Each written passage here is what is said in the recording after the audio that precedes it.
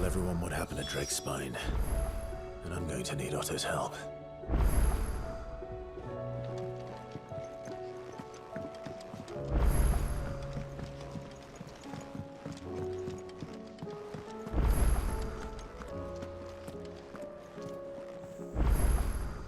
Clive.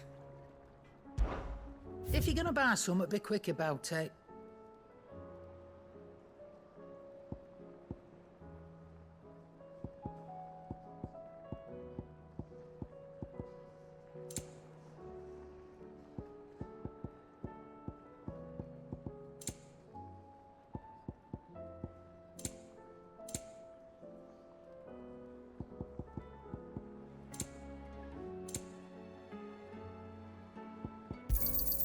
You're rubbing me blind, you know. You'll not find a better price than that.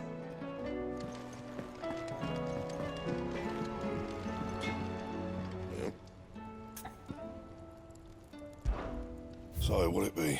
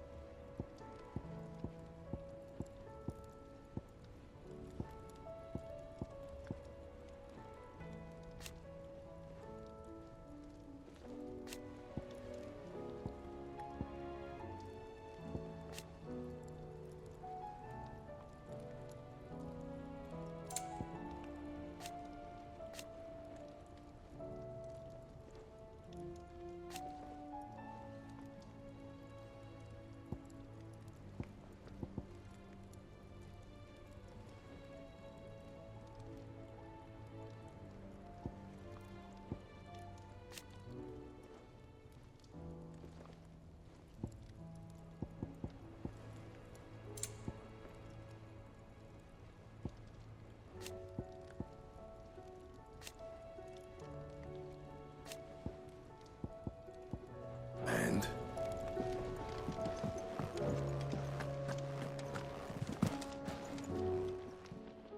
Still alive, are ya? It'd better all be here. Is that all?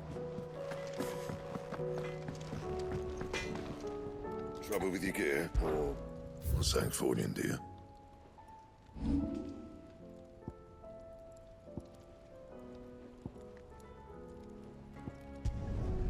Yeah, that should do you. My best work, but it'll do. Anything else?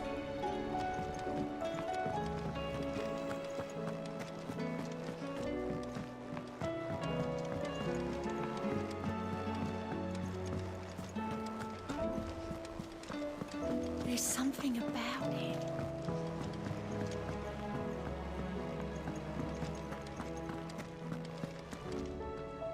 Still alive, I see.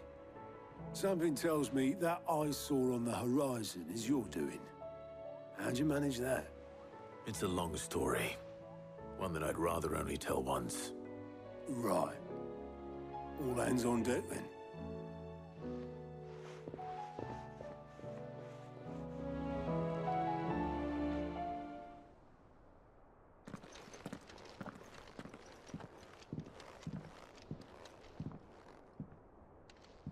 Is this everyone?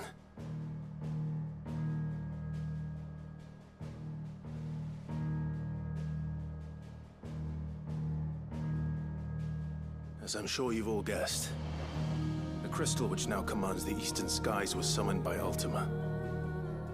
He called it Origin. Though the significance of that name is as yet unclear. What does it matter what it's called? Its emergence tore Twinside asunder and wiped my homeland from the map.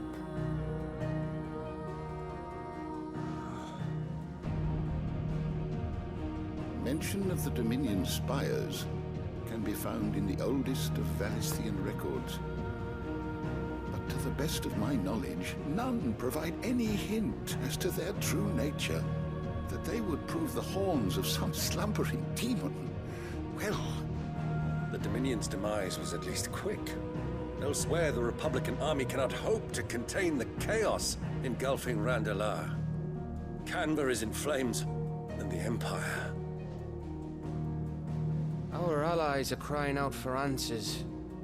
I've sent the Cursebreakers to give them what assurances we can, but right now that amounts to fuck all. They wouldn't be able to stop what the skies have started in any case. People here and across the realm grow sicker with every passing day. Could it be that this new Mother Crystal is like the others? That it draws upon the land's ether? It certainly looked that way from stone here. If that were true, it would explain the hastening spread of the Blight since the crystal's appearance. Would it not? And as the land's ether slowly rises to the surface, it pools, corrupting all who cannot channel its energies. Archay above, ether floods below, and in the middle, here we languish, hopelessly entrapped.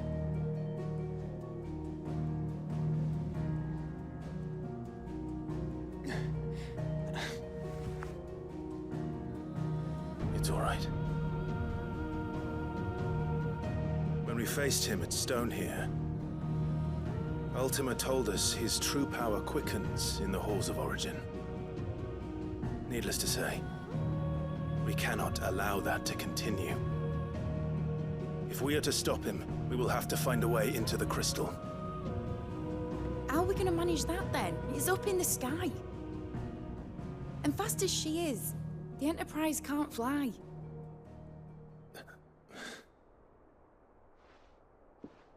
It's a lot to take in, and I reckon we'd all benefit from some time to clear our heads.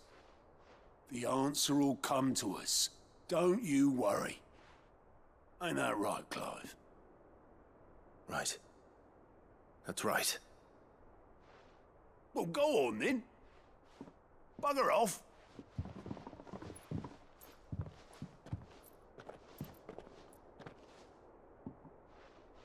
Same goes for you, Clive. You won't solve anything like this. Trust me. Go and get some fresh air, eh? Thank you.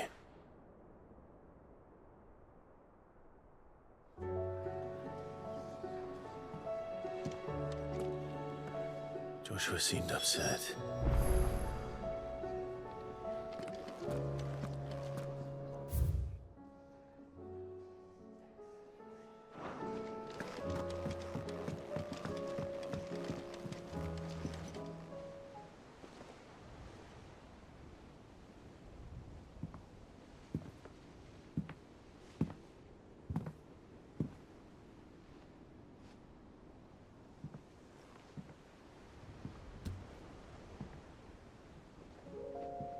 Ultima may have created us, but he doesn't make us who we are.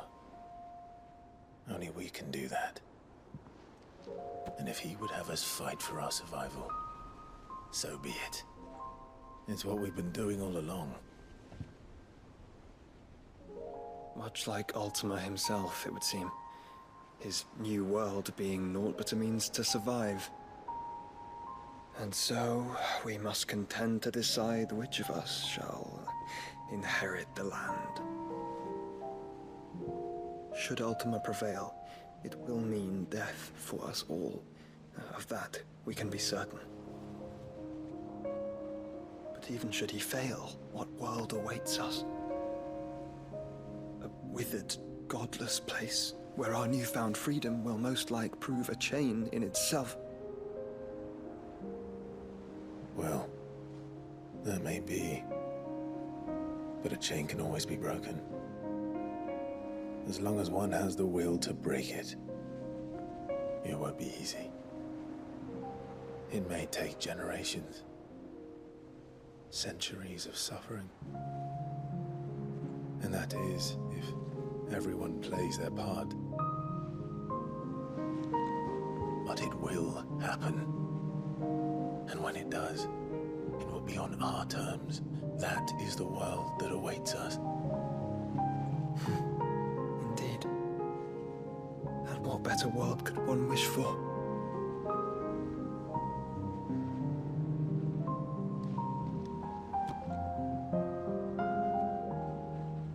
But first, we have to reach that crystal. Then it's a good thing I have wings. You can barely stand, let alone fly. And only the Founder knows what horrors await in those skies. You certain about this? Am I certain? I am the Phoenix. I will do what I must. This is our fight. Remember?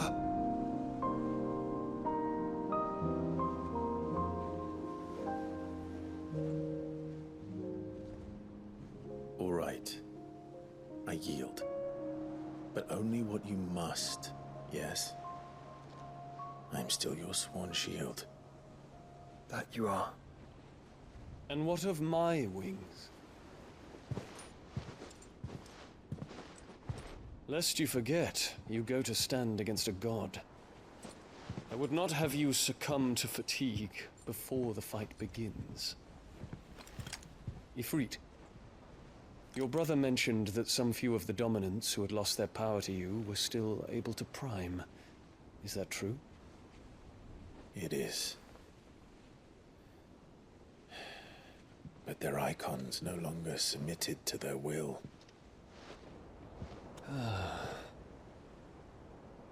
Then mine will have to be stronger. That you both might save your strength for the battle to come. You don't have to do this. If you do, there's a chance you might lose all you have left. And what have I but regret? My life ended in the Dominion. I fear death no more. Besides, I would have words with Ultima. He has much to answer for.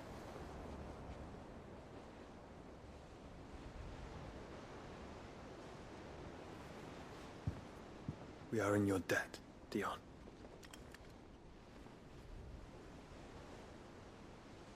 We can speak of debts when this is over.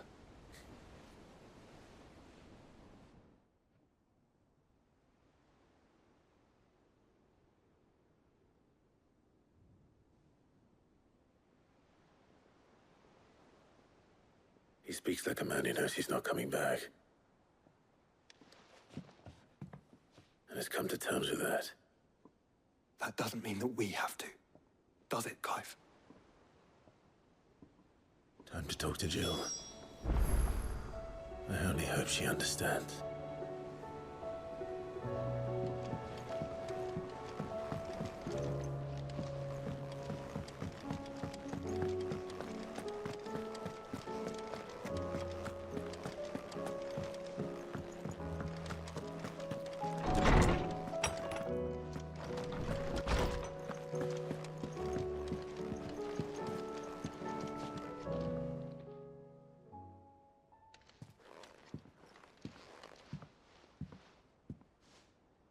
Come to wish on a star.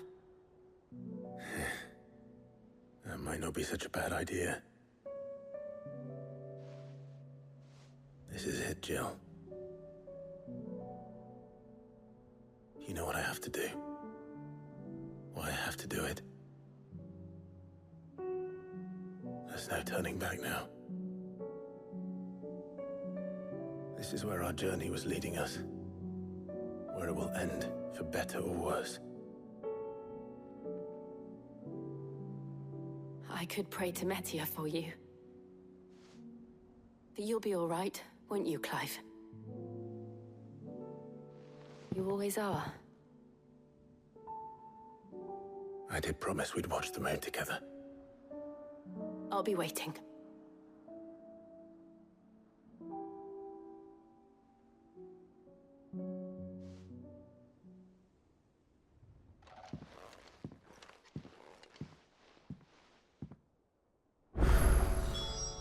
It's almost time. Better make sure I haven't forgotten anything.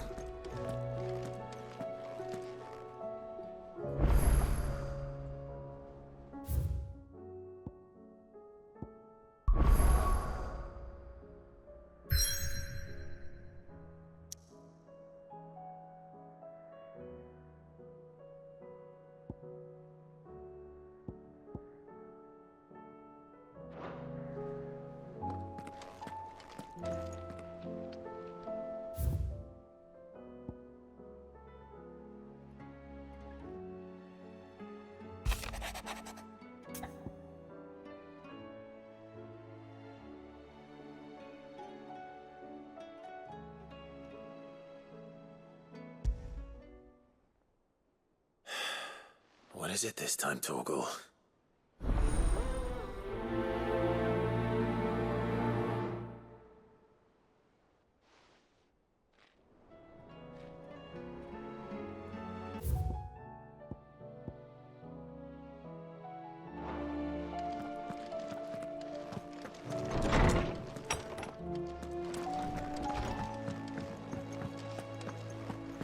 First the skies.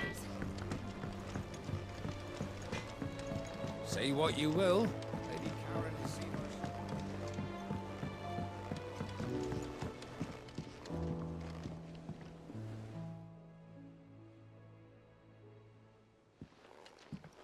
Pining for something, boy. What is it? What do you see out there?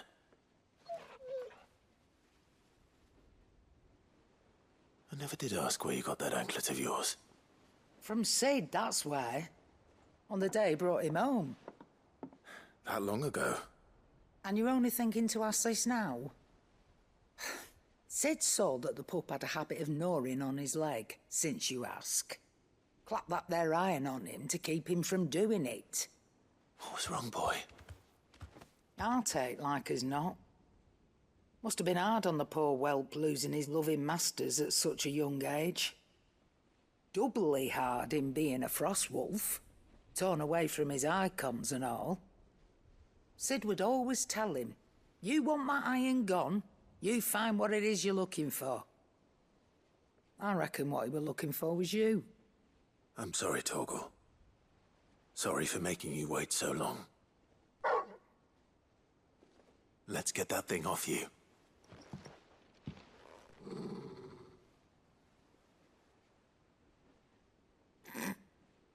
Doesn't sound like he wants it off. Indeed. You miss Sid as much as the rest of us, don't you?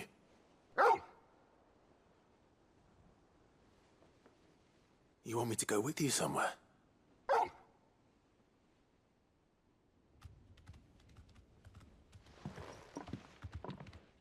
Quick, aren't you? Glad you've been paying attention. Not nearly as much as you have, Lady Karen. Aye, good thing and all. It's not like Gav would have kept him in nuts and rubbed his belly these past 10 summers. Your kindness is appreciated. You've been a good friend to him. Only because he doesn't talk back like the rest of you. Go on now.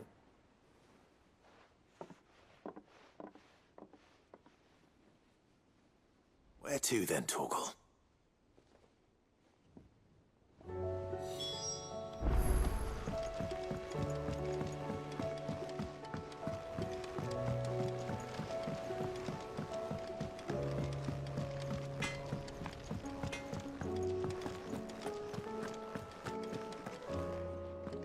All right, Torgal. Where are you taking me? I'm going to need a little bit more than that, boy.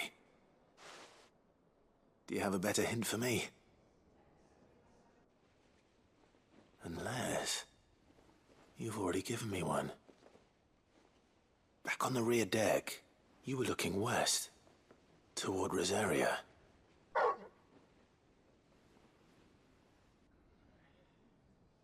Why don't we try the rookery?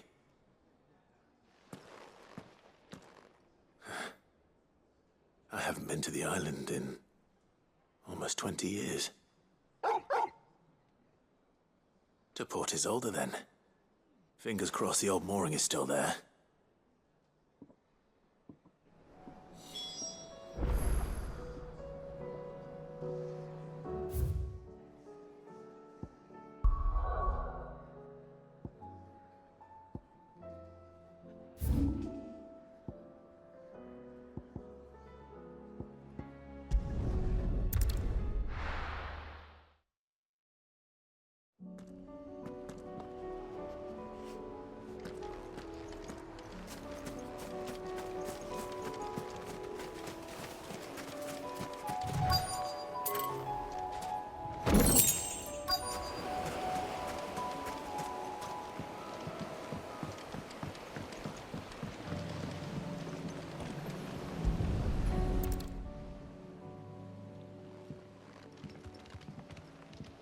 It's still here.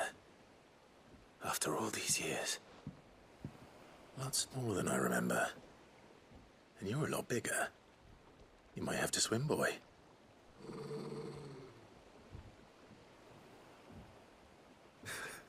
I wasn't being serious.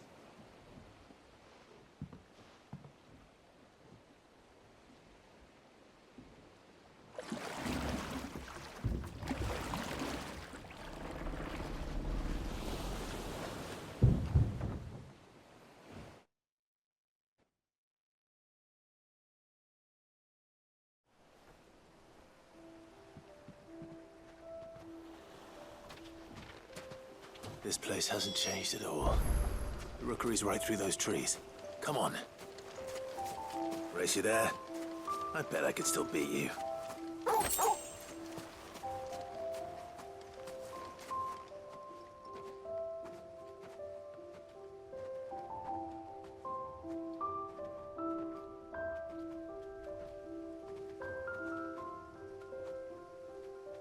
Here we are.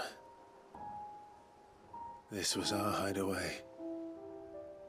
Wasn't it, Torgal?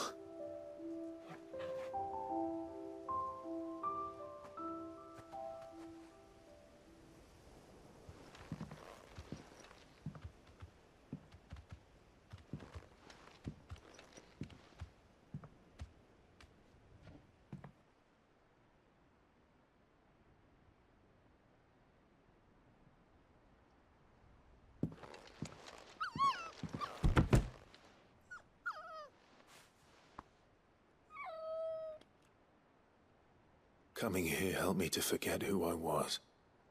Or wasn't. Prince, shield.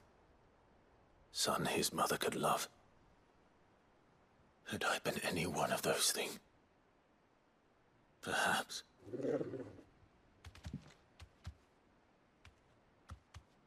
What is it, boy?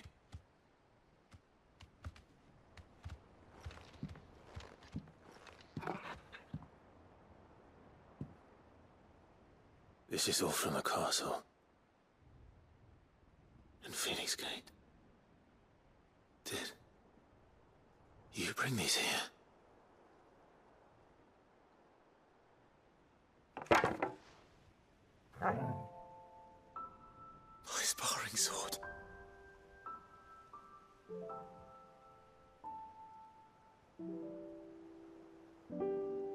Well, well. You never stopped looking for me, did you, boy?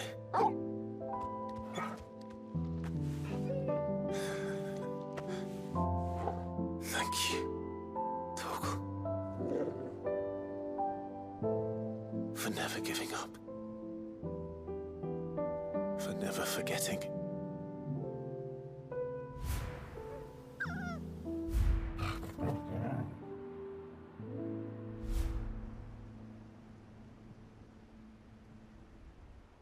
Let's take this with us, shall we? So I don't forget either.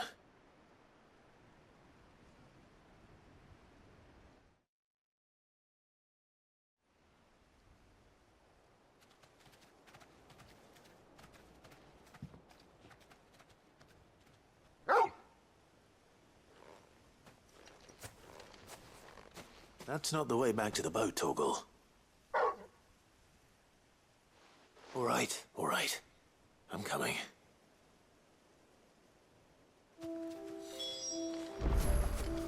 I think I know where we're going.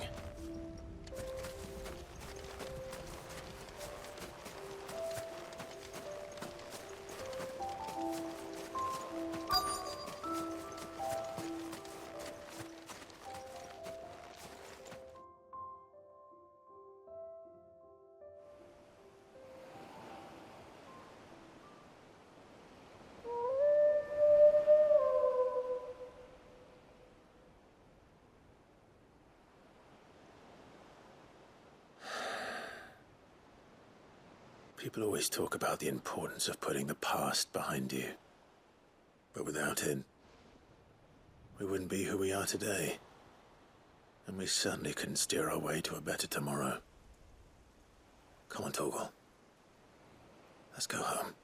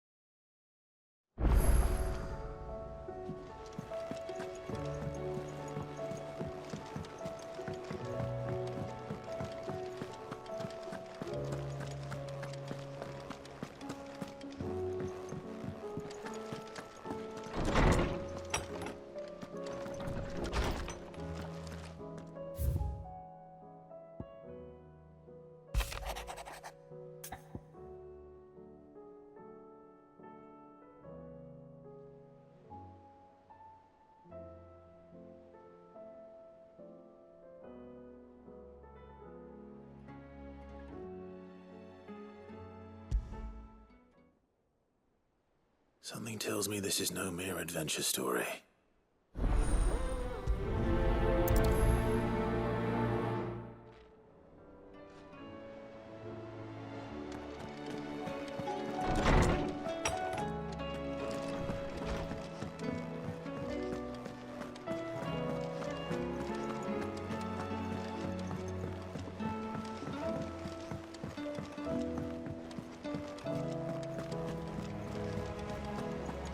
There's something about it.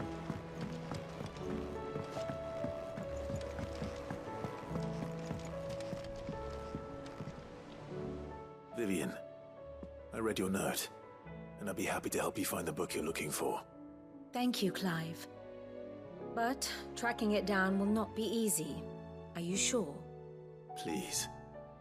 You have always granted me your wisdom and insight whenever I asked. It's only right that I return the favor. Or at least attempt to. You are too kind. Alas, what I ask of you is rather more trying than delivering the odd lecture. I spoke with Harpocrates to see if he had any inkling as to where another copy might be found, but... But perhaps it is best that you hear the details from him. If you say so. Forgive me, Clive, for asking this of you. But this book... it set me on the path to becoming who I am today. Its importance cannot be overstated.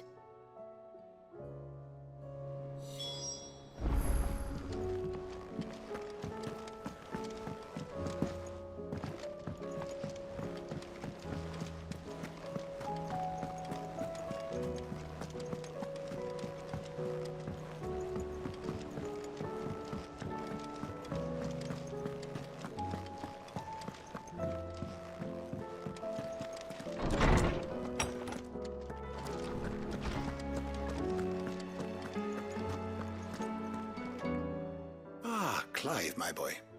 What a pleasure it is to see you. Harpocrates. There's something I need to ask you. I've been charged with locating a book called From a Distance. Then you seek a rare gem indeed. One whose name I had not thought to hear from your lips. You've been talking to Vivian. Right as always. But she didn't seem keen to tell me very much. I take it she didn't like what you had to say. And yet I gather it did naught to dissuade her. Clive, if the young professor has tasked you with obtaining a copy, I fear she asks the impossible. The executors would not allow it. The executors? Coveters of Secrets. A clandestine organization committed to the collection and intenebration of forbidden texts and technologies. One such text being the tome Vivian seeks, chronicling as it does the true history of the enslavement of bearers, A tale which could overturn the established order were it ever to become widely known. Or so rumor has it. I've never actually read the thing, or even set eyes on it for that matter. How is it that I haven't heard of this organization? Why, secrecy is the Executor's watchword. They lurk in the shadows, emerging only to seize that which must be seized, be it books, inventions, or people, before disappearing again, leaving nary a trace. Which would explain why Vivian's copy was snatched from her grasp not long after she found it. By the hand of the Executors, yes. But what drives them? Self-interest or ideology? Fine question. Sadly, all that is known of the Executors can be recounted in a single breath. You may just as soon ask me of their origins, numbers, or the identities of their leaders. Any answer I give would be pure speculation. Then my hunt was doomed from the first. What was Vivian expecting?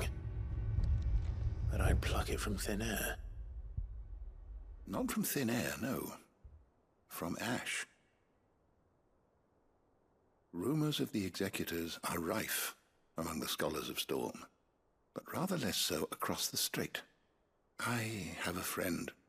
Well, I had a friend in the village of Garnick, a collector of rare tomes, upon which subject we would oft correspond. Alas, I have heard naught from him since the skies fell dark. And no doubt he too has turned. But though he did not mention it by name, it is possible that a surviving copy of From a Distance yet rests upon one of his many shelves, quietly awaiting discovery. If you were, by some chance, able to save even a single book from the poor man's library, I know his soul would rest easier. Very well. When I next find myself in Waloed, I'll be sure to pay Garnick a visit.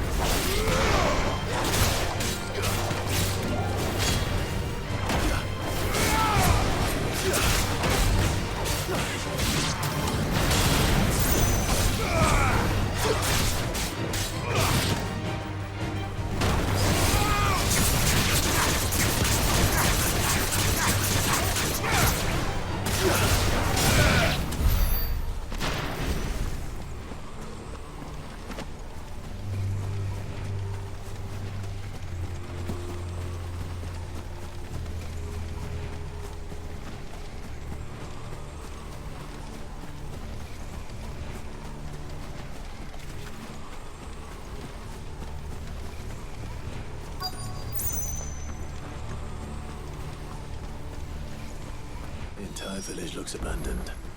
Now, which house would a bookworm live in?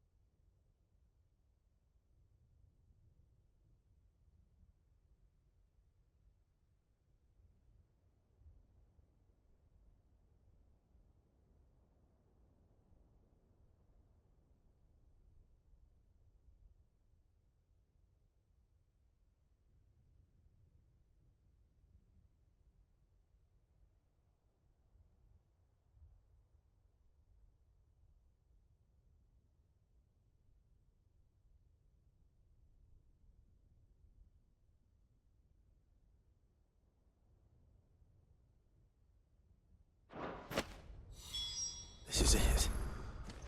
But if what it says is true, I need to get this back to the hideaway.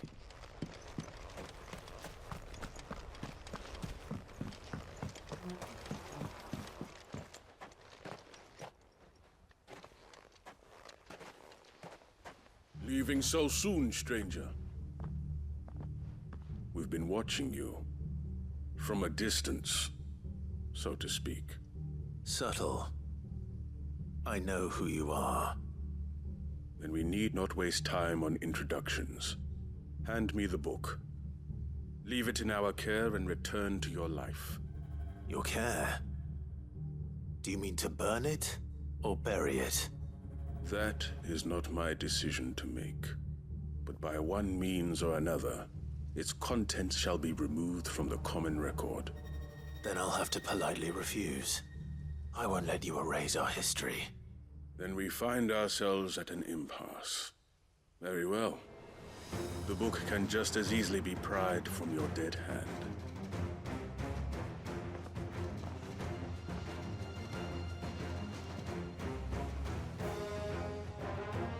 Let's see, shall we?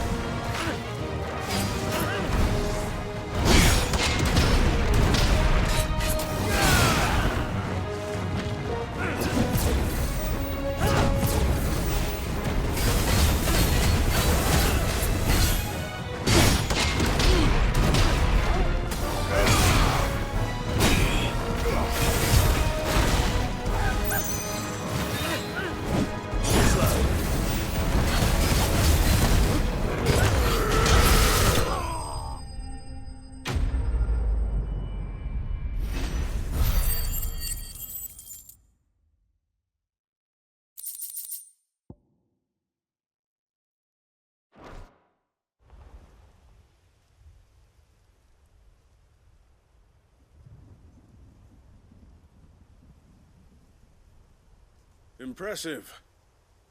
But we have other means. We shall claim the book yet. Why do you want it so badly anyway? It lays out in no uncertain terms the vanity and avarice of mankind. It tells the shameful history of the persecution and oppression of a gifted few by a giftless many.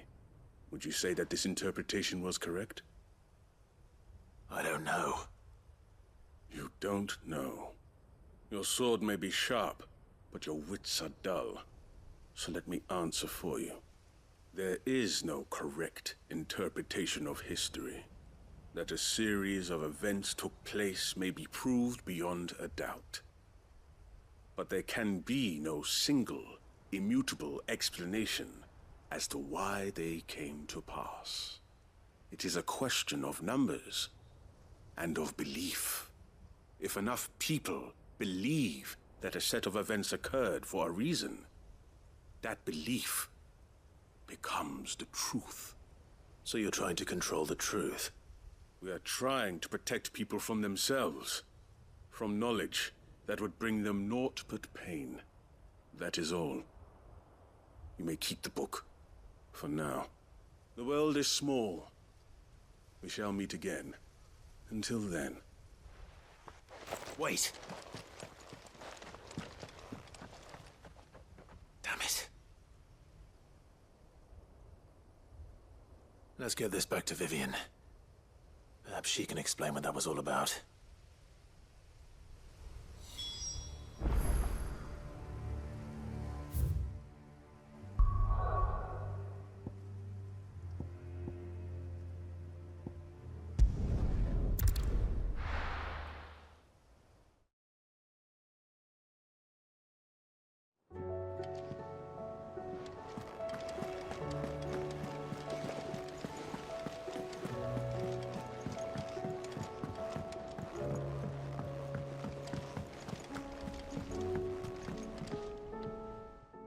Vivian. I found it. The book you lost.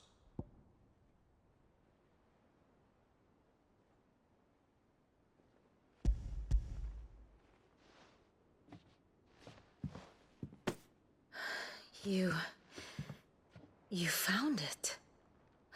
Thank you, Clive.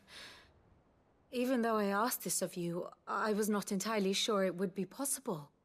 I feared the executors had seized every copy. I met with one of these executors, and I convinced him to let me keep it. He told me something. That the truth is just a matter of collective belief. And that if enough people believe a lie, that lie becomes the truth. It does. But it also means that the truth is not immutable. That it can be changed. Provided that those who wish to change it can convince enough people that their perspective is the correct one. As the sad history of the bearers proves. You said that the book inspired you to become a scholar. It did. Or its author, rather. She was a heretic, you see. A firebrand and a dissenter. A gallows stood ready for her in every corner of the realm. And by shunning society, or perhaps being shunned by it, she stumbled upon a truth so potent that an entire realm trembled at the prospect of its utterance. I, too, have always felt somehow set apart from the world of men. A stranger to my own species. She taught me that my solitude was not a curse, but a gift. And that, though my journey to the truth might be a lonely one, what I found at my destination would be more than worth the cost. Do you still feel that way? That you're not one of us? Honestly, I'm not entirely sure anymore. Since coming to the hideaway, I find my thinking somewhat clouded. Perhaps the result of studying mankind from a rather closer perspective than I had intended. But the more I study, the more I find value in this perspective. In looking not from the outside, but from within. So if you'll permit me, I'd like to continue my work here. Remember, Clive, when enough people believe, belief begets truth. Give the men and women of this benighted world the gift of truth. Make them believe in you, as I do. I'll try, Vivian. I'll try.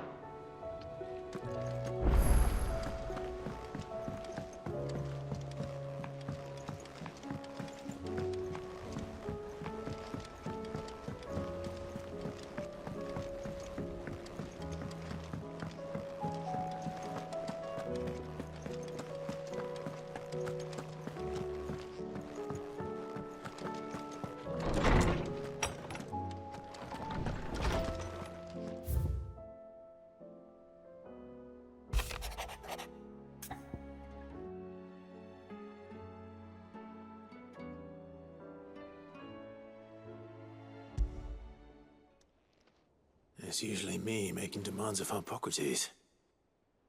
I wonder what this is about.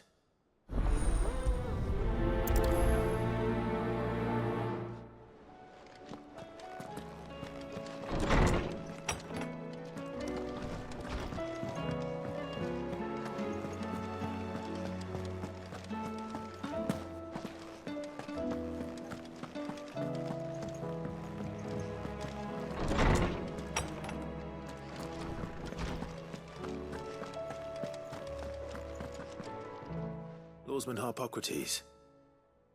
I received your note. Ah, yes. I expect you're wondering what this is all about. You spoke of making amends with Dion, but I can't imagine what for. Then I should begin by telling you that I was once his tutor. This was some years ago, of course, before I joined Sid in his hideaway. At that time, I was counted among the foremost scholars of Oriflamme, and was accordingly invited to the palace to supervise the young prince's education, all to ensure that the future emperor had a firm grounding in, well, everything an emperor should. History, religion, commerce, government. Alas, our time together was cut short when Dion left to join the Dragoons, his studies no longer being deemed necessary. I had not expected to meet with him again, least of all here. Have you spoken with him? No, I have yet to find the right moment. His Highness always seems so preoccupied, especially when alone. I would not wish to disturb his ruminations with idle words of greeting, not when I know he dwells upon the evil Ultima had him commit in the Dominion. The guilt weighs heavily on him, I know. But as you say, that was Ultima's doing. Surely you can't blame yourself. When I first met him, it was not guilt, but his people's expectations that weighed heavily upon him, and I did nothing to ease that burden. He bore it alone, until the day he could not bear it any longer. It is one of my greatest regrets that I only ever offered him my wisdom, when what he truly needed was friendship. The blame for Dion's transgressions lies not only on his shoulders, but on mine. I see. I'm ready to help you in any way that I can. Then I beg that you bring me a wild wyvern tail. Apothecaries across the ages agree that even to glimpse such a flower is to be granted inner solace. Fabulists and fraudsters all, of course. But there is oft a seed of truth to be found where even the most outlandish opinions align. Well, it can't hurt to try. Where can I find this flower? And how will I know it? You have seen cultivated wyvern tails before, I trust. The lily-white blossoms from whose roots the poisonous ink for the brand is distilled. Well, those which grow in the wild differ only in their purple hue. The harsher the environment in which they are raised, the deeper the color. There is a waterfall in Rickmal's roost across the strait, where the flowers once grew in abundance. Whether they still survive there, I know not. But try as I might, I can find no likelier location. It's all right. I'll find you a wyvern tail one way or another. Thank you, Clive. And please, be safe.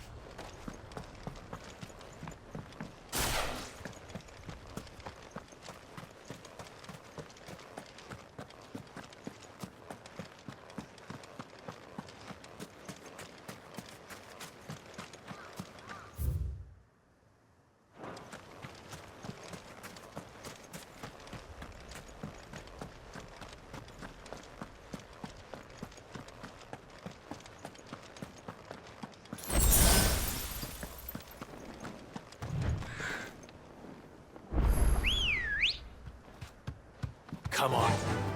Faster!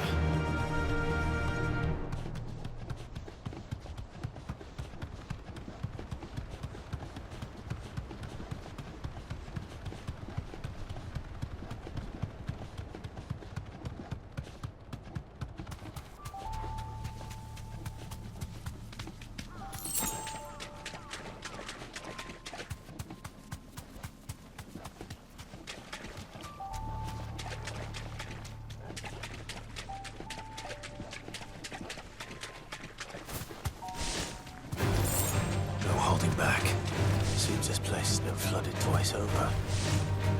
Purple flowers blooming next to a waterfall. Shouldn't be too hard to find. Mistakes.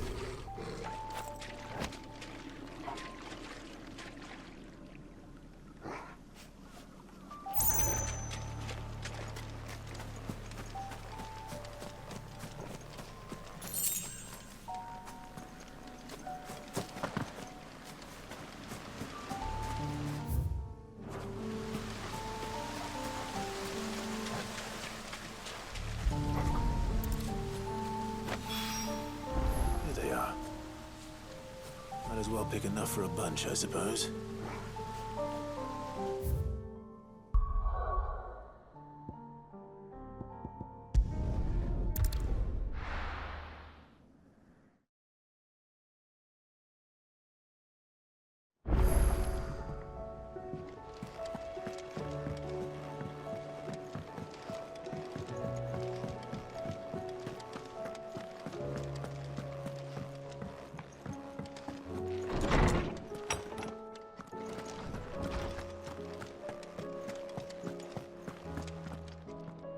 Oarsman, I found the flowers you were looking for. You did? I think I did.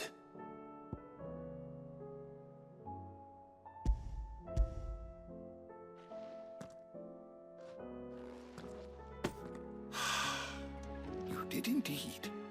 My dear boy, thank you. You wanted to make Dion a gift of one, did you not? Shall I invite him to join us? Oh, I don't... It's no trouble. I'll go and fetch him.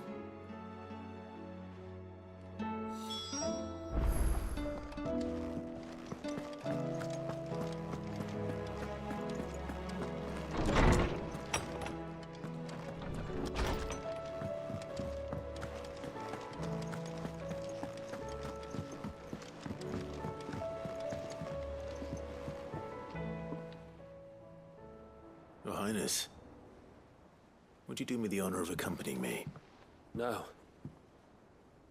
It is time, then. No, only to the shelves. Our lawsman has something he'd like to give you. Master Harpocrates?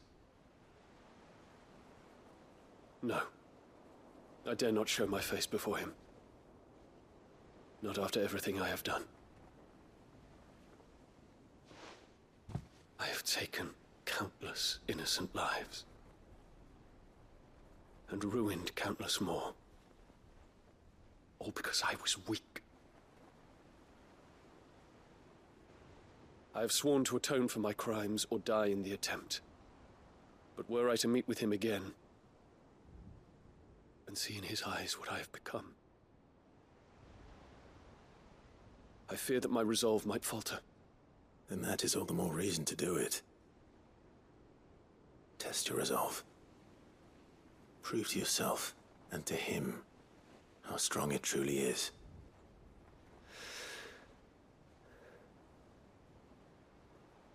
You are right. I must, at the very least, offer him my gratitude. Very well, then. Take me to him. Follow me.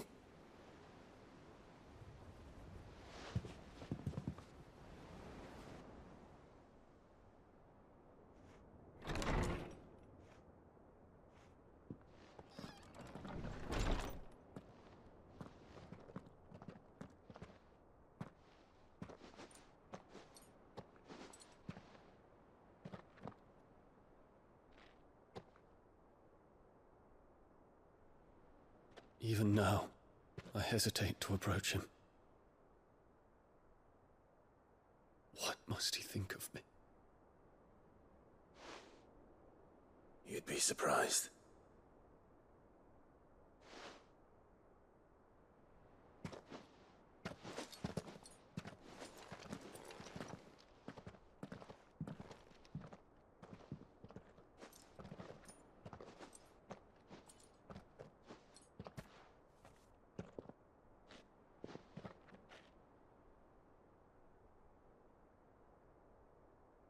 Master Harpocrates, pray, accept my apologies for leaving your tutelage before my studies were complete.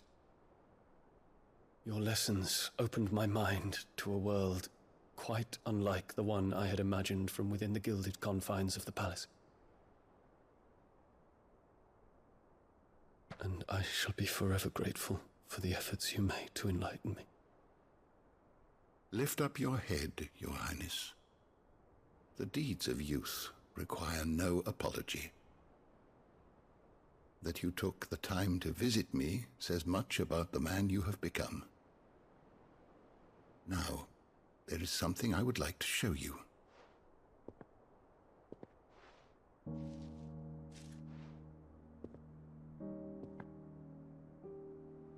Is that a wyvern tail? The color is unfamiliar to me. Because it is unique to those found in the wild. Something in the harsh environments in which they grow lends them this striking hue.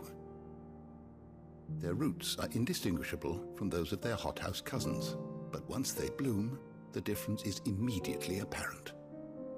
In this flower, I see you, Your Highness. Its roots were the roots of a wyvern tail, with all that implies. But they do not define it, just as yours do not define you. I want you to have it, that it might remind you of this truth.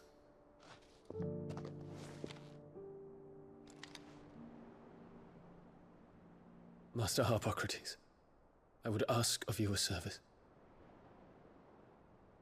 Keep your gift until I have fulfilled my duty to the realm, for only then shall I be deserving of it.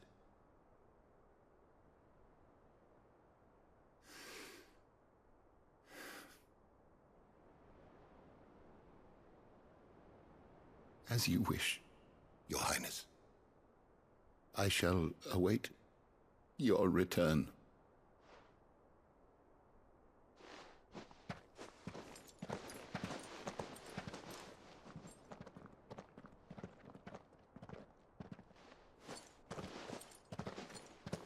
Our roots do not define us. No wonder my stepmother didn't like him. For reuniting me with memories I had thought long lost.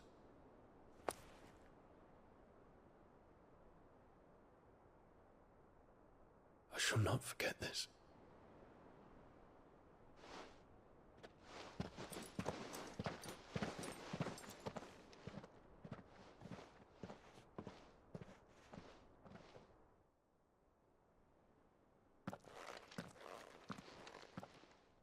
Thank you, Clive. Were it not for you, I fear I might never have found the right moment to speak with him. Not to mention the wyvern tales. I shall plant their seeds, that I might not disappoint His Highness upon his return. I hope the soil in the hideaway is to their liking. Why, these flowers bloomed in the bleak, black wastes of Waloed. I'm sure Nigel's yard will suit them to a T.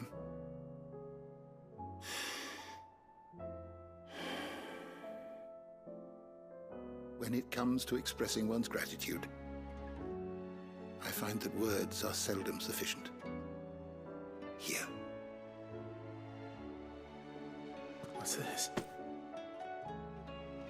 A stolas quill. Or more precisely, my stolas quill. 'Tis said that an owl's feathers are steeped in the wishes it hears over its long lifetime. All those words just waiting to pour out onto the page. So consider this my wish for you. That one day you may put down your sword and pick up that pen. Well, when that day comes, I'll certainly have a lot to write about.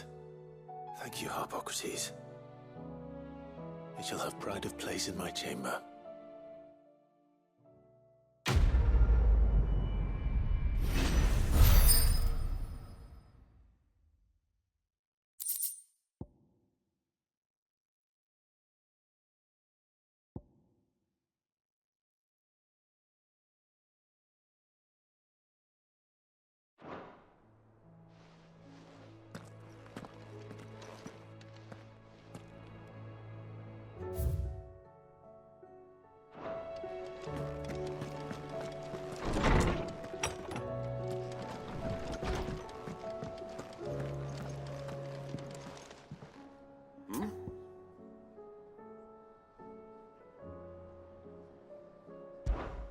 Clive, my boy!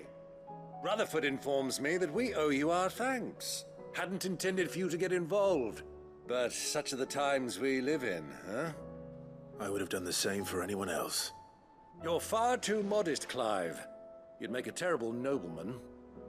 But tell me, is the realm truly in as dire a state as Rutherford suggests? From what little I saw, you were right to be worried. I suppose I should have expected the worst. But I was rather hoping the great and good of the realm might have things a little more under control. Alas, it seems that firm leadership is in short supply these days, and without it, the people are bound to lose their way. We must move quickly. But where do we start? True, the challenges that face us are many. But in my estimation, there are two key areas to be addressed before any other. The realm's armies and her larders. As you've seen firsthand, it's every man and woman for themselves out there. Certain cities have banded together to try and maintain some semblance of order, yes? But such cases are few and far between. And yet, the only remedy for the chaos that faces us is unity. A unity that transcends even the borders laid down by our ancestors. In short, if Storm does not stand together, she will fall apart. But how would one even begin to unite the realm? The armies, my boy. As I told you already, we begin by restoring order among the ranks of those sworn to maintain it. Sadly, I doubt I could convince even the lowliest gaggle of privates to dig a latrine together. But I do know someone the High Commanders have been known to listen to on occasion. Field Marshal Eugen Havel. I thought he was retired.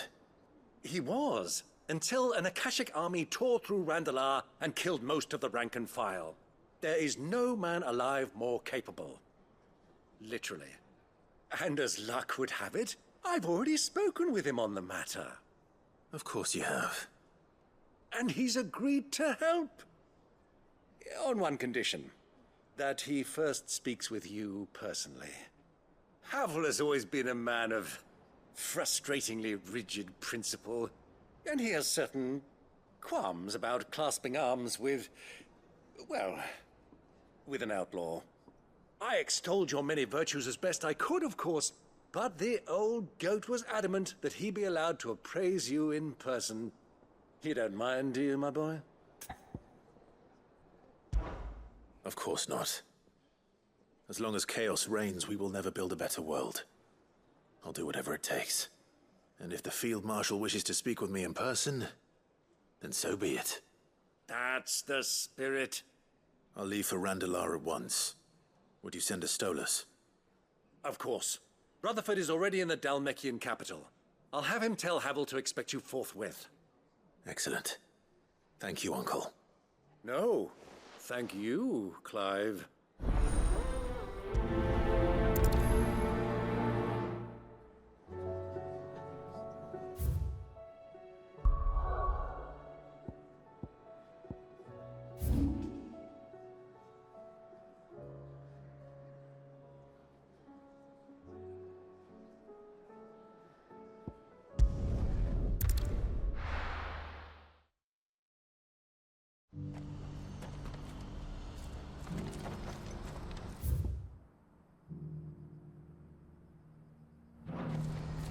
Do you see that too?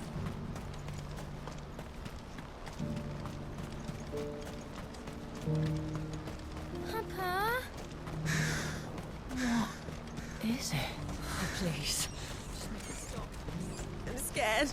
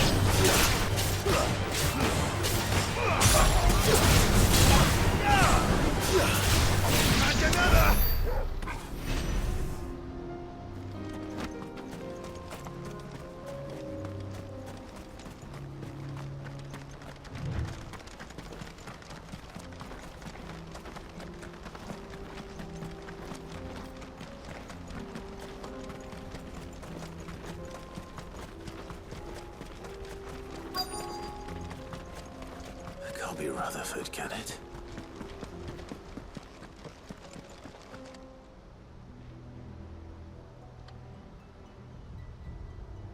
Turncoats and cowards, the lot of you! If it's a fight you want, it's a fight you shall have! Allow me. I don't need your... Please, Field Marshal, oblige him. This won't take long. You're right. It won't. Men, finish him.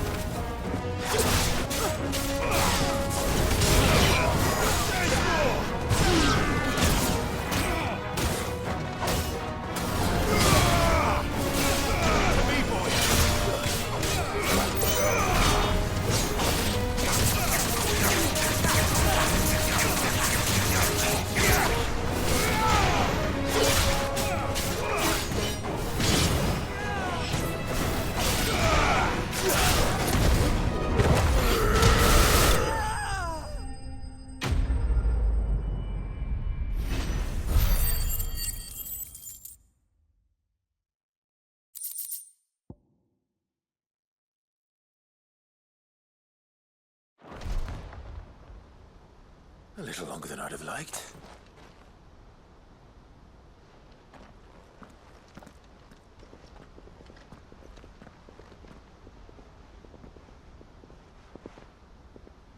Field Marshal Havel, I presume.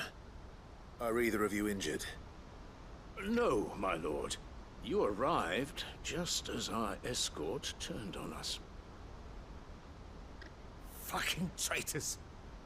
I'd heard reports of soldiers in the outlying regions abandoning the oaths they swore. But I hadn't thought the corruption had reached so close to the heart of the Republic.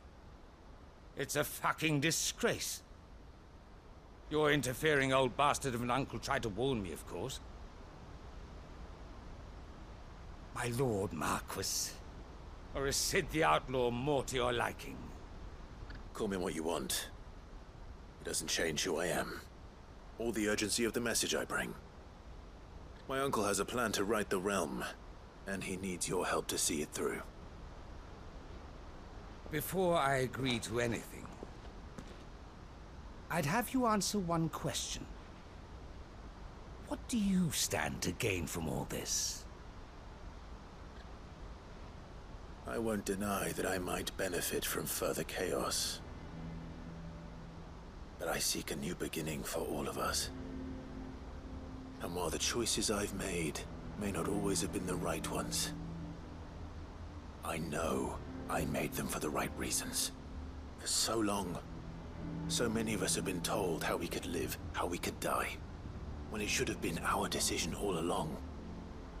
Now we have a chance to put things right. But in order to take it, we must stand together. Even if it be beside those with whom we don't see eye to eye.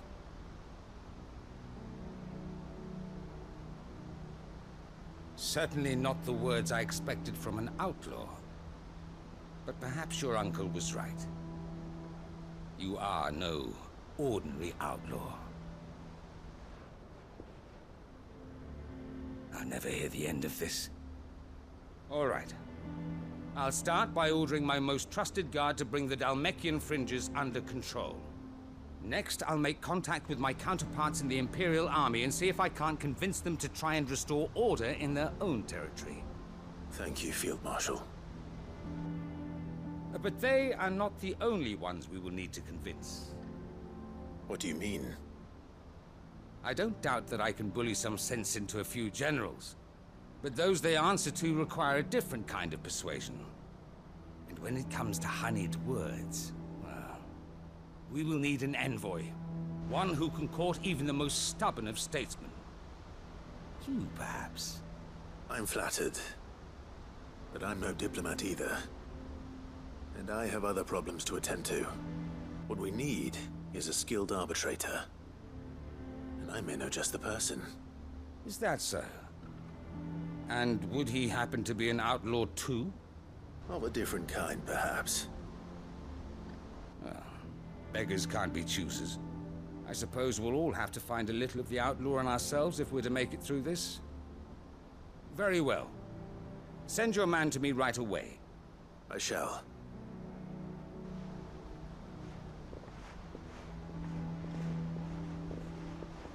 My Lord Marquis. Your Lord Uncle bade me escort the Field Marshal to his manor in Port Isolde. And I will see that my associate joins you there. Very good, my lord.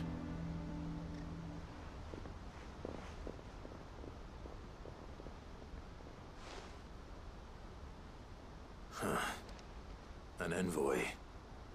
I'm not sure I'm the man to talk anyone round. I can barely convince my brother to take his medicine. No. This is a job for someone with experience.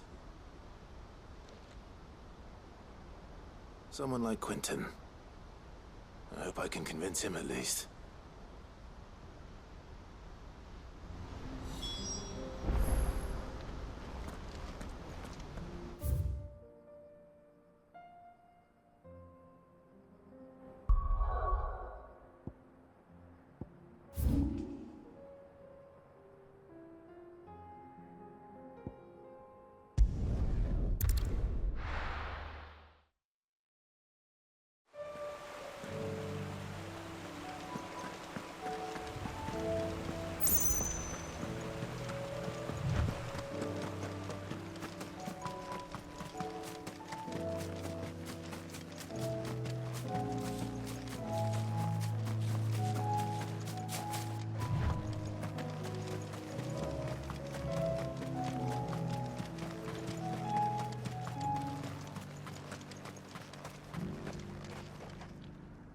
Quentin, I have a proposal for you. Do you now? Something tells me you'll be asking more of me than a cask of Gotand gold. Go on then. Propose.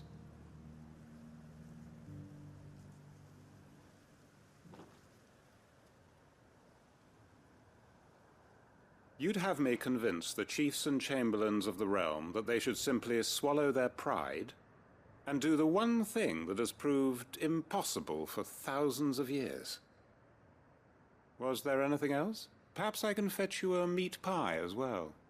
I know it's a lot to ask, but I can think of none better suited to the role. And you'd have me give up what little I have left to do it. I told you, Clive. The people of Lostwing are my family, and I cannot abandon them. You'll have to find someone else. I'm sorry to hear that. So am I. And why might that be? What he's asking. How's it any different to what you've done so far? They want you to speak for those who can't speak for themselves. That's what you do best.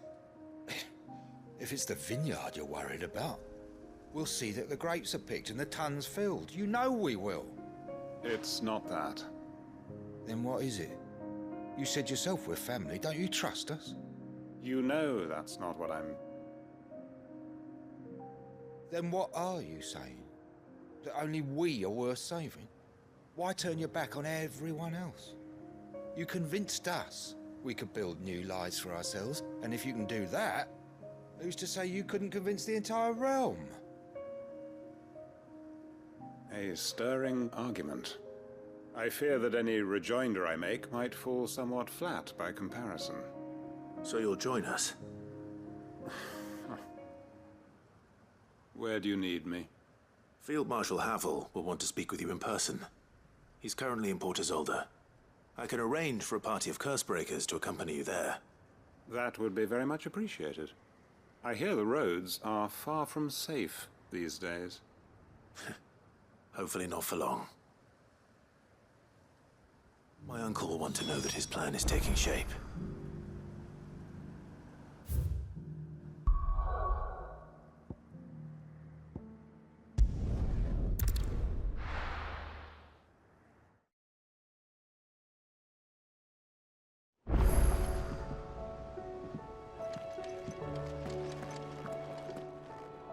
Uncle, I bring good news. The Field Marshal has agreed to your plan. Ha! Of course he has. I didn't doubt you for a moment, dear boy. Rutherford is accompanying him back to your manor in Port Isolde as we speak. They will await your return there. As will one other. One other? Who, exactly? Lord Havel was concerned that even if he could get the realm's armies to agree to an accord, he might not be as successful in convincing those with political power. He asked if I might have a solution, and I suggested a certain Imperial Lord Magistrate turned Liberator. One of your co-conspirators? Master Quentin would probably call me one of his, but yes. Another outlaw, then. Just the thing we need to put these rotten politicos in their places. Good thinking, Clive. I'm glad you approve. The more the merrier, eh? Uncle, assuming Havel and Quentin can solve our problem with the armies, you still haven't mentioned how we might manage the grain shortages. Oh, don't you worry, my boy. The 7 high houses will be seeing to that. They have all agreed to make the most generous of donations. Oh, of course, it did take a little persuasion, but luckily I had some unexpected help. From who? Why, you, my boy. Rumor has it that you rescued the Lady Ariane's head steward Rockford from a horde of bloodthirsty bandits. It was more of a handful. Well, the old battle axe was so pleased. She had a shipload of talents delivered to my private docks by the next new moon. And when the other houses saw the parsimonious old crone's purse strings finally loosen, they as good as tripped over themselves in the rush to follow suit. I'm happy to hear it. Now, I must be getting back to the manor. Join us there at your earliest convenience, would you? Of course, Uncle.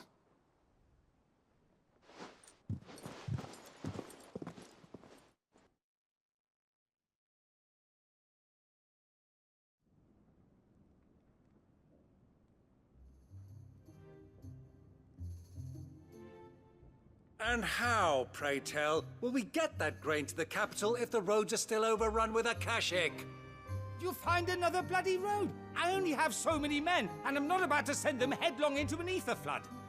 That is, unless you'd have them turn as well. Well, I'd certainly eat less. Says the man with a belly bigger than a band of curls. My soldiers actually need their rations. Without any food to keep them going, they'll be dead even before you've sent them on your fool's errand. If I may, gentlemen, perhaps I might suggest an alternative approach. Though supply routes are indeed disrupted, there is no shortage of ships. Indeed, they bob away in every bay from here to Randalar, awaiting a safe haven.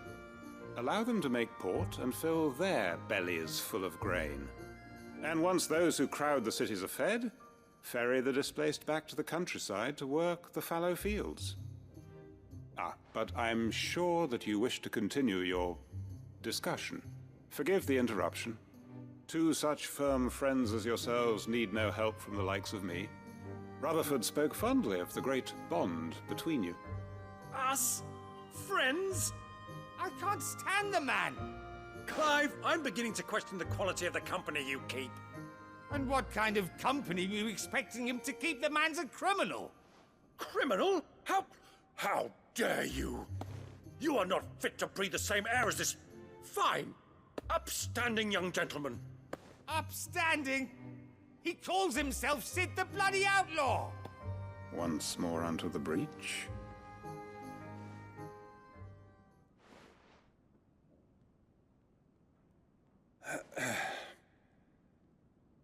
Shall we begin again?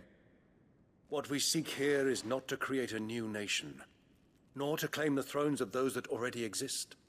We wish simply to bring stability to the realm that mankind might weather the current storm. And to do that, we must convince those in power, the generals, the statesmen, the nobles, that our cause is just. There will be disagreements, yes. And I imagine some resistance, much resistance. But we cannot let that deter us. If we show them the path, show them that we walk it ourselves, then I am confident they will follow. The fate of the world lies in my nephew's hands, but the well-being of her people lies in ours. And we must not squander the chance that Clive has given us. Uncle Byron, Now, with that settled, let's move on to the signing of the Accord. For what great moment in history hasn't been accompanied by a little ceremony?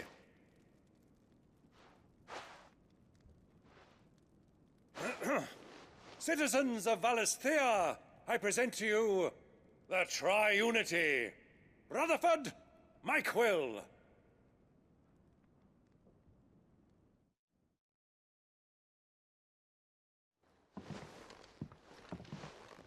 Well, my boy, the stage is set. That it is. This is the role you were born for. Now I ask only that you trust in the talents of your supporting cast. We shall play our parts to the best of our abilities, that you might have the opportunity to shine. The realm needs its Sir Crandall. And there is no better Crandall than you, Clive. I want you to keep this signed accord as proof of our faith in you. I will. Thank you, Uncle.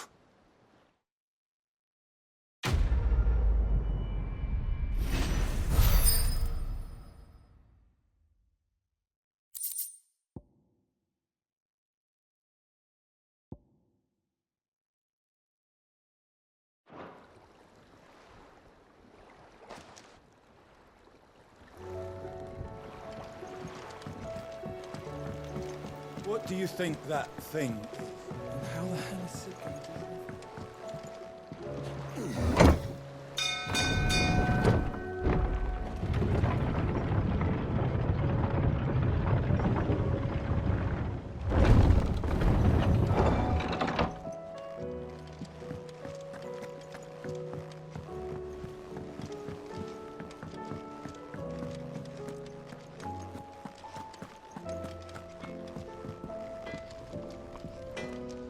Trouble with your gear, or...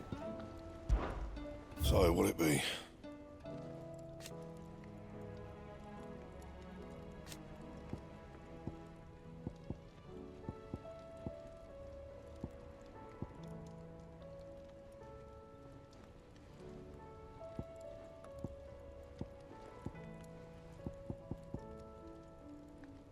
That it? Fine.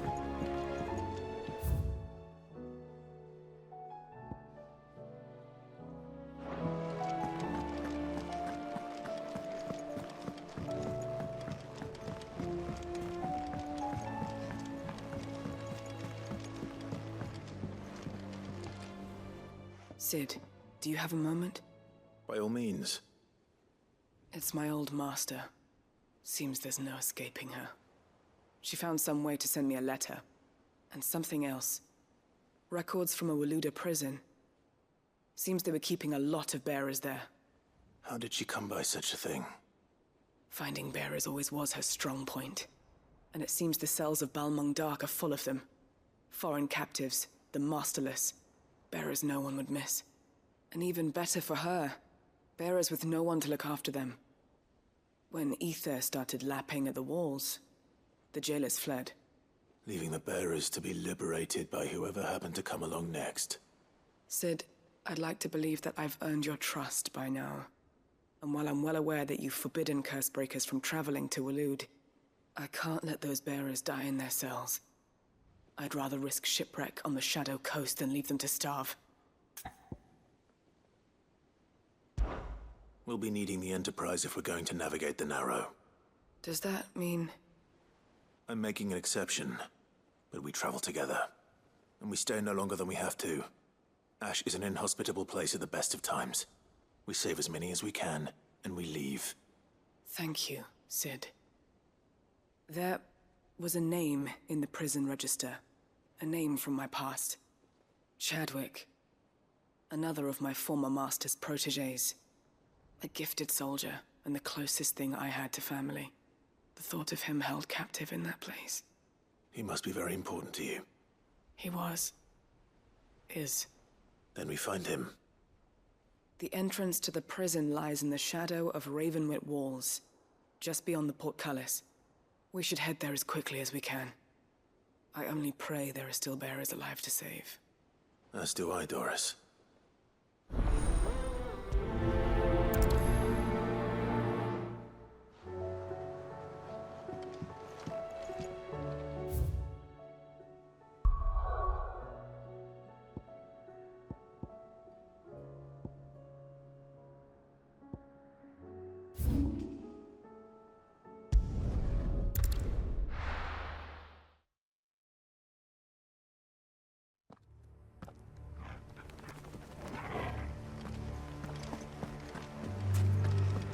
Doris is waiting for me near Balmung Dark.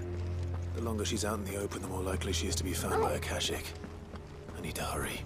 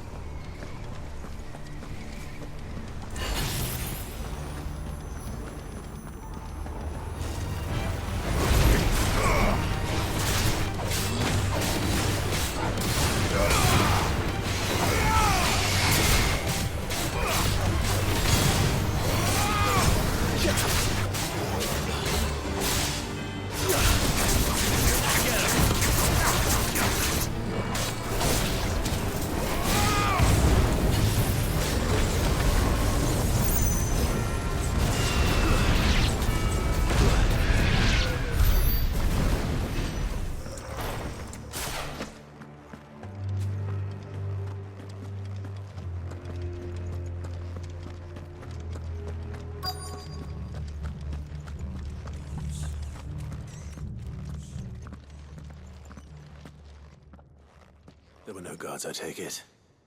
None manning the gates, no. It's a different story inside, though. The corridors are crawling with Akashic. Most likely guards left behind when the Wardens ran. If Chadwick was being held here, I worry that he may already be. Don't give up hope just yet, but let's move quickly. Let me check the ground floor. The ether's thickest there. Then I'll search the upper level. Good luck, Sid. Stay safe.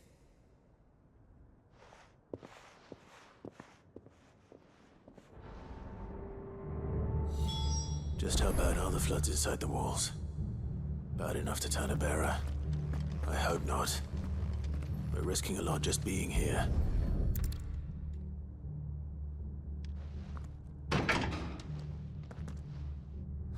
Locked up tight.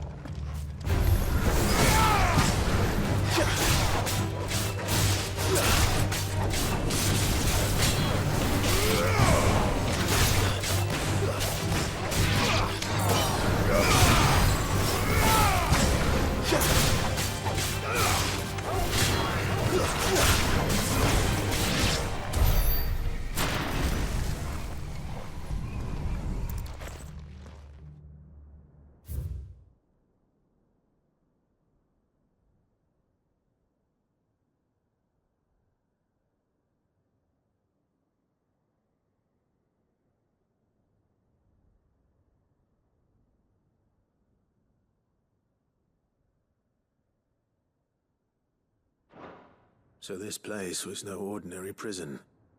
And I doubt they'll have taken the creature with them when they fled.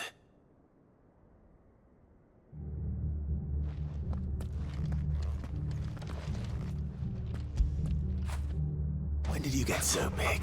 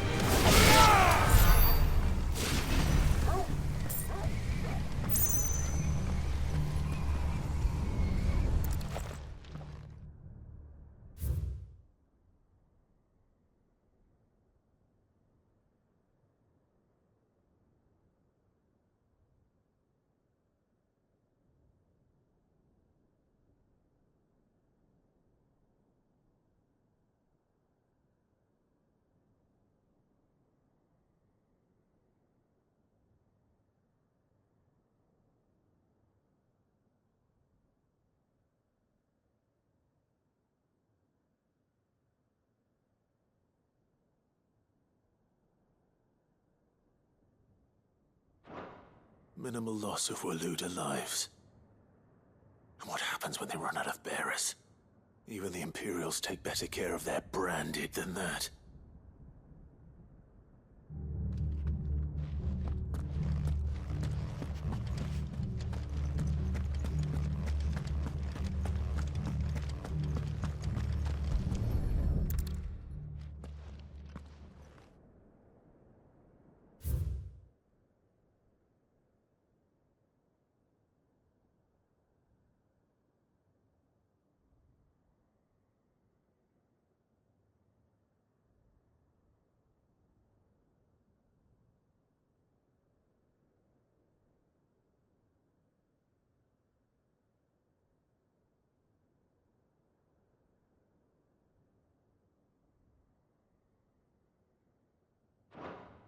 They were feeding bearers to it. This is even worse than I'd feared.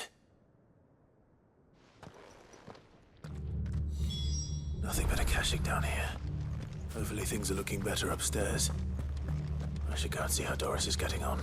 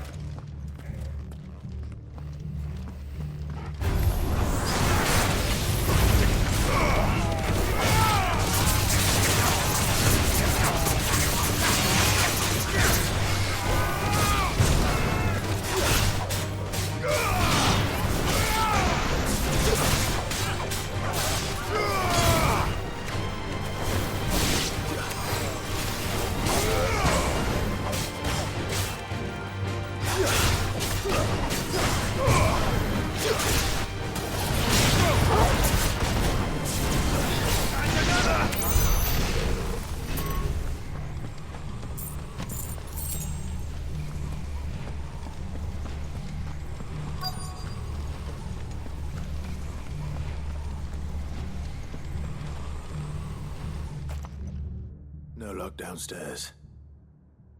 But I did find out that this place was more than just a prison. Something far more sinister was happening here. I know. I've been reading some of these documents and... it can't be true, can it? Bearers die every day in service of their masters, but this is so much worse. Pitting bearers against a wild beast armed with nothing but their wits? And all in order to bring about more death. And not just those who could fight, but the elderly, children even. And those who wouldn't or couldn't were disposed of. Whatever that means. I'm afraid. Then we're too late. And I was a fool to bring you here. Don't say that. Did you find anything else? A key. But it doesn't fit any of the locks on this floor. Perhaps it will fit one of the doors downstairs. There's a corridor I haven't searched yet. Finish up here, then come and find me when you're ready. All right. I'll be there in a moment.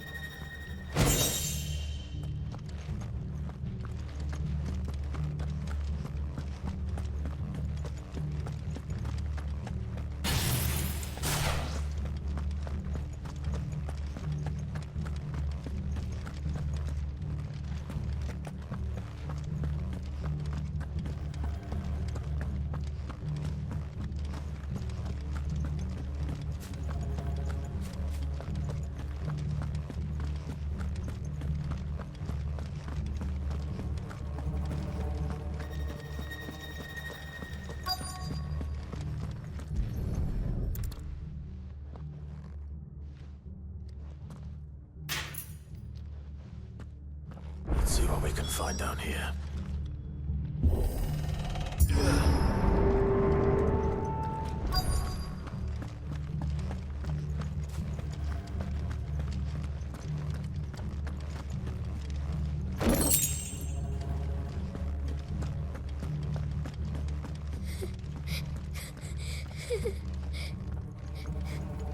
Survivor. And she sounds close.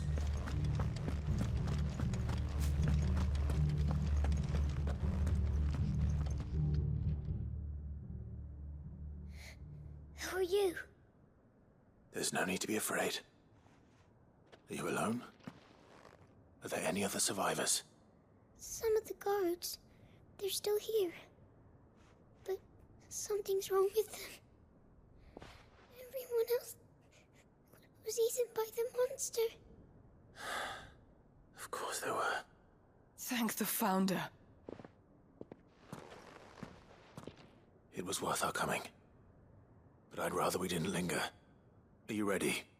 Ready when you are. You poor thing. You must have been terrified. Did Chadwick send you? What? He fought the monster. Distracted it so I could run away. He must have sent you. He promised to free the others too. Where is he? He opened your cell, didn't he? He wouldn't be here otherwise. Chadwick.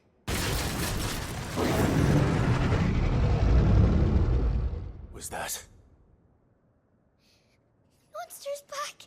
Chadwick, help! We have to get out of here. Doris, keep the girl safe. All right. You put that bearer-eating bastard in the ground.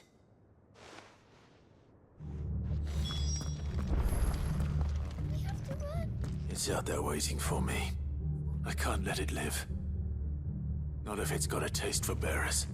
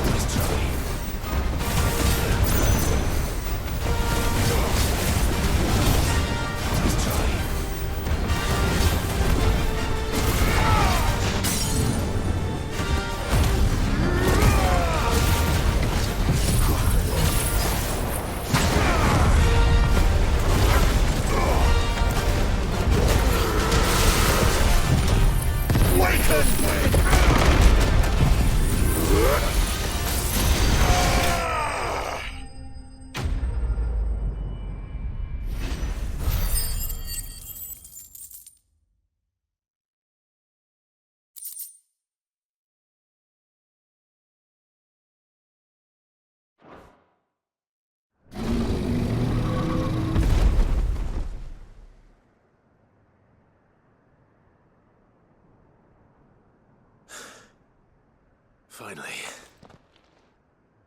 Sid, are you hurt? I'm fine. I think.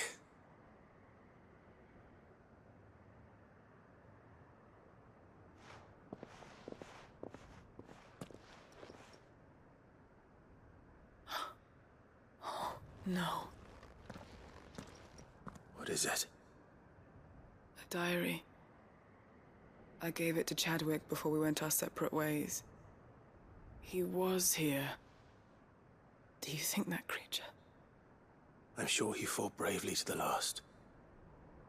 The girl is safe thanks to him. Chadwick.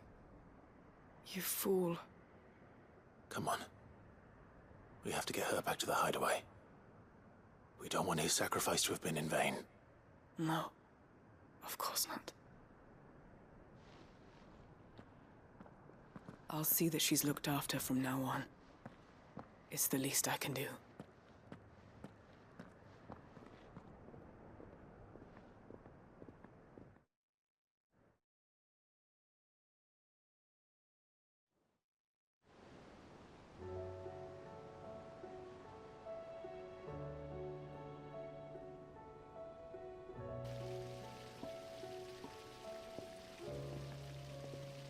From what I hear, you've barely left the girl's side in days. I hope she's recovering from her ordeal. She is. Slowly but surely. She's far tougher than she looks. I thank the flames we found her. If we hadn't... I know. But we did. I'm sorry we weren't able to save Chadwick. There's no need to apologize. Without your help, I would never have found out what happened to him. How he fought to the bitter end to save her. To save Haida Marie. That's the man I remember. The man I thought of as a brother. I wish I could have met him. I'd like to hear more about your past. If you don't mind, that is.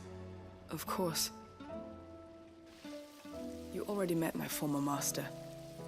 She trained Chadwick and I to do two things. Kill and obey. We were supposed to be sold to the highest bidder when the time came.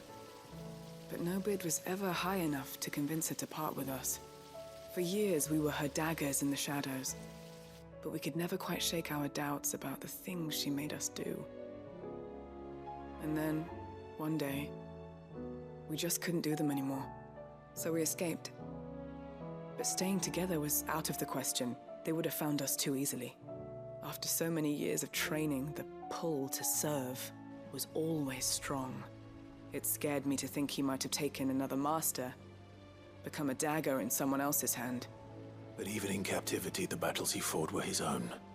And he died not as someone's tool, but as a hero. Haida Marie is proof of that. Bearers can cast off their shackles. And the Cursebreakers will show them how. I'll fight until my dying breath to see it done. For Chadwick, and for all of us. Thank you, Doris. We'll be counting on you.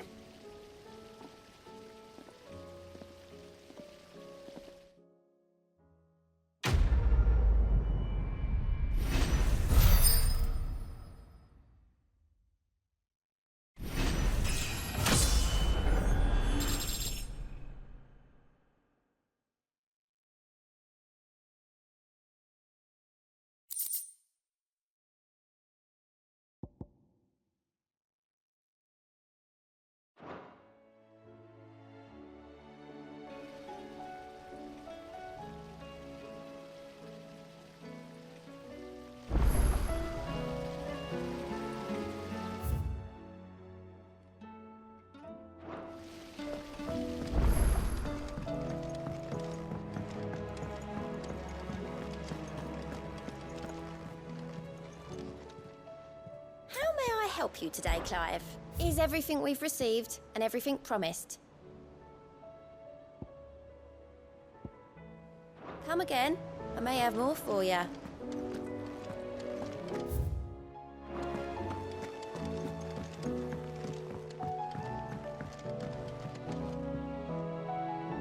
Sid, I was wondering if you could help me.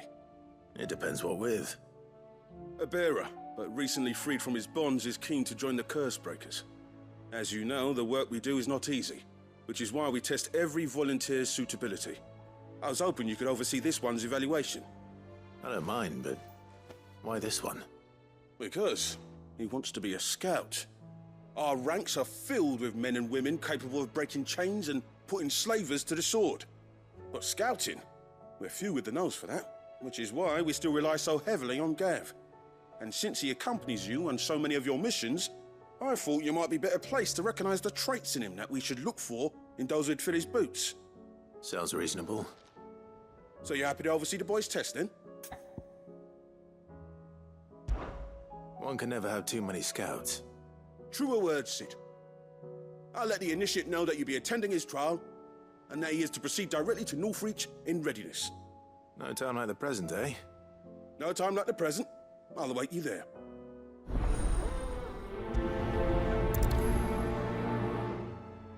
Northreach. I don't suppose they could have chosen somewhere closer.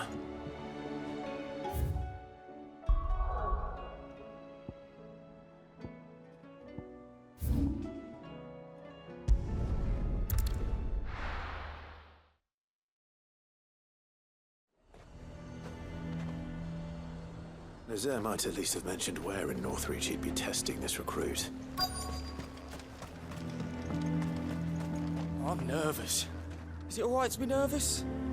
I don't care either way, so long as you do as I tell you. Well met, Sid. This is the initiate. Ember, present yourself. At your service, Master. Please, just Sid. There are no masters here. Your life is your own. Oh, of course. Thank you, Sid. The sergeant says you'll be evaluating me at my trial. To become a scout, yes. You are aware of the dangers inherent in that role. I am. But I swore I'd face them. Just like the man who saved my life. And who would that be? Gav. It was him who found me and freed me. No magic, no support, just one man and his nose. Came and sniffed me out. It taught me what one man can do if he puts his mind to it. And I've been training ever since, so that one day I can be someone's saviour, just like Gav was mine. I'm sure he'd be flattered. You clearly have good intentions, Ember. And it sounds like you're under no illusions. Stick to this path and you'll make a fine cursebreaker. So, what? Have I passed? You haven't even started yet. Now listen.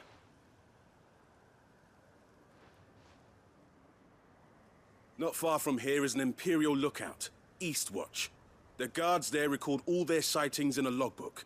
You are to find it and bring it here. And bring it here, right. Anything else? No. Sneaking into a heavily guarded Imperial outpost and stealing the logbook would be quite sufficient. You'll need to assess the situation, determine a point of entry, create a distraction and effect an escape, all without being discovered and thrown into an Imperial oubliette. Ember, Gav isn't our best scout because he can do everything. It's essential that you know your limits. Know my limits, right. I won't let you down.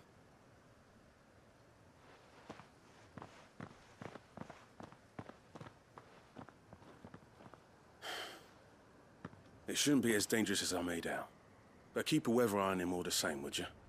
On my way. All right, Ember. Impress me.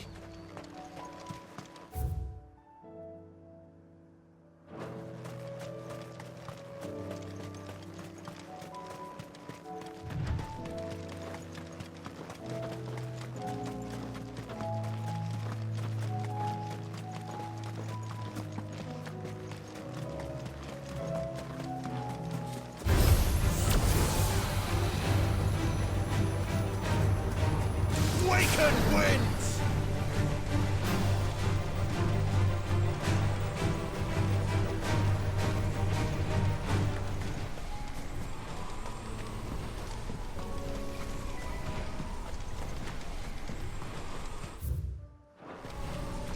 These are clean kills. Perhaps young Ember really is ready.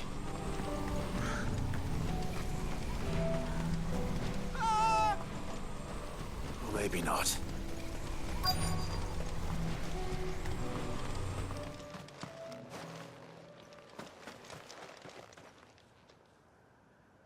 Damn it. Ember, draw your sword! I can't! Then run! If you want him, you'll have to go through me.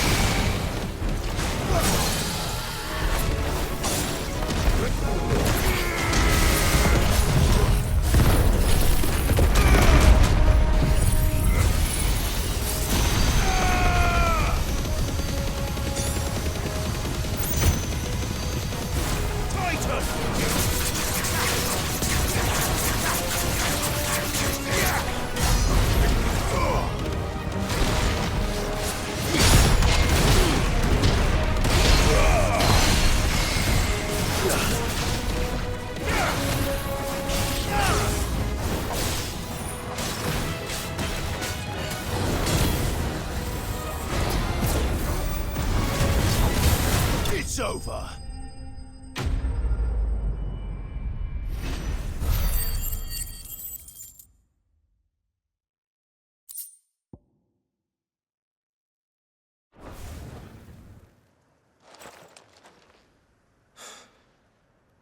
Ember, are you...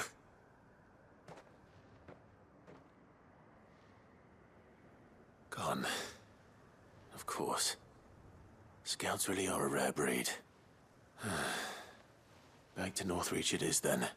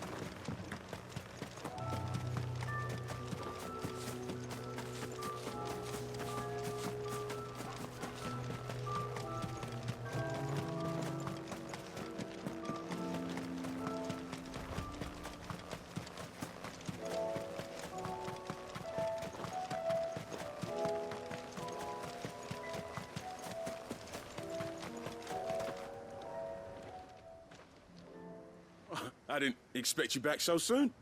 Where is Ember? How did he fare? I thought I'd find him with you. He must have fled. I followed him to Eastwatch, where I found him being set upon by a wild Avis. He was just standing there. Didn't even draw his sword. I had to step in and take care of things. But by the time I had, he was nowhere to be seen. I assumed he'd set off in your direction, but apparently not. I'm sorry, Sid. I knew the boy had a nervous streak, but he seemed like... The right man for the job? I believe this is the logbook you tasked me with retrieving. Hey? How did you... Don't you tell me you breached the tower while Sid was busy saving your skin. What? Wasn't that what you asked me to do? To bring the thing back without getting caught? He has you then, his heir. And he did it all on his own. But Sid, he did what he thought was best. And now I have to decide whether I agree. Of course. We'll await your evaluation back at the hideaway. Don't you leave my sight. Yes, Sergeant.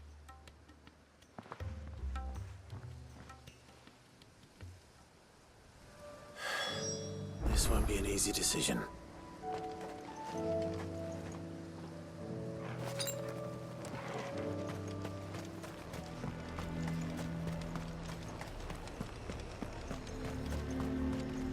Welcome, welcome.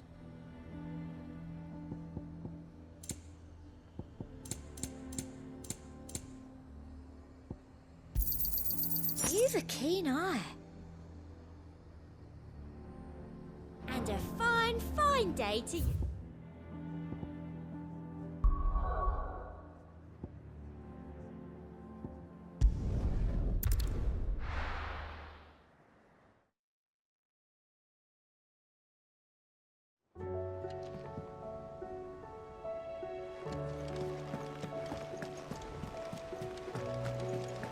There's something about You should have seen him. The thing didn't stand a chance.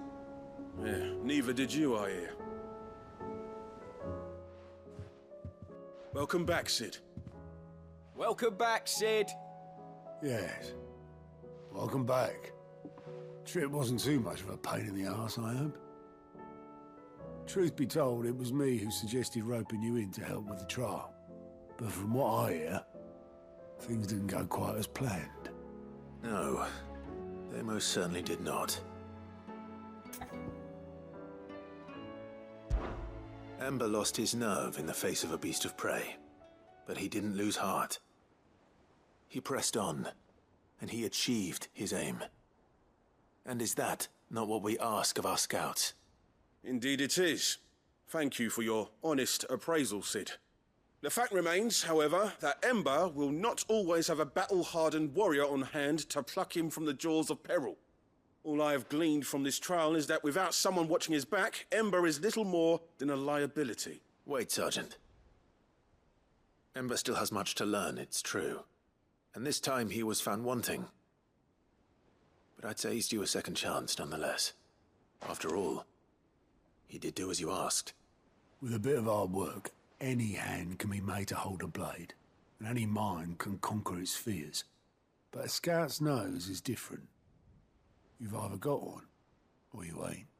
And by sniffing out that log, young Ember here has shown he has a conch and a half. Wouldn't do to waste it now, would it? Fine. One more chance. I'll do whatever you ask. I'll spend my days and nights in the pit if I have to. I'll show you. Just you wait. Daft as a brush, that one. But his heart's in the right place. Just like someone else we know. And if you ask me, we've been leaning on him for far too long.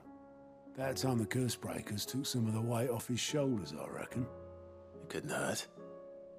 Just don't tell Gav I said so, will you? I won't have him thinking he's been hard done by. Next thing you know, he'll be asking for a day off. Chance would be a fine thing. Back to work. Forgive me, Sid. This did not play out as I expected.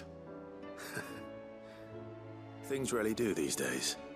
But that's why we need men like Ember more than ever.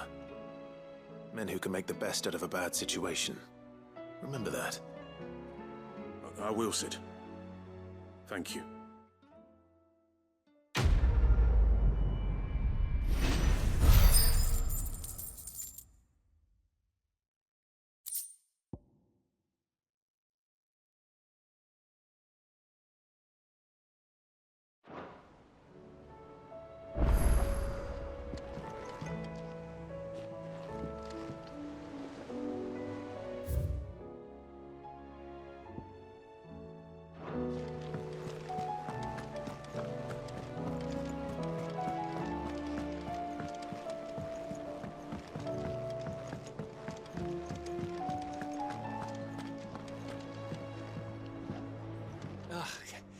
You alright?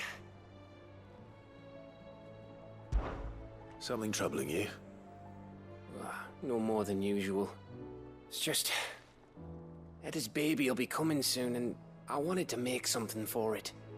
I'm sure she'd like that. Back in the north, families would always make gifts when a bairn was on the way. Yeah, let the little tykes know they were welcome in their new homes, like. So, what's the problem? Well, the problem is that Etta's due any day now, and I don't know if I'll be ready in time. Is there anything I can do to help? You know, there just might be. All right then. What exactly are we making? A good luck charm. But not just any good luck charm. Not just any. No. One made from the feather of a silver chocobo. There's naught lucky in all the realm, or so we used to say back home anyway. Thing is, they're hard to come by. Had Otto and Karen check with their suppliers, but nothing. I'd try and track one down myself, only... Only the big day is fast approaching. And that's all you need, a feather. That or the bird whose horse it's attached to, aye. I was gonna start by asking around with traveling traders plying the northern borders. Well, there's no shortage of those passing through Martha's. I think I might make that my first port of call. I'll let you know if I find anything. You're a good friend, Clive. I won't forget this.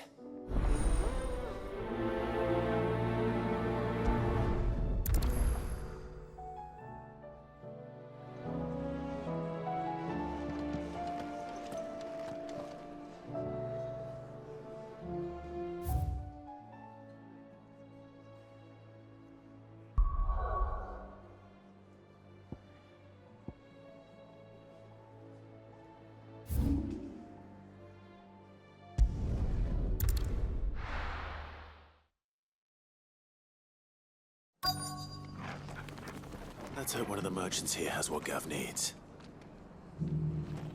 Excuse me. I'm looking for something. Oh, well, then I'm your man. A silver chocobo feather. Oh, or maybe not. Though you're not the first to mention the bird around here. There was a man stopped by the rest not long ago, claiming he was attacked by a silver chocobo. Near some gutted hovel, not far from Eastpool. Most took him for a braggart and a liar, but who knows? Perhaps there was some truth to his tale. We'll see. Thank you.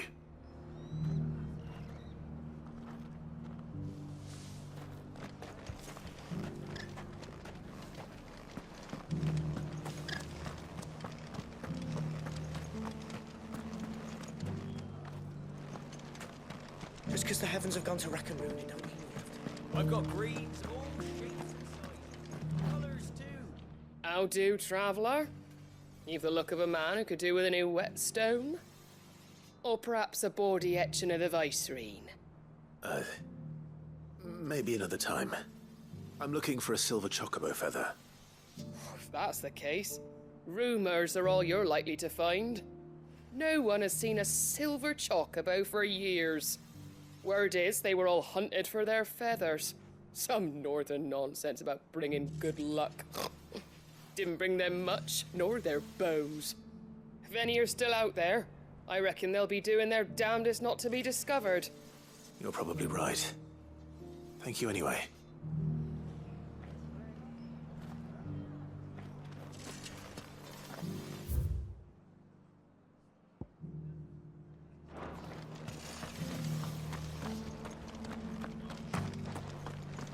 It doesn't still hurt, does it?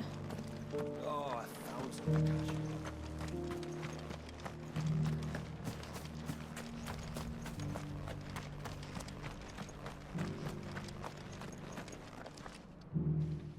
Can I help you with something? You wouldn't happen to sell silver chocobo feathers, would you? I deal in fruit, not fancies. But if it's fancies you're after, I suggest you try Rhiannon's ride. Was a silver chocobo seen there? Oh, yes. If you believe the ravings of a madman. It wouldn't be the first time. A silver chocobo sighted in the hills near Rhiannon's Ride. It sounds almost too good to be true. But since I'm already here...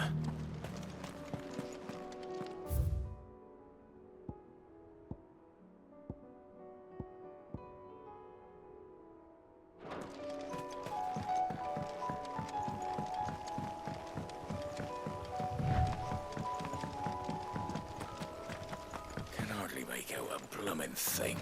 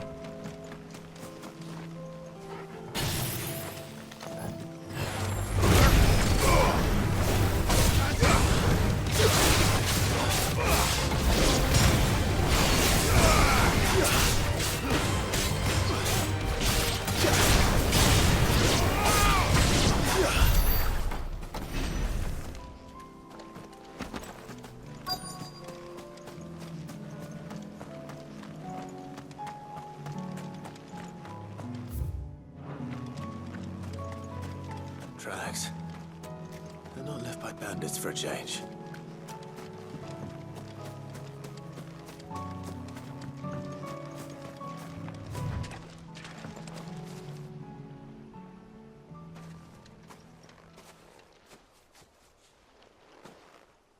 More tracks. And these look fresh. The chocobo was here. And recently. Perhaps it still is.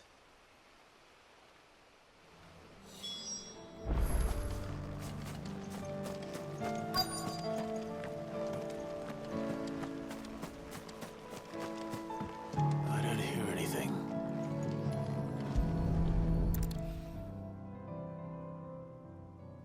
Well, I'll be damned.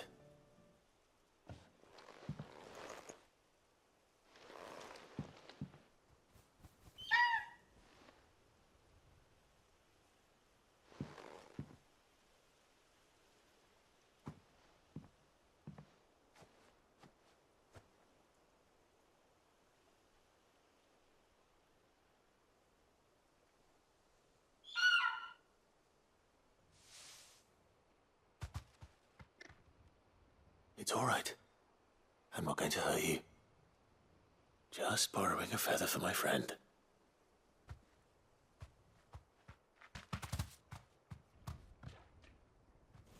Thank you. Let's get this back to Gav before they change their minds.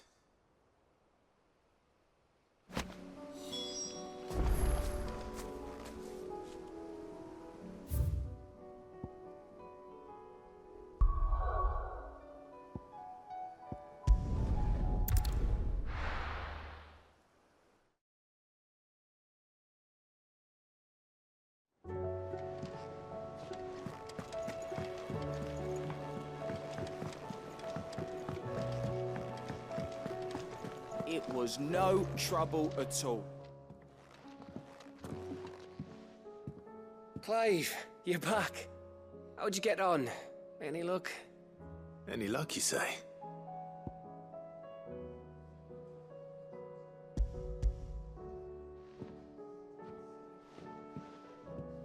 Crystal's crack. Is this what I think it is? Where in the hell did you find it? It's a long story.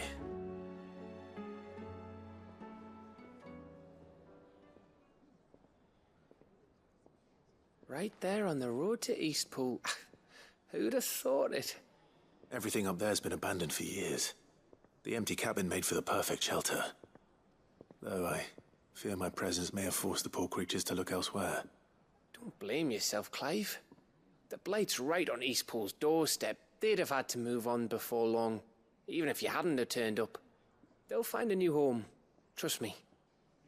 After all, that's what us endangered animals do. Anyway, what matters is, you managed to nick us one of their quills before they could run off. And now all that's left is to fix it to the carving. I didn't know you could carve. Reckon there's a lot you don't know about me. Like the fact I'm as good with a whittling knife as I am with a sword. And that bone Ember gave me's a dream to work with. What did you say it was from again? An Avis? But it weren't your Avis, Sid. I slew one of my own at last. So all those long nights in the pit finally bore fruit. I'm proud of you, Ember. Don't speak too soon. I ain't done my trial yet. There we go.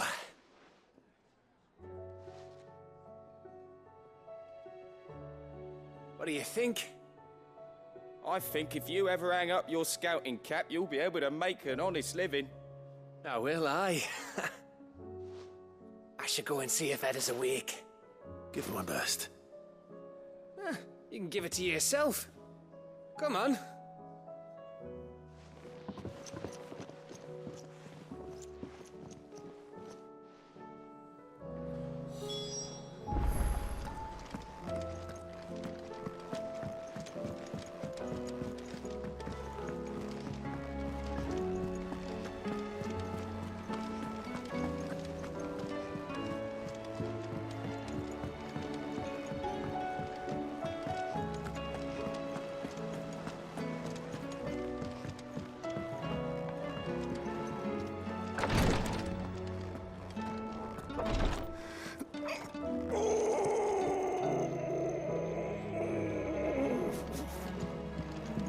Please, Your Grace, stay strong.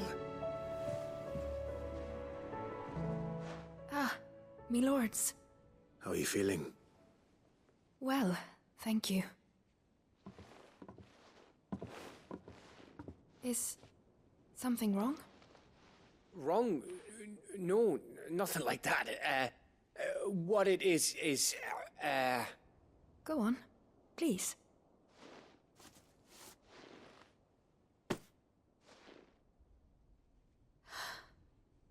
It's beautiful. Did you make it? We did. Aye. It's from all of us here at the Hideaway. Your new family, like. It's a good luck charm. We may come up north when a band's on the way. I mean a baby.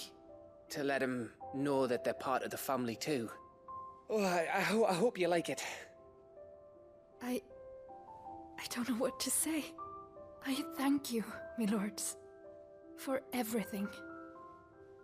If there's anything you need, just let us know. I will.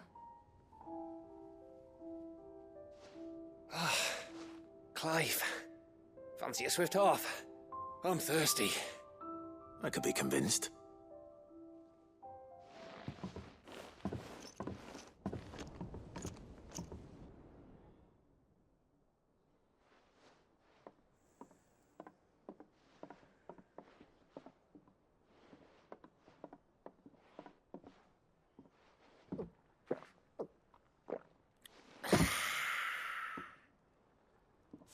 Don't you think you've had enough? No, we're celebrating. I'm gonna be a father. I think Edda might have something to say about that. You know what I mean. Bit of light in these dark times.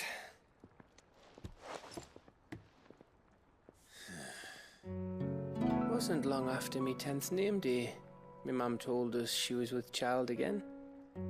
I was over the fucking moon. I was looking forward to having a little one to lord it over, what with me being the runt of the litter. Thought I'd finally have a chance to prove to the world that I could be a big brother. Imperials came the day she went into labour. Had myself a baby sister. And then I didn't.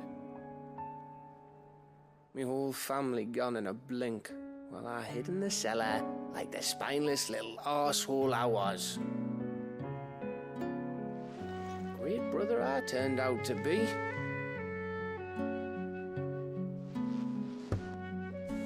I'll never be a leader. And I'll never be a hero. I'm just a daft little dog who comes running when his master calls. I'll never be like you, or Sid, or Jill, or even Torgal. Have you finished? Maybe.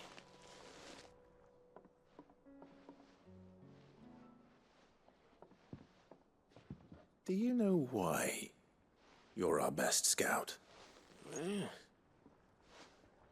Because you don't need anyone to hold your hand. Without your resourcefulness, your courage, your determination, I don't know where we'd be. Maybe hanging off a cliff like, That was only the once. Exactly. You learned from it. And here you are after Founder knows how many missions, stronger for everyone. And let's not forget Rosalith. Who was it who freed me from the dungeon? Who was it who ran to Jill's rescue?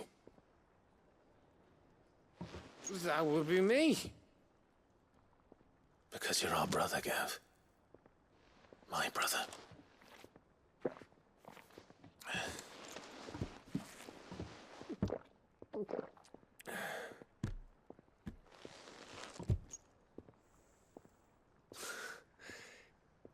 Your brother.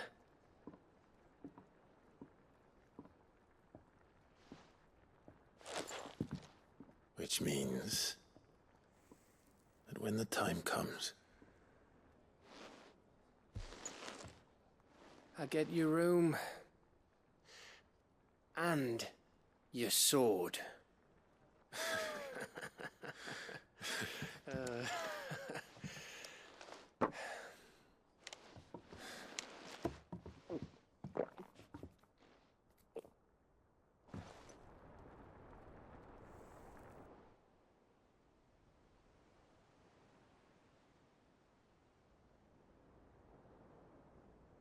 I may have had one too many. you may have had 10 too many. I said I was thirsty. Better get back to work anyway. After I walk this off. Clive? What is it? Thanks for, you know. I know.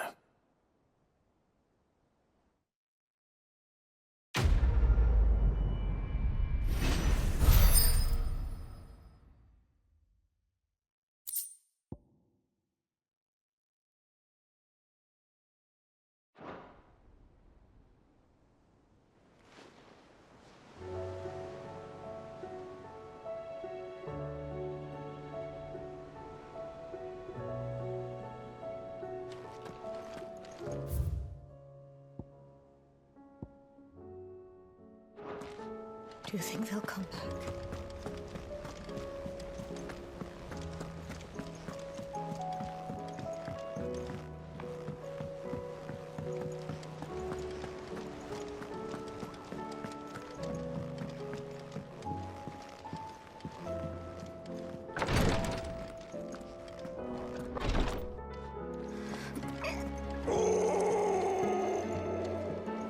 Please, Your Grace, stay strong.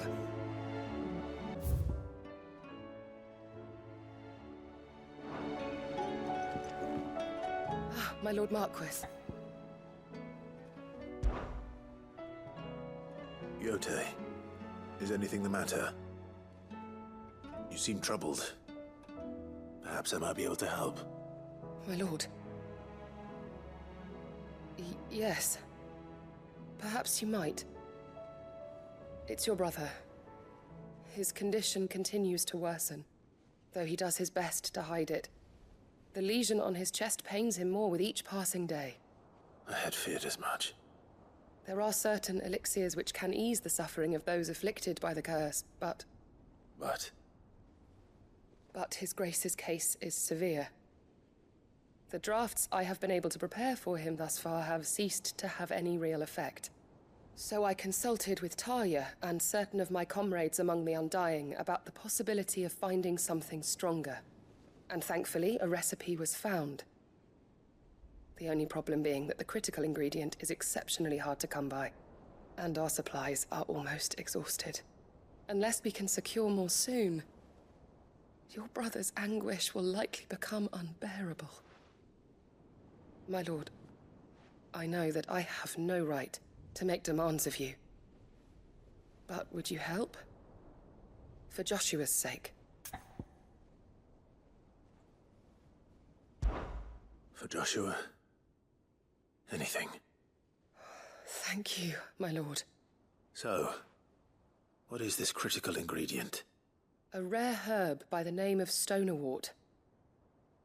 It grows only where the ether is densest. The vigor it stores in its stems helps to counteract the curse. We discovered a patch near the aqueduct in Rosaria. But alas, yet more ether has erupted from the earth there recently, leaving the whole area flooded.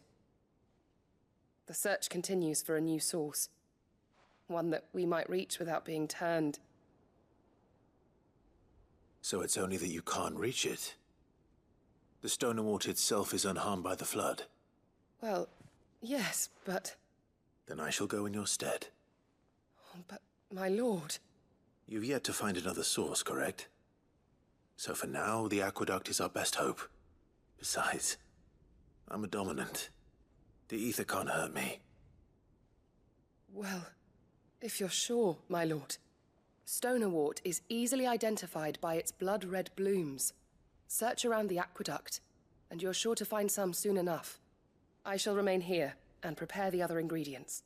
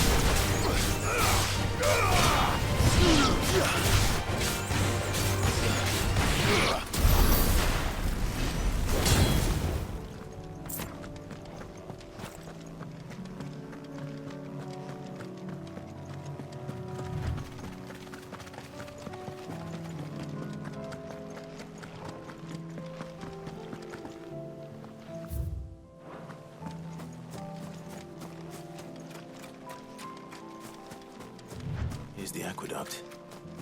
Now to find our stonerwort. Yote mentioned blood-red petals.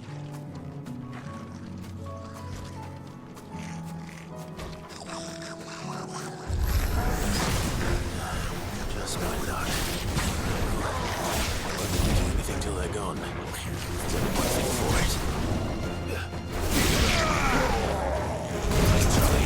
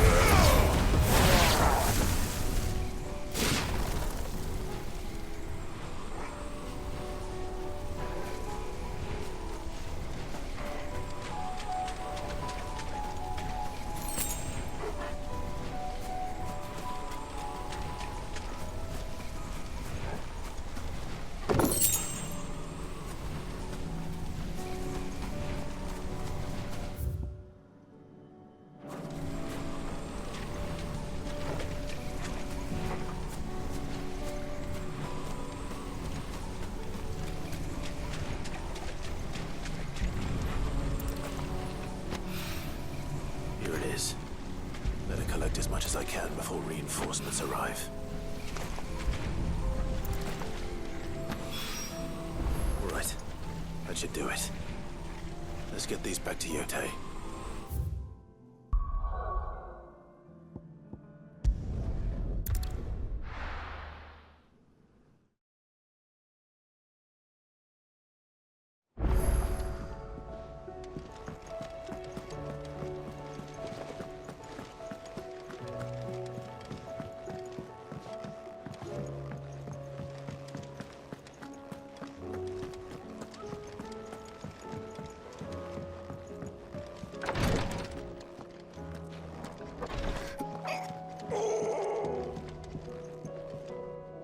Yote, I brought back all the stone and water I could find. Will this be enough?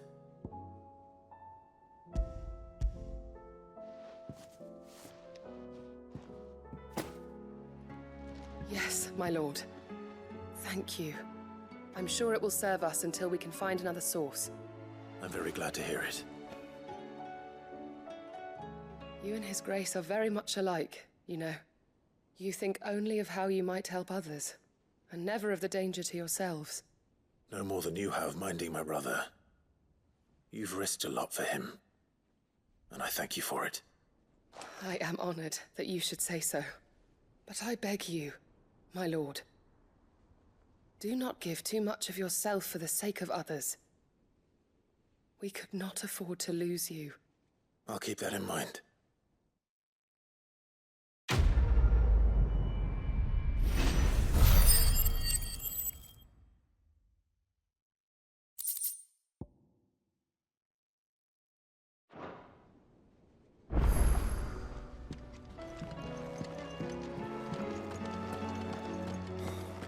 She can't keep this up much longer.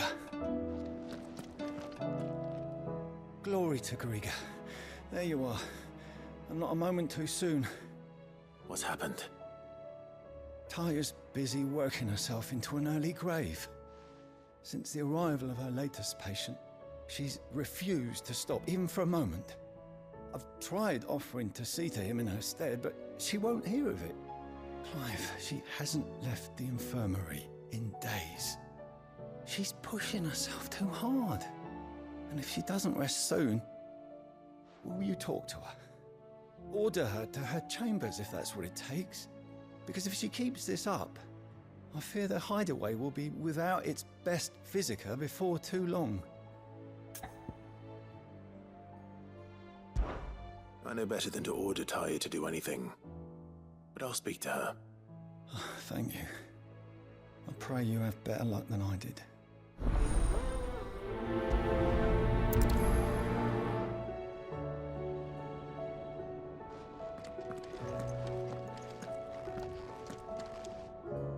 Well, Taya, Rodriguez worried about you. And if what he says is true, then so am I. We all admire your dedication, but you do need to rest. I will, when it's time. Until then, I'm staying put. We owe him that much. Who is he? Someone from my past. Someone who doesn't deserve to die alone. It won't be much longer. The crystal's curse has almost finished its work. If I had the tears, I could ease his passing.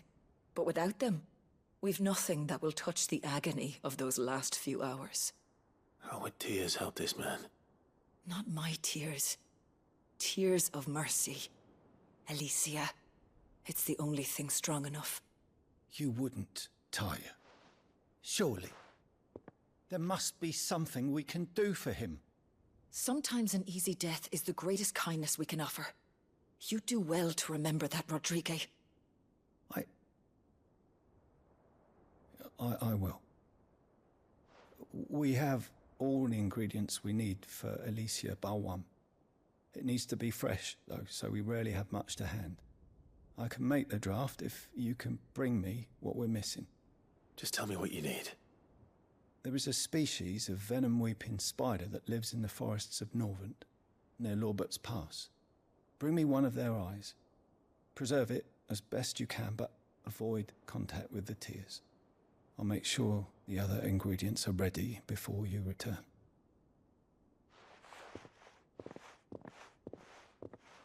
Thank you, Clive. I won't forget this.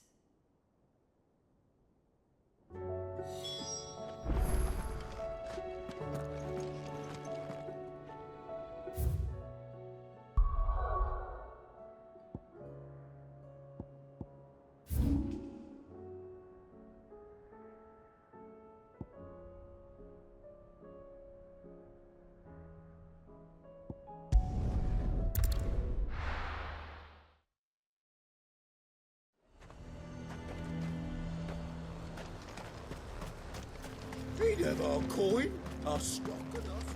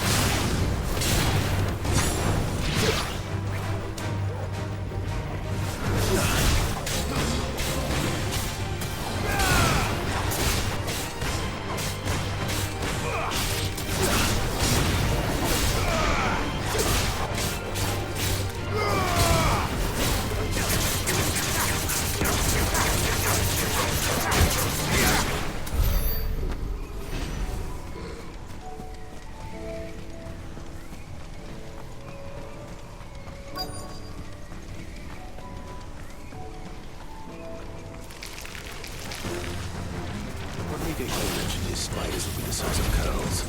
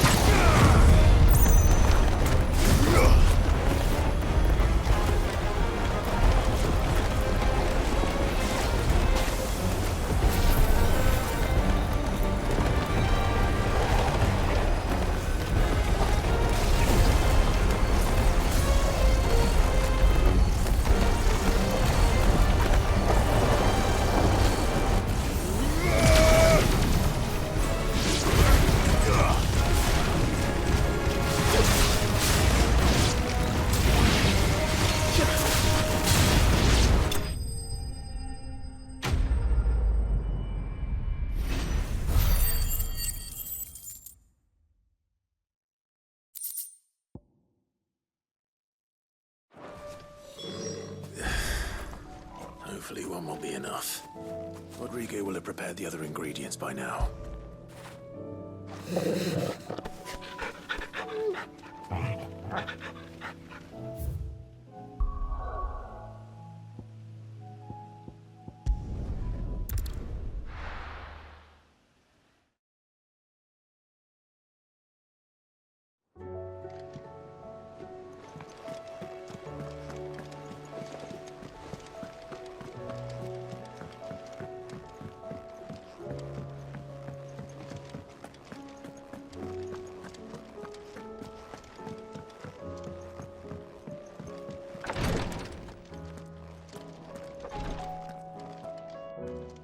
Thank goodness you're back.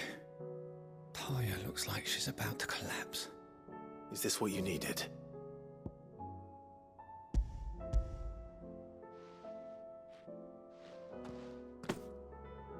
Yes, it is. Thank you, Clive. I'm loath to give a patient Alicia, but Ty is right. Sometimes it's all we can do.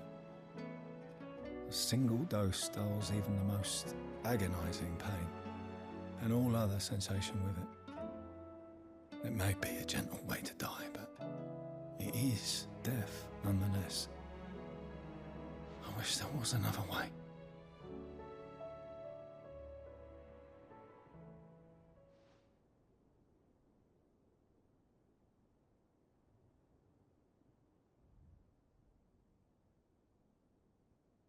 How are you feeling? Light, mid-here.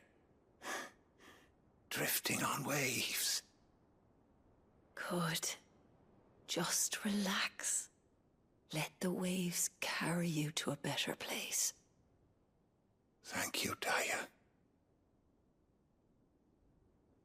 I'm so proud of you.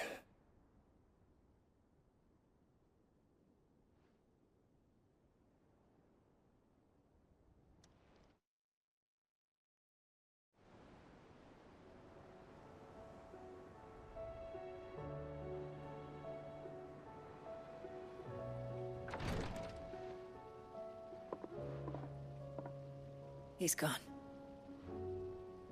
Thank you, Rodrigo. And you, Clive? I'll see that he's properly laid to rest.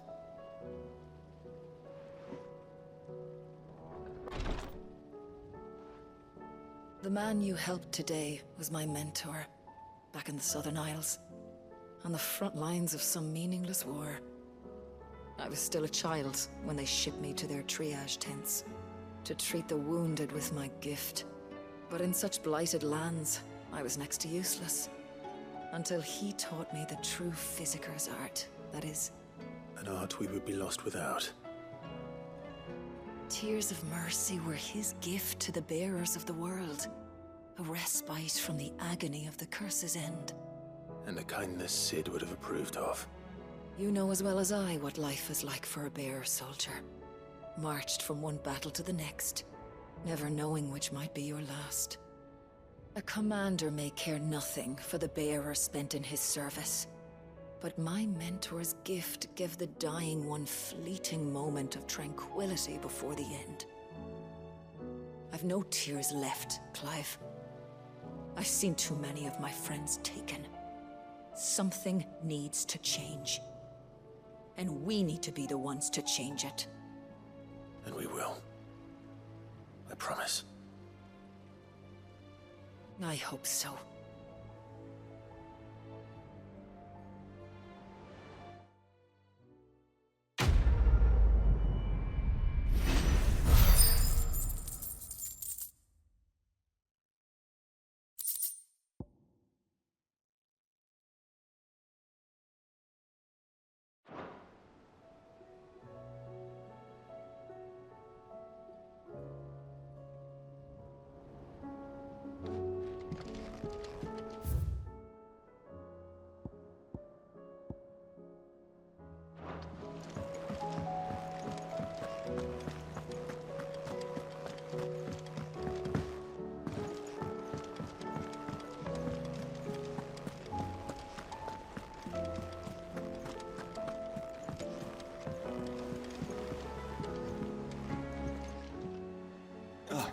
Clive. Joshua, what's wrong? And don't say nothing. It's not nothing. I've received word from Cyril. The Undying have found Father's will, or something akin to it. His will? How and where? In the crypt beneath Rosalith Castle. After Kupka was kind enough to drive out the Imperials, the Undying took the opportunity to recover what relics of the Duchy yet remained. And in the process of doing so, they found a letter from Father. I'm surprised anything survived down there. Cyril asked that I join him in Tabor at my convenience. I have been meaning to go, but Would you join me?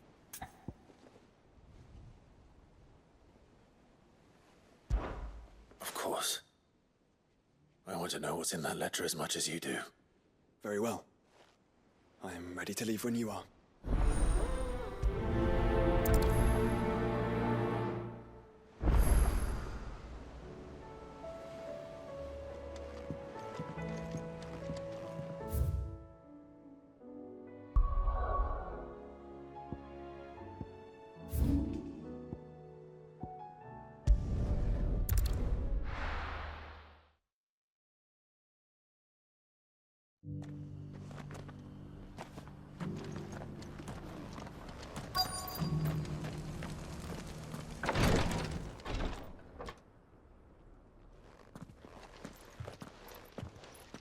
Your Grace, my lord, I trust your journey was not overly onerous. Cyril, you found a letter from Father? Yes, I have it here.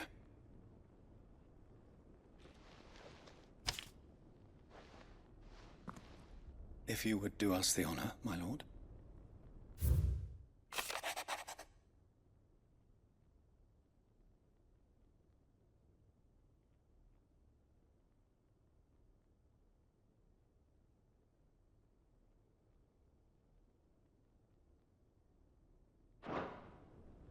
An inheritance. It would seem the late Archduke penned this missive shortly before his passing. The day before we left for Phoenix Gate. What are these plans he spoke of? His plans for the duchy, Your Grace. Your father entrusted them to my predecessor, the former bearer of the Burning Quill, who entrusted them in turn to me. The complete emancipation of bearers is their stated aim. But your father's dream did not end there. His Grace also spoke of building hospices to care for those stricken by the curse, and the founding of a new university to further the development of non-magical technologies. With the blight spreading ever more widely across the twins, Archduke Elwyn saw this as the only means of securing Rosaria's survival. He wished to see men and bearers treated as equals. To see centuries of common wisdom overturned. Small wonder he did not think it achievable within his lifetime. But he thought it achievable nonetheless. Had he not, he would never have written this message. Nor would he have entrusted his vision to his most faithful aides. Those who would have stood with you, shielded you from the machinations of the less benevolent personages at court. It's a pity only they are still with us. 'Tis true that those most loyal to your father were the first to suffer the Duchess's wrath. But one at least remains, and she has come bearing gifts. What do you mean? Mayhap it is better that she explain, my lord. After all, the duties entrusted to me by my predecessor extended only to recovering His Grace's will and arranging a meeting with the one who might execute it, or a part of it at least. And where is this woman? She awaits you in the archive, Your Grace. Thank you, Cyril. Shall we then?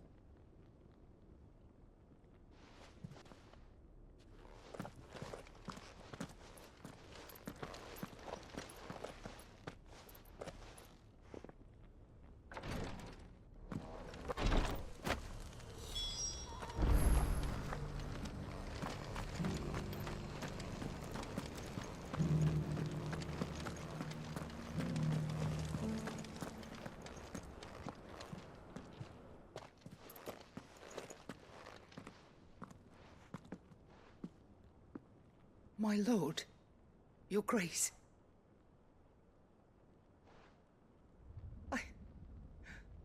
I hardly recognize you. I am Goditha, retainer of House Rosfield, loyal servant to the Phoenix and his shields. Your father, the Archduke Elwyn, entrusted me with the delivery of a gift. I only hope you can forgive my tardiness in bringing it to you. Lift up your head, Lady Goditha. You have our gratitude for your service to our house and to our father. I merely did my duty, as any proud Rosarian would. My lady, perhaps you could explain a little more? What exactly is the gift you bring? As I'm sure you know, it has long been the custom for the children of House Rosfield to be presented with certain keepsakes upon their coming of age. Indeed it has. Our father often spoke of the day when our turn would come. And had he lived to see it, he would have presented you with the treasures I bear. Matching armbands for you both. Alas, he did not live. Indeed, he was taken from us even before they could be completed. He had intended to claim the Heartstone with which each armband was to be finished himself, but it was not to be. And his gifts remain incomplete. I see. It saddens me to bring them before you, as they are. It was your father's wish that you be presented with the finished articles, not these works in progress. But with his grace long since gone, and the stone left unclaimed, I had little choice. You are grown men now, and his house is yours. And while I would not presume to insist upon your claiming the Heartstone in his stead, I know that nothing would have pleased him more than for you to do so. Thank you, Lady Goditha. What say you, Clive? What else? Of course, my lady. May our father's will be done. Oh, I am much obliged. Do you know where we might find this Heartstone, my lady? I do. Though it may be a matter of a good deal more than simply happening upon it. It is found in the bellies of elder griffins, you see. We do at least know where to find one. A certain specimen has made its nest in Titan's Wake, not far from here. A certain specimen? You are most perceptive, Your Grace. In answer to your unspoken question, yes. In fact, this is the very same beast your father meant to slay. I have been tracking its movements since you were but a boy. Were you to slay it in his stead, as men of House Rosfield, it would surely make your father proud. What say you, Joshua? What else?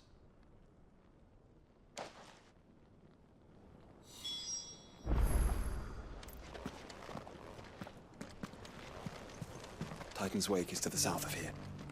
But we must not be hasty. The good lady has been disappointed once already.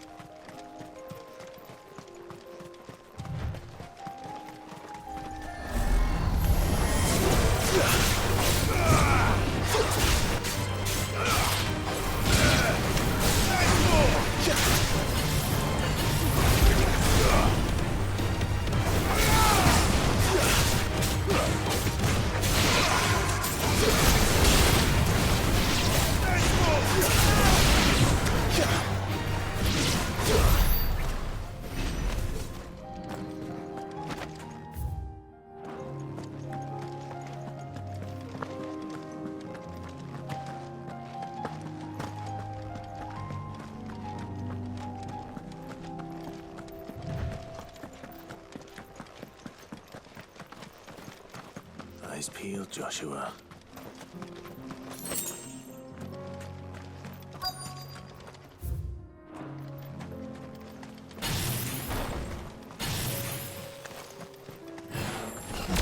There it is. For House Rossfield.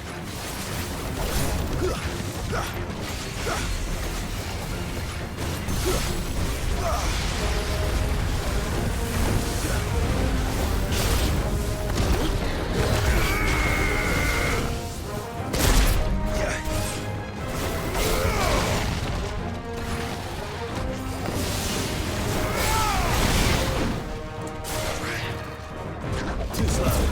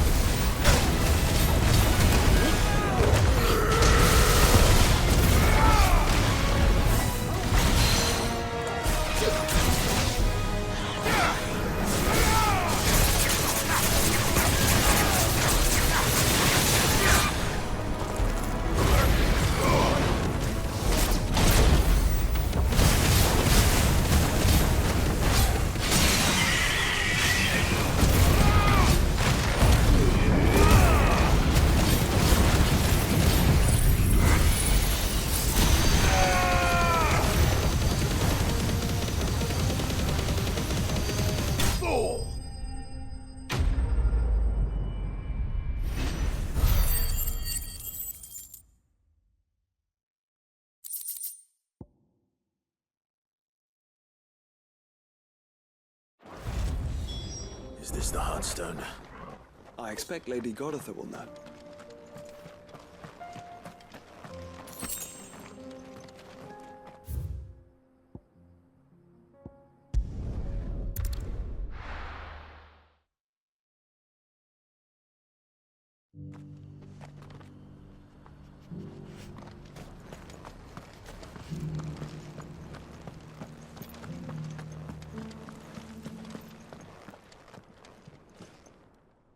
Thank the Founder you were safe. The Griffin is slain then? And the Heartstone claimed.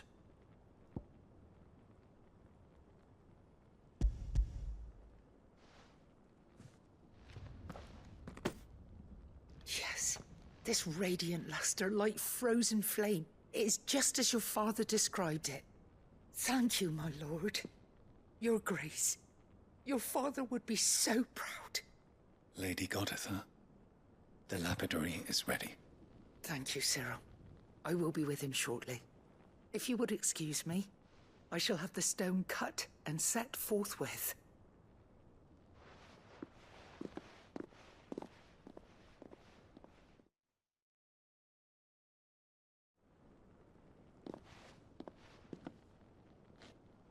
The armbands are complete. Pray, take them. They are yours, after all. Heartstone is harder and more enduring than garnet, or even ruby. It symbolizes unwavering will and devotion. And the graven vines encircling the stone represent the unbreakable bonds between you. It's a message. Father knew we had enemies both inside and outside the duchy. Enemies who would thwart his vision. Only with unwavering devotion would it ever be realized. And only if we stood together, as Phoenix and Shield, as brothers in arms. Only then might those enemies be overcome. Indeed. His Grace knew the enormity of the task he would entrust to you, his heirs. But this was more than just a message. It was a promise. That he would always be with you. Thank you, Lady Goditha, for remaining the steadfast custodian of our father's will. Forgive me, my lady, but there is something I don't quite understand. The Undying told me that after Father died, Mother claimed all of the ducal treasures for her own. Even if the armbands were incomplete, she would surely not have overlooked them. So, how were you able to keep them from her? Because I was the keeper of the vault. Though I was but a lowly servant, your father spoke to me of his intentions for the bands, of the deep love he had for both of you, and his hopes for your future. In the days before the disaster at Phoenix Gate, I discovered that the Duchess had ordered her jewelry be sent away from the castle. It was then that I knew she meant to betray us. I tried to warn your father, but it was too late. When word of the fire reached Rosalith, I knew my time was short. So I took up the armbands and I fled into the night. And thank the Founder you did. Yet my duty to your father was incomplete. Not knowing what else to do, I followed the Griffin, thinking I might claim the Heartstone on its passing. And so my pursuit continued, until Lord Cyril appeared before me. He informed me that His Grace's will had been recovered, and that his sons were alive and well. Lady Goditha, on behalf of my father and all the people of Rosaria, I thank you for your loyal service. As do I. Thank you, my lord. Your Grace, for coming back to us, for giving my service meaning.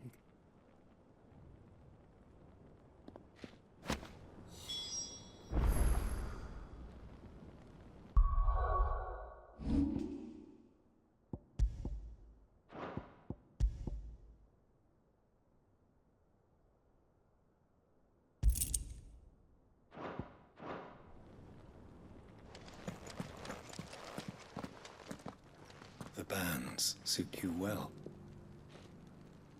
It must be gratifying to finally receive the inheritance that was denied you for so long. It is. And we thank you for the part you played, Cyril. If you would permit me to play my part a little longer, might I suggest that you make your way to your father's memorial atop Hawk's Cry Cliff? Let him see that you have received his blessing, and that his vision lives on in you. I suppose it would be churlish not to. What do you say, Clive? Should we pay Father a visit? I think we should. I was hoping to be able to offer him my thanks before we left for Origin. Your father's helm is enshrined there. It has been since the day we recovered it from Phoenix Gate. I prithee claim it, for it too is a part of your inheritance, and I do not doubt that your father would prefer it in your hands than perched upon some lonely rock. Thank you, Cyril.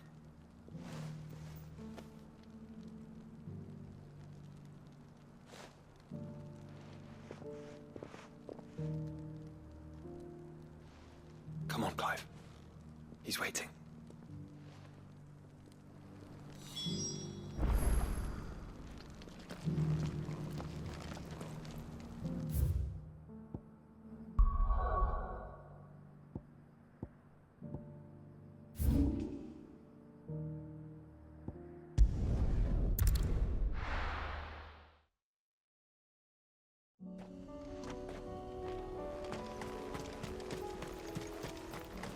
Unwavering will and an unbreakable bond.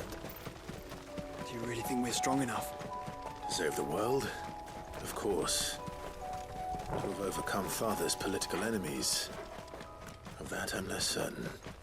Especially knowing what we know now. What Mother was truly capable of. But perhaps these bands would have helped. Knowing he was with us would have made all the difference.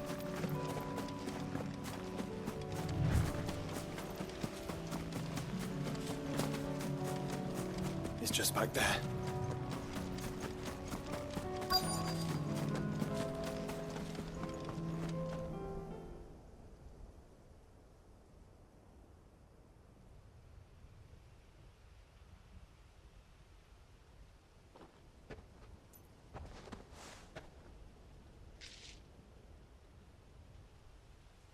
Father always fought for what he believed was right. It wasn't until that night at Phoenix Gate that I realized I had never fought for anything. I always had someone else to do the fighting for me.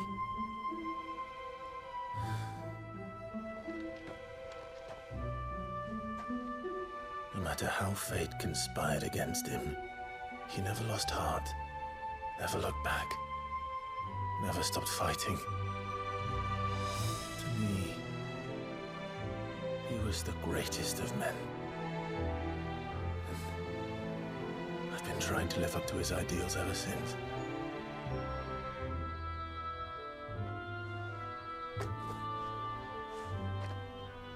We all have, Clive. We all have. And we'll keep trying. Because that's what he would have wanted. What he would have done himself. Even if it meant standing against the very gods in the heavens.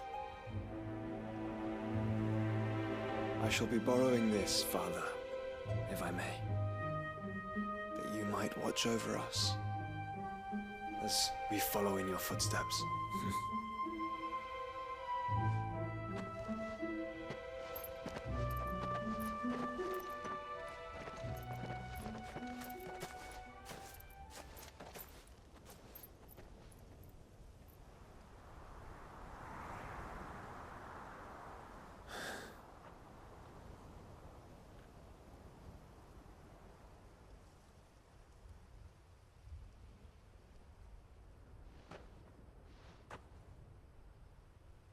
We won't lay you down.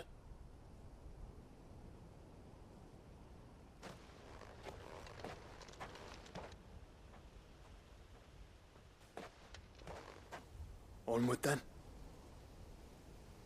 Onward. To the end. And to a new beginning.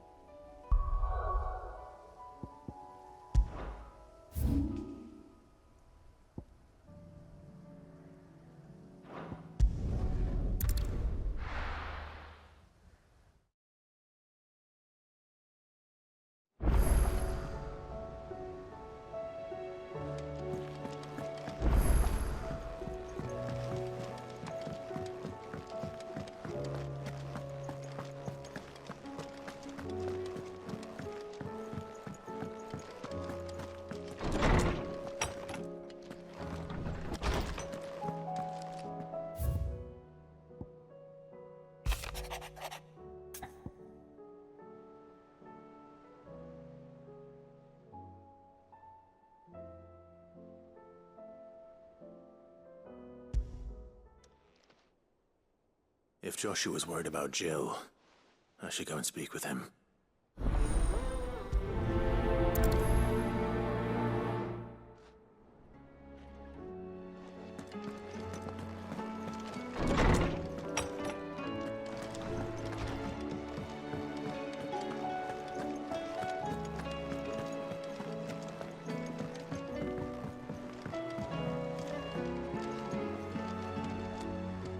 Joshua, I read your message. You're right. Jill is different. I don't think I'd realized how different, but since we returned from Drake's spine, I've felt it more and more. I suppose it's not hard to imagine why. She doesn't think she belongs anymore. And that's why we need to remind her she is still one of us. And to let her know that we still need her, now more than ever. That you still need her, but But how to do that?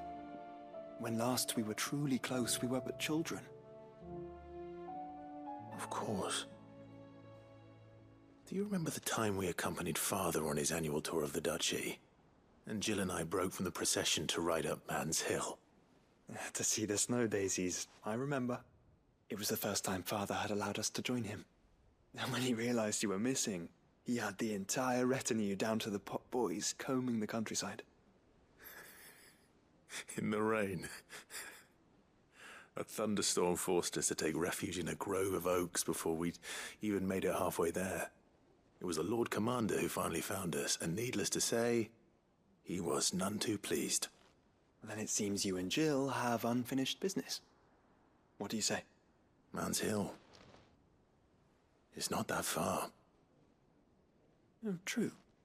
Though I suspect it is also much changed. Little in southern Rosaria remains as it was when we were children.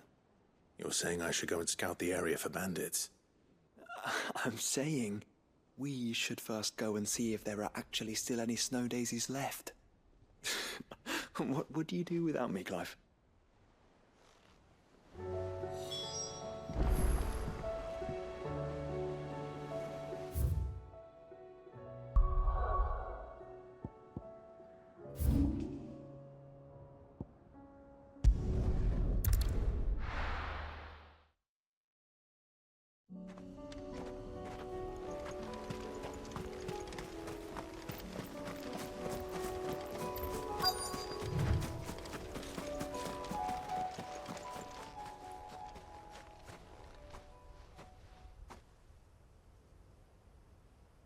This is the place, but... I'm sorry, Clive.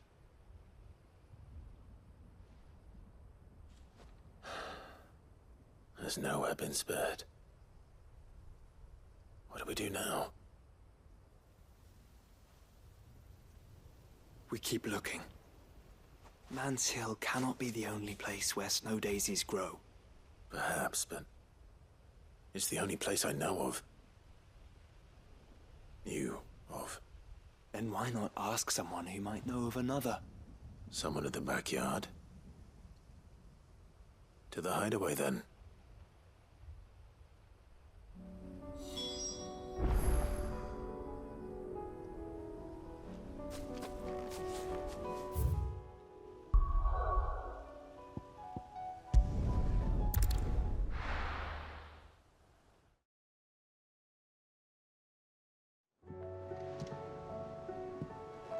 Let's hope one of the gardeners knows where to find snow daisies.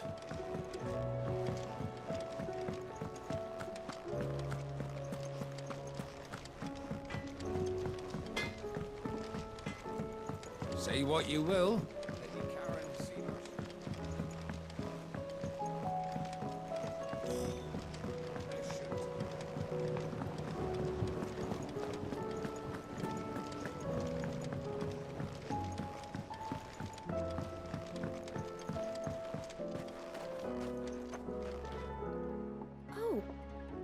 What brings you down from the heavens, Sid? I need your advice. Joshua and I are looking for a place where snow daisies grow. Preferably in abundance. Snow daisies. Then you'll want somewhere not too hot and not too cold. And where the winds are strong enough to carry the seeds. I reckon Man's Hill would be a good place to start. There in the Royal Meadows, perhaps? Both have similar climbs and the right elevation. If the Blight hasn't claimed them yet. Right. Thank you. Did you learn where we might find our flowers? The gardener here mentioned the Royal Meadows in Sambrek. The fields beyond Northreach. Well, if that's the case, then Yote was right. I recalled that she kept a record of our travels, you see. So I asked her if she'd perhaps noted anywhere that snow daisies grew, and she mentioned Oilefeist Bay. Whose shores border the meadows. Off we go then.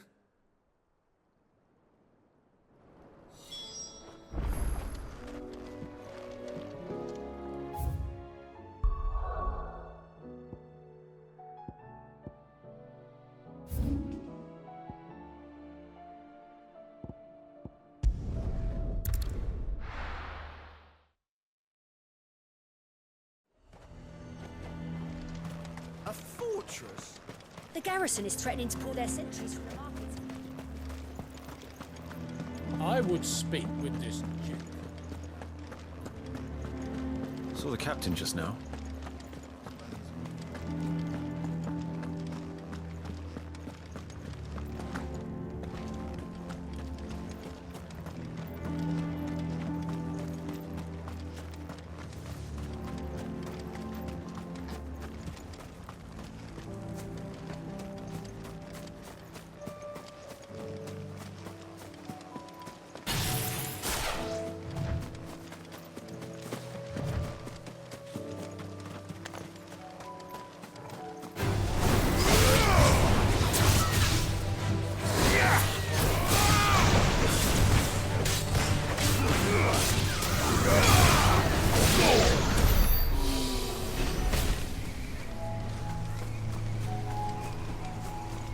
Meadows are vast. Where do we even start? Yote mentioned the coastline. We can start there.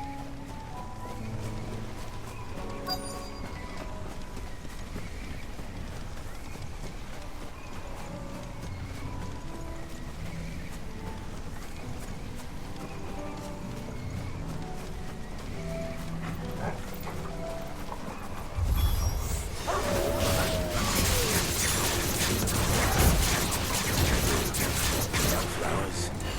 Meet our friends.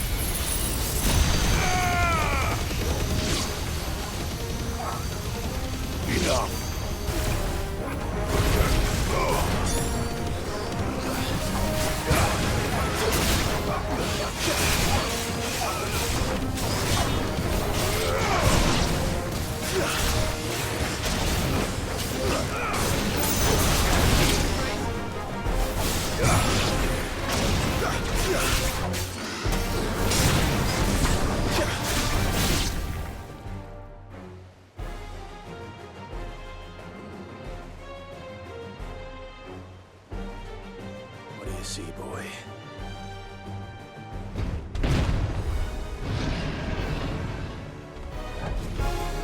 Let's hope this is the last one. One way to find out.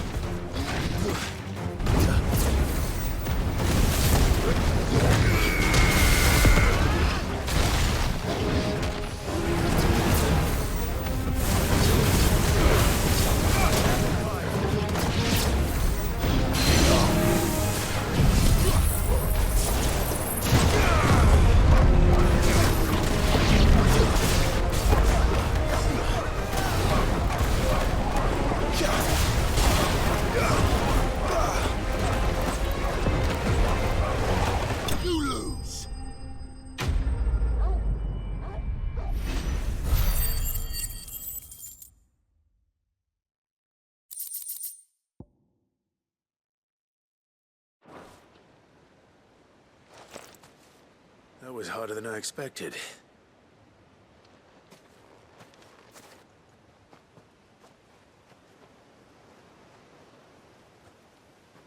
But found her.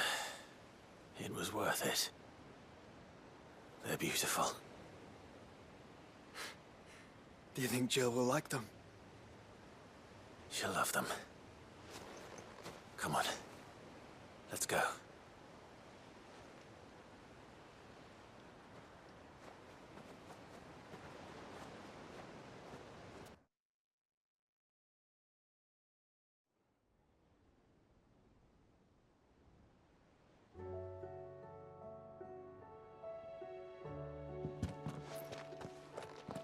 It appears my work is done. The rest, as they say, is up to you. Well, you and the skies. We wouldn't want another thunderstorm now, would we?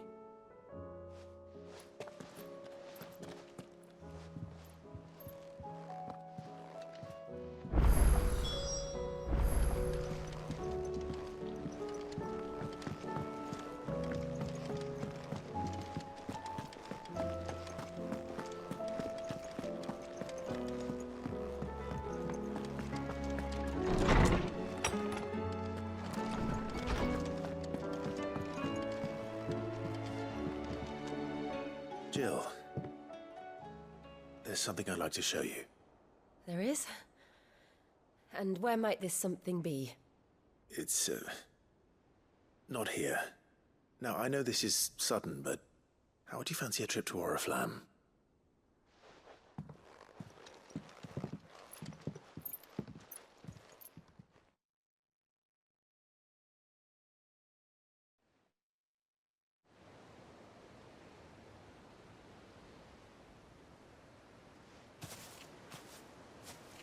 There are so many.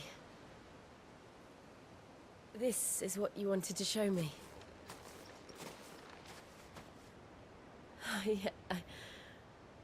I don't know what to say. You don't need to say anything. The smile on your face is enough.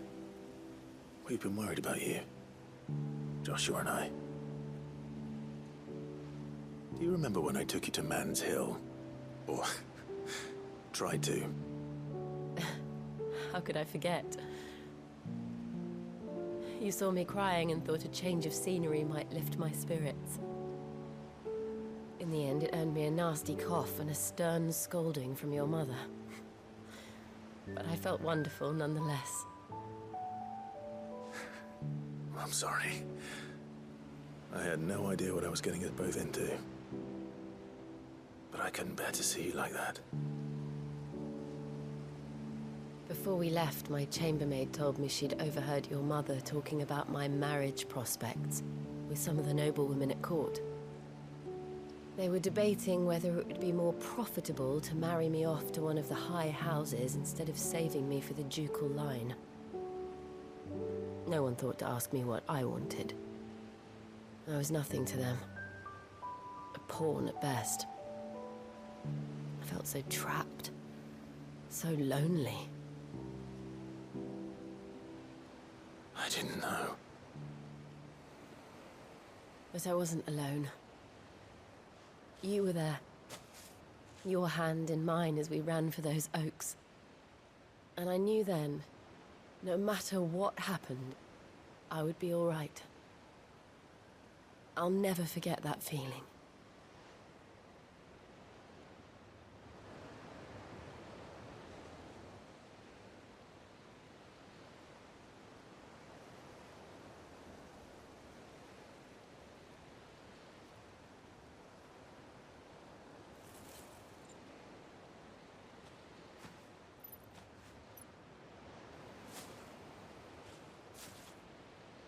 Before we broke camp, the morning after the storm,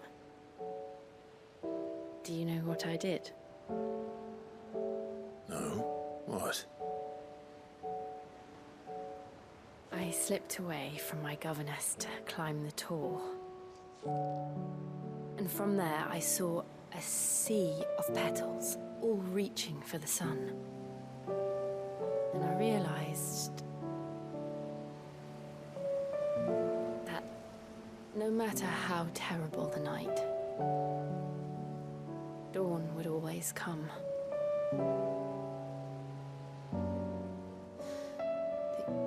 That you would always come for me. And you have. Again and again.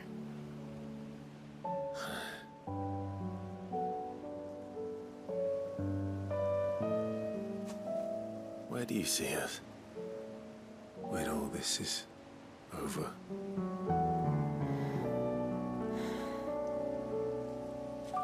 I don't know.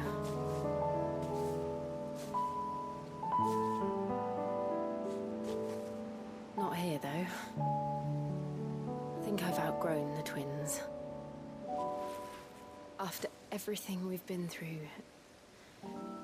the realm just seems so small. I'll need some space to spread my wings. Then that's what you'll have. And I'll stop at nothing to see that you do.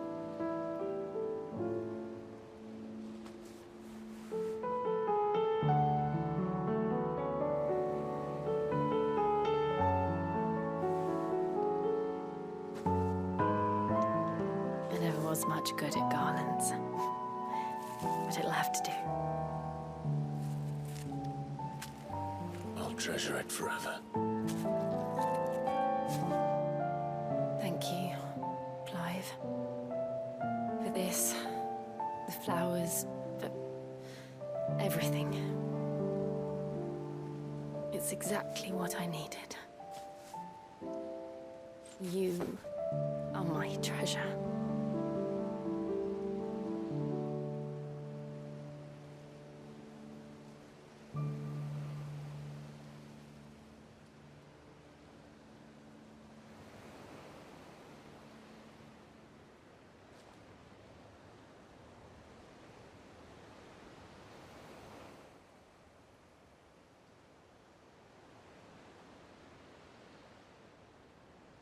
We should probably be getting back. I expect the others are wondering where we are. You're right. There's still much to do. And we'll do it together.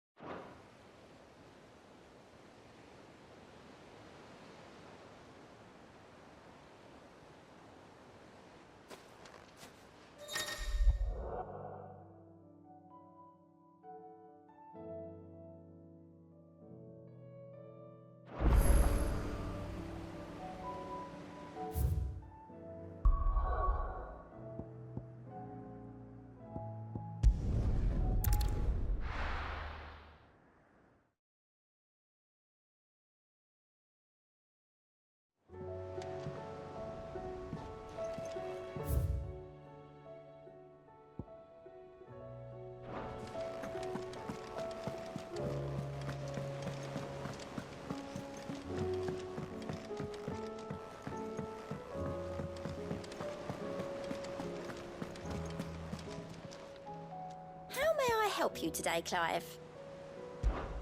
Your benefactors are a generous lot.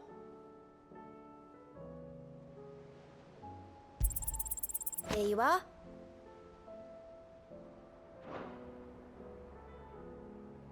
All done?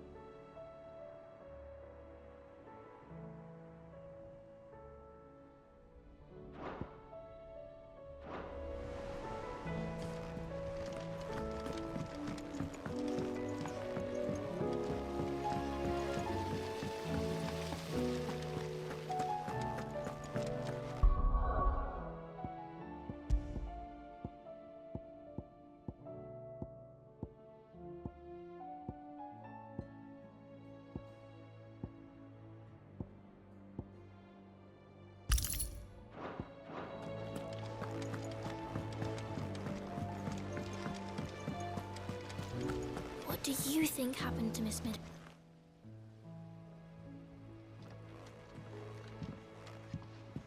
Sid, you have to help us. With what? You didn't take apart another of Mid's contraptions, did you? No. Well, yes, but that's not what we want to talk to you about. It's Miss Mididol. She's been acting strange. Very strange.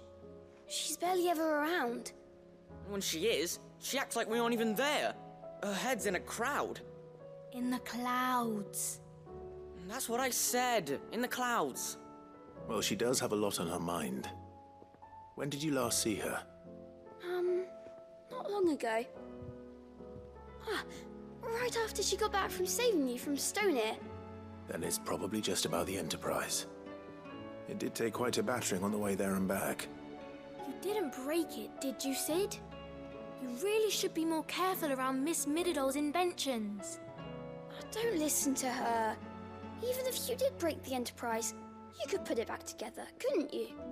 But who's gonna put Miss Mididol back together? She seems really sad. Why don't I go and see if I can cheer her up? You do that? For us? She's in her dungeon. Don't scare him. It's not a real dungeon. Thanks for the warning.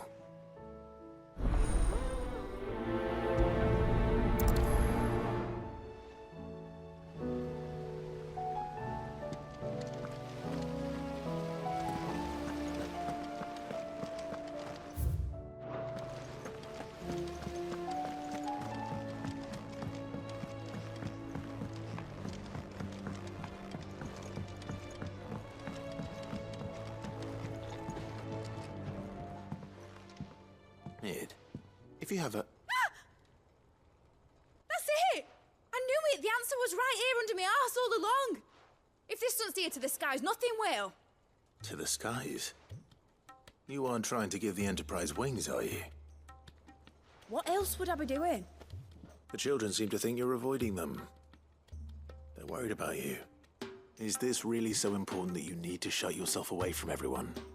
The Enterprise is already the fastest ship in the realm, and that's with the sea beneath her. But what if she weren't bound to the waves? What if she weren't bound to anything at all? It's not fair. The gods get the skies all to themselves, so I'm gonna do something about it. The Fallen had their chance, but they relied too much on magic. And see where that got them? But not me. I've discovered how to do it without. Well, almost. First, I need to make a prototype. And is that a one-woman job? Are you volunteering? I'll have you know the Enterprise is my baby. But if her godfather's offering to lend a hand, I'd be happy to take it.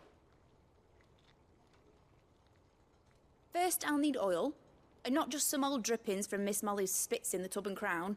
Refined stuff, like they make in Ordill.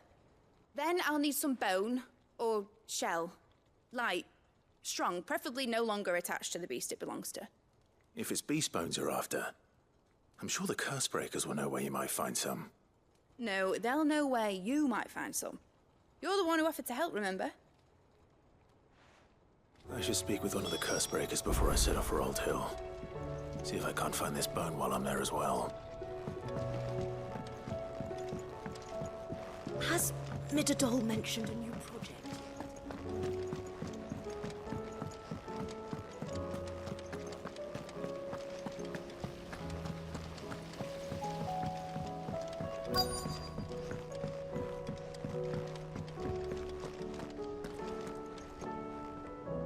All right, Sid. Come to buy us around, have you? Only if you earn it. Mid needs a piece of light but durable bone for her next project. You've encountered your share of beasts on your travels across the realm. Any ideas? Most bones are the same. Whack 'em hard enough and they'll break. If it's durability you're looking for, shell will serve you better.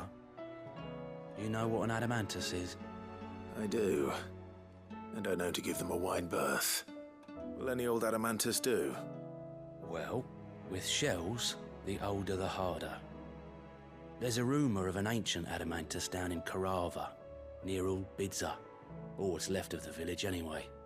But don't expect to make quick work of the bastard. There's a reason it's lived as long as it has. I'll keep that in mind. Thank you.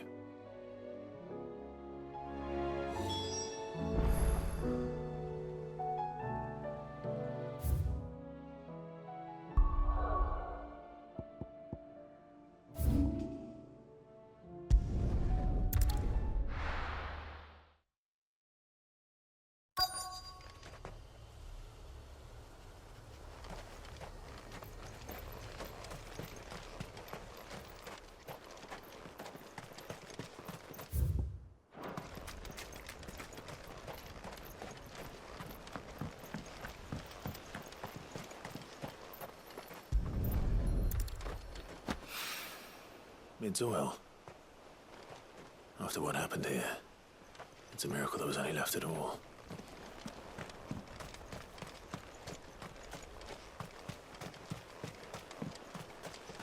We're not alone.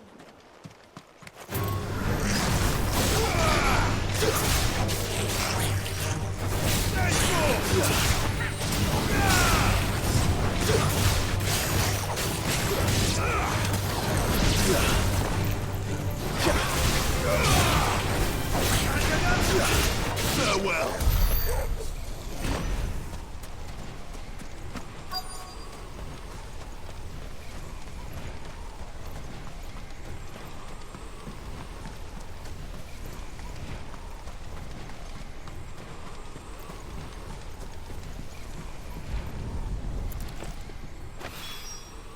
This should be enough.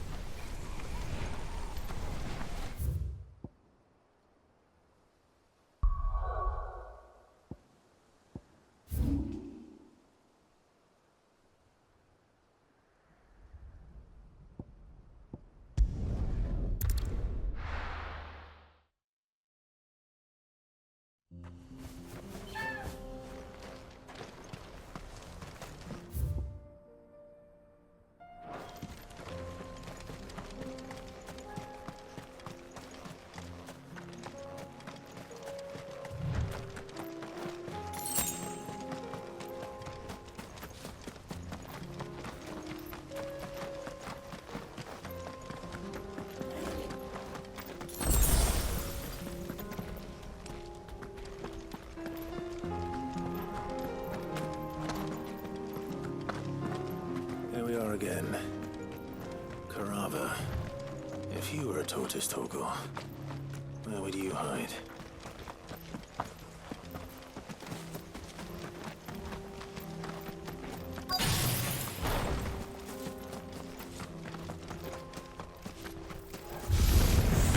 Looks like we found him.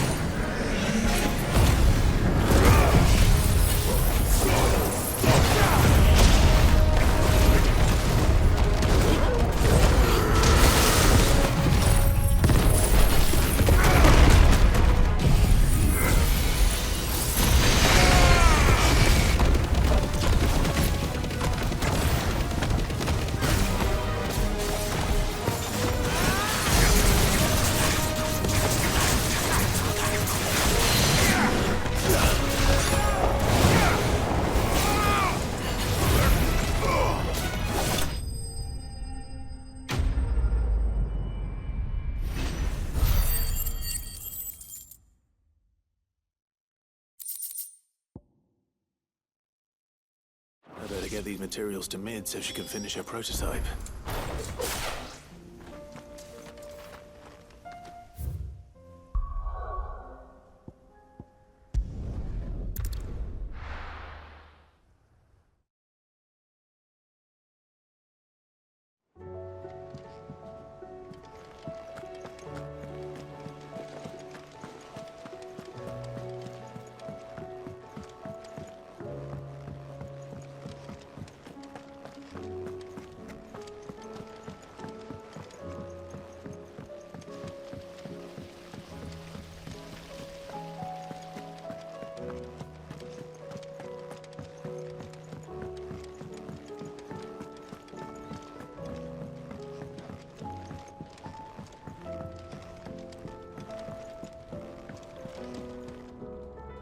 Mid?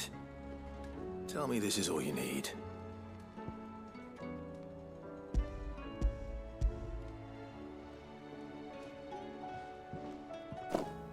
Aw, you make it sound like I asked you to save the world or something. Tell me this is all you need. It's most of what I need. After you left, I went over the figures again, and I realised I'd forgotten a 1 and a 0. And a cogwheel. Just a tiny one. Though, that's the problem. Gears that small are a bastard to make, and I may have lost the one Blackthorn spent a fortnight toiling over. wait. The children. When they took apart your scales, there was a tiny brass gear. Now that I think about it, they didn't use it when we put the scales back together.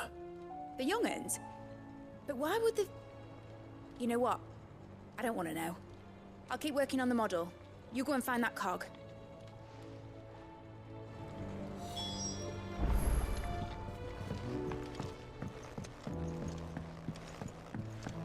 Has Midadol mentioned a new project?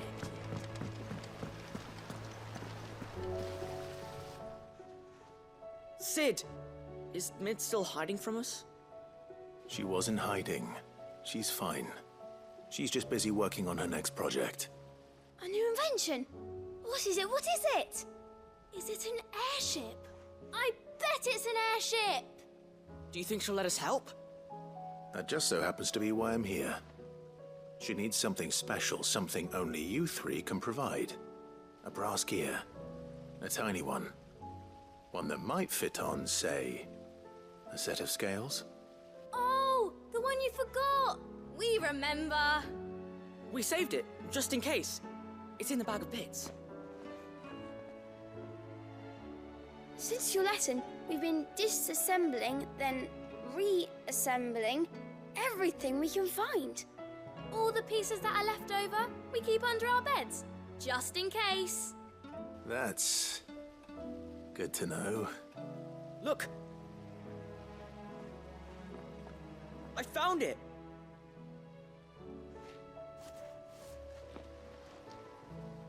Is that all?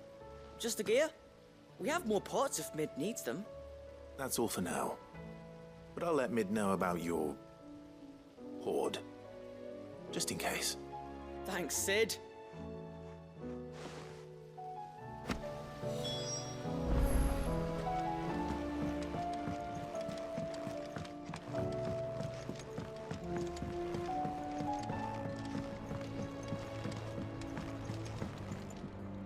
Well, did they have it?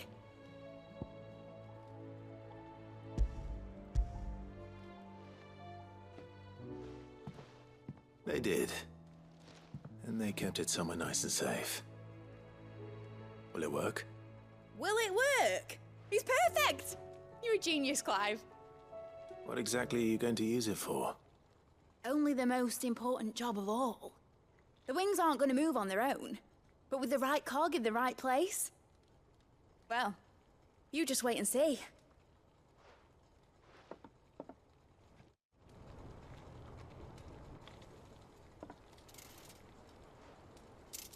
That should do it.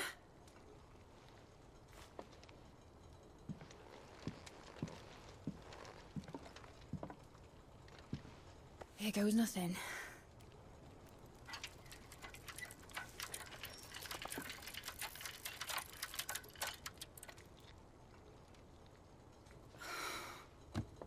Titan's tits.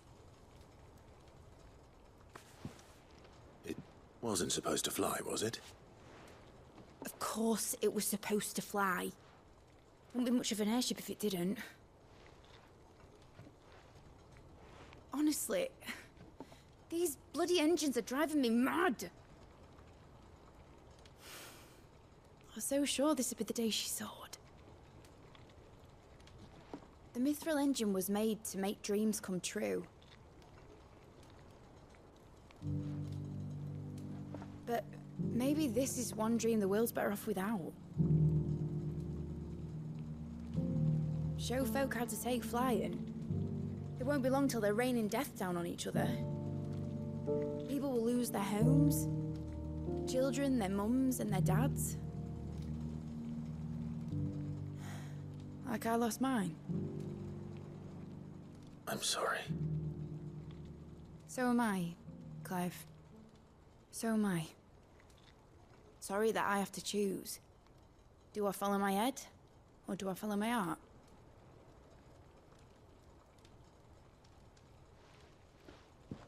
Good question. The first time I stood on the deck of your ship, felt the wind in my hair.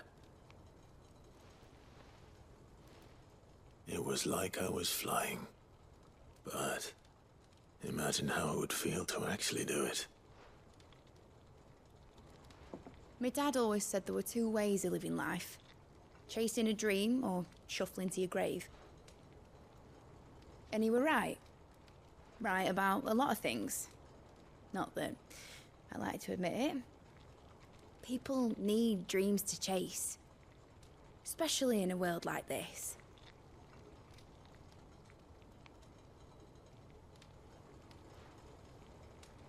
Right.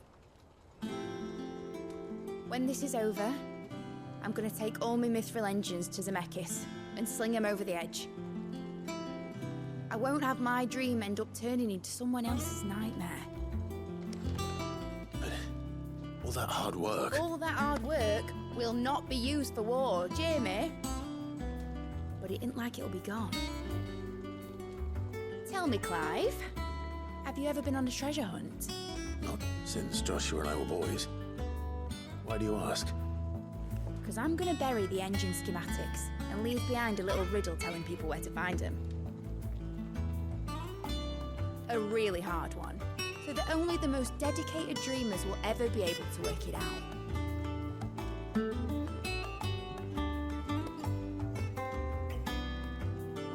Ooh, I can picture it now. Some daft general squinting at the words with a gormless expression on his mug. Like that one, yeah.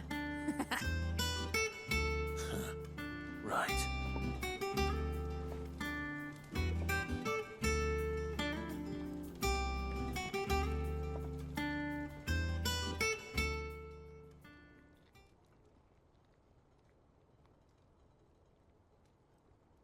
Of course, if I'm putting this engine at the end of a treasure hunt, I'll still need to make it a treasure worth hunting for.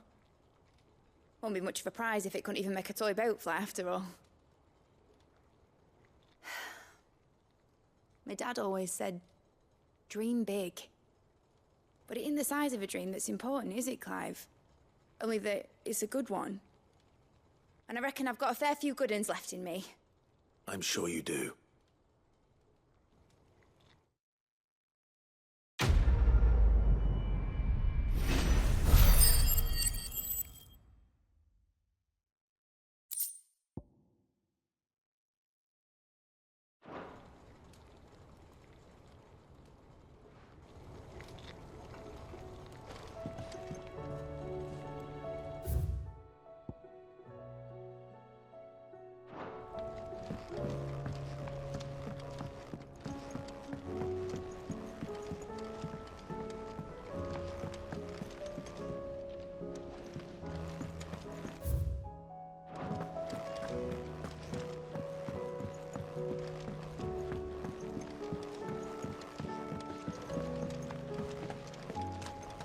I will not let them be forgotten. Sid, may I have a moment? Of course. It is an honor to finally speak with you. My name is Herman. I've been with the Cursebreakers for some time now, and I wish to be deployed to Ash. Any assignment will do. No. The lands across the Narrow are too dangerous. I will not send good men and women to risk their lives needlessly. Why would you want to go back? I need to retrieve something. Something important. I was raised in an orphanage. The Badbach Conservatory. Or rather, I was held captive there. It was not a place of nurture. It existed solely to turn bearer children into mindless weapons. We were tortured until we feared no pain. Tormented until our hearts turned to stone, and few ever survived long enough to become tools of the last king. I can't imagine. I lost so many. I can't even remember all their names, but they must be remembered. They cannot fade away, faceless and forgotten. The Institute was run with military precision.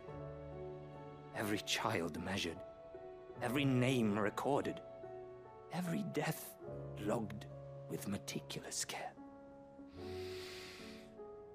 Sid, allow me to travel to Ash and recover the registry so that my brothers and sisters might live on.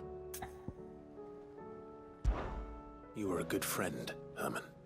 But the fact remains that Ash is simply too dangerous. Sid, please. Even should it cost me my life. Too dangerous for you, Herman. But not for me. I'll go to Bad Bach and find the registry. You will? I won't let you risk your life. I don't know how to thank you.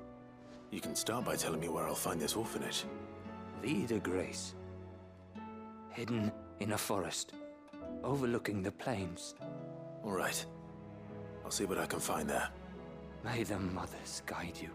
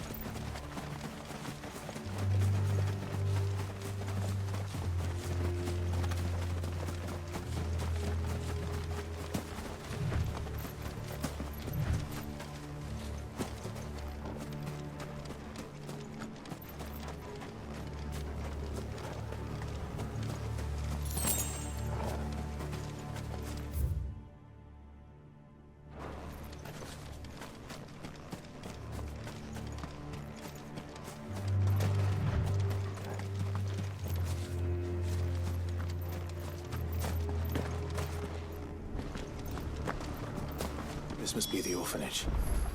Hopefully the registry is still here.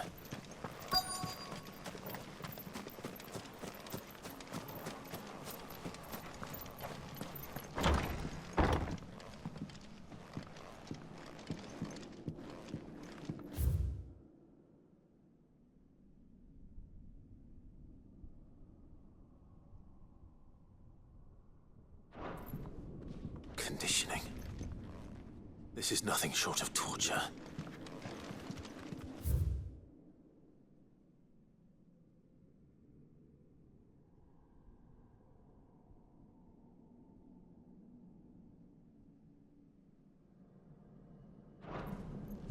Disposed of. Herman wasn't exaggerating. It's a wonder he survived this place. I need to find that registry.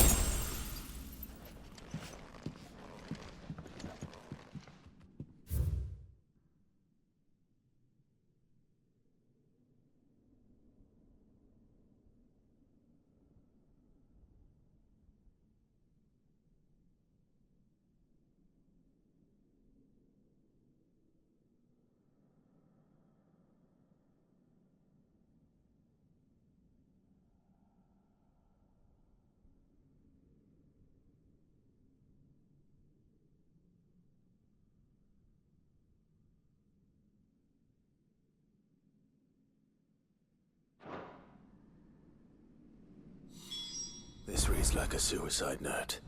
Did the director go through with his plan? There's only one way to find out.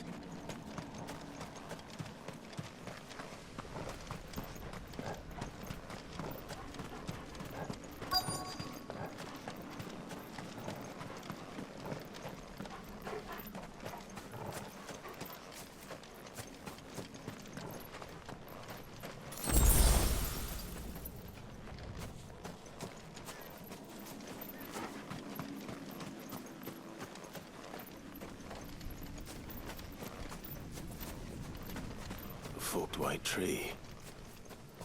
This must be the place.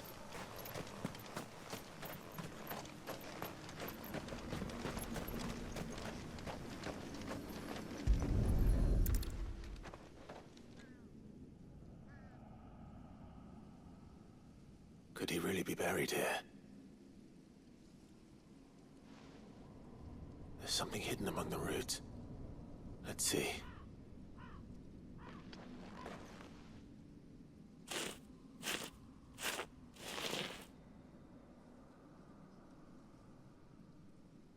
This must be the registry.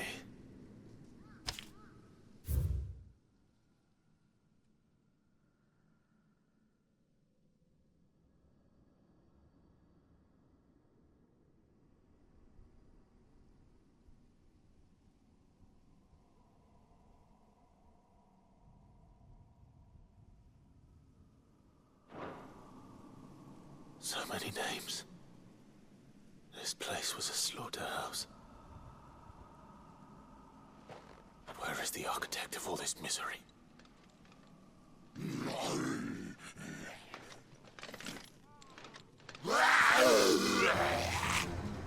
It was only a matter of time, I suppose.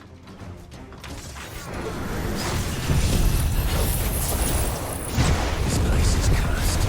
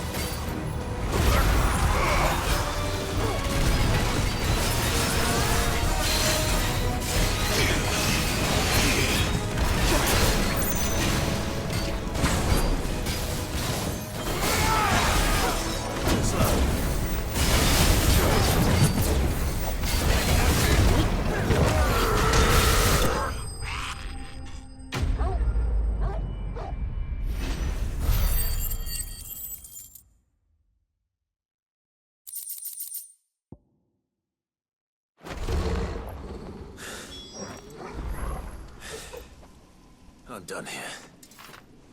Let's get the registry back to Herman.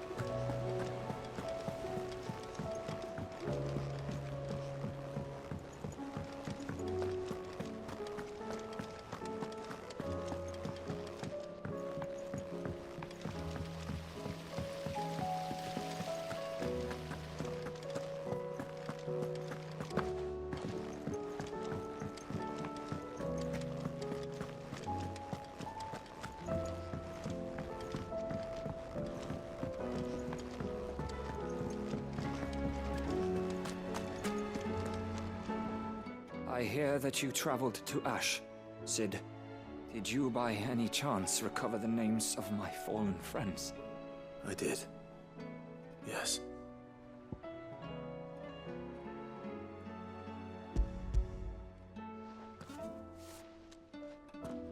If I may? The bearer registry.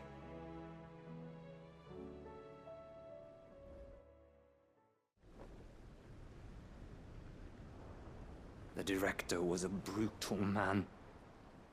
He got no worse than he deserved. The registry was all I found beneath the tree. There was no sign of a body. Or any record of what happened to the children after the orphanage closed. I pray that at least some of them survived. All their names are here. The ones we lost. My friends. My light in those dark times. I can still remember their faces, like it was yesterday. Children who were taken from their bunks in the morning, never to return.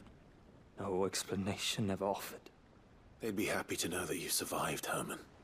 But why did I make it out alive, when so many others died in that awful place? It's not your fault. And blaming yourself won't bring them back. Honor their memory. See that their names live on. That way, at least. They're never truly gone. Thank you. Sid, I'm going to write a book. An account of the horrors of Badbach, and the spirit of those its custodians sought to crush. All of Valisthea will know of our suffering, and in the name of those I lost, I will not let it happen again. Neither will I. These records would have been buried for all eternity, were it not for you. Thank you.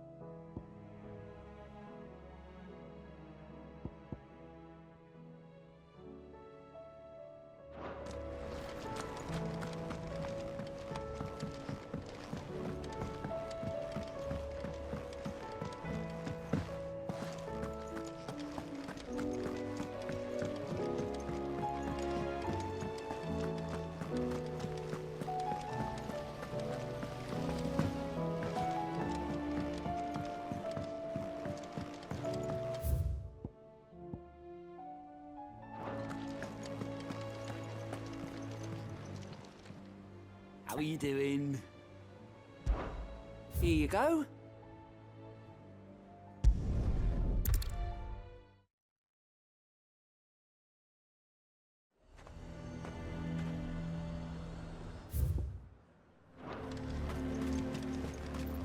The garrison is threatening to pull their sentries from the market. I would speak with this Duke. Saw the captain just now. Your town needs you.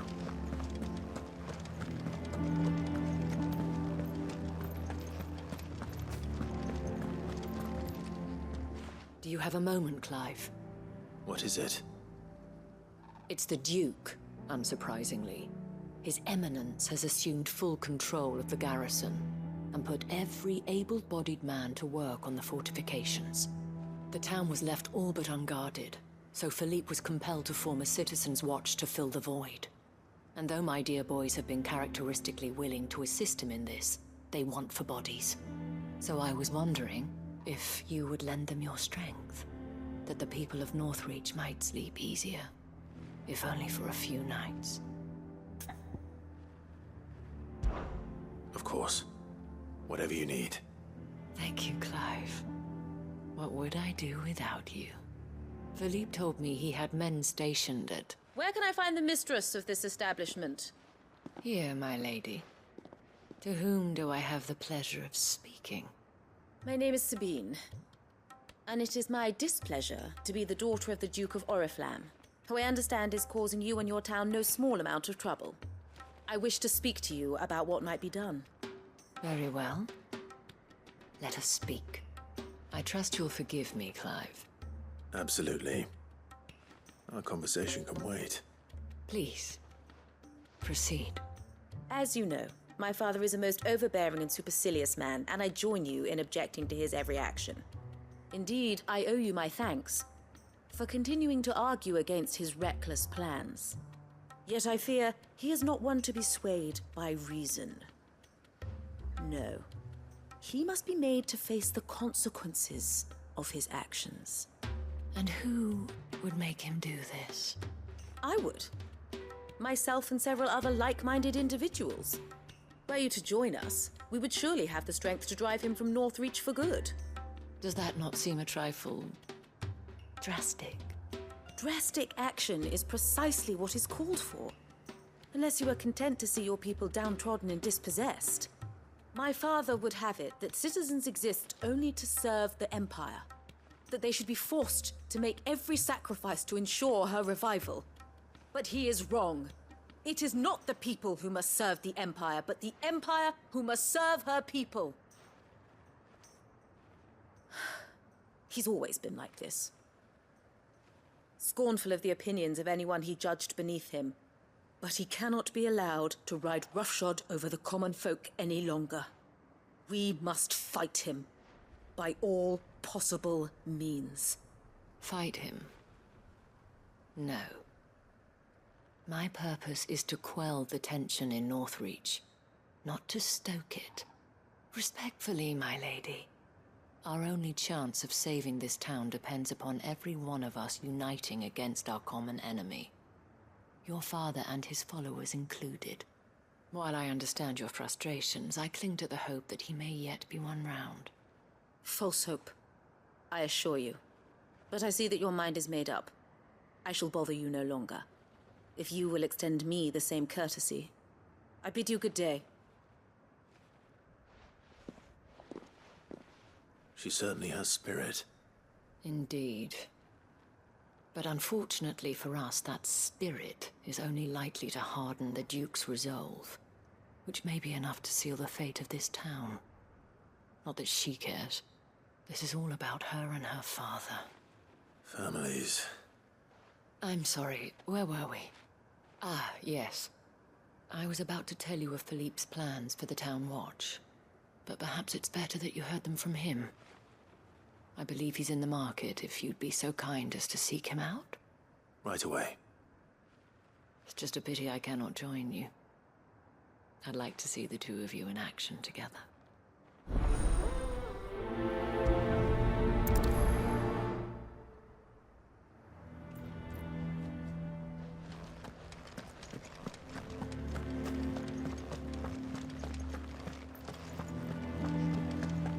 Your town needs you. Saw the captain just now.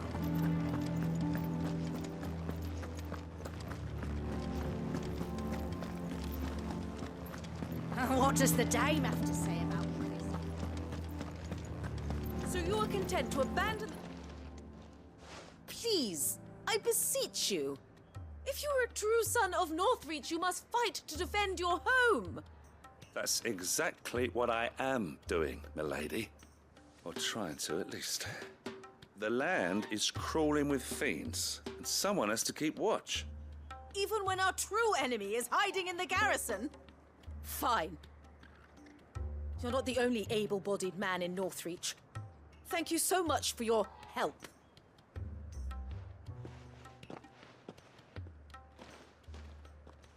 She cornered you too, then? Could hardly get a word in edgeways. Like father, like daughter, eh? She made an uninvited appearance at the Vale earlier, hoping to convince the Dane to join her in fomenting rebellion.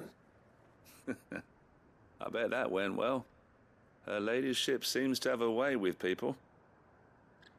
Anyway, What brings you here? Our mutual friend thought you might welcome some help. Oh, she did she? Right as always. In fact, you're just the man.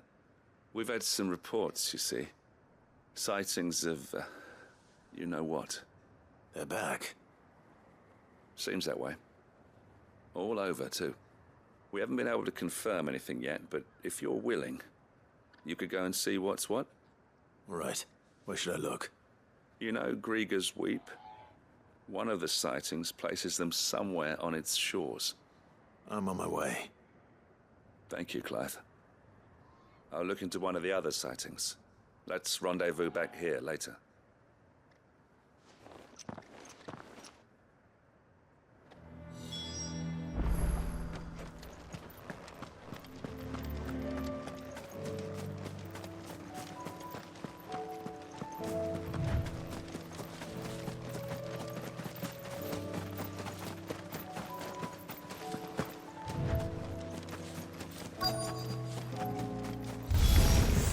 Damn it.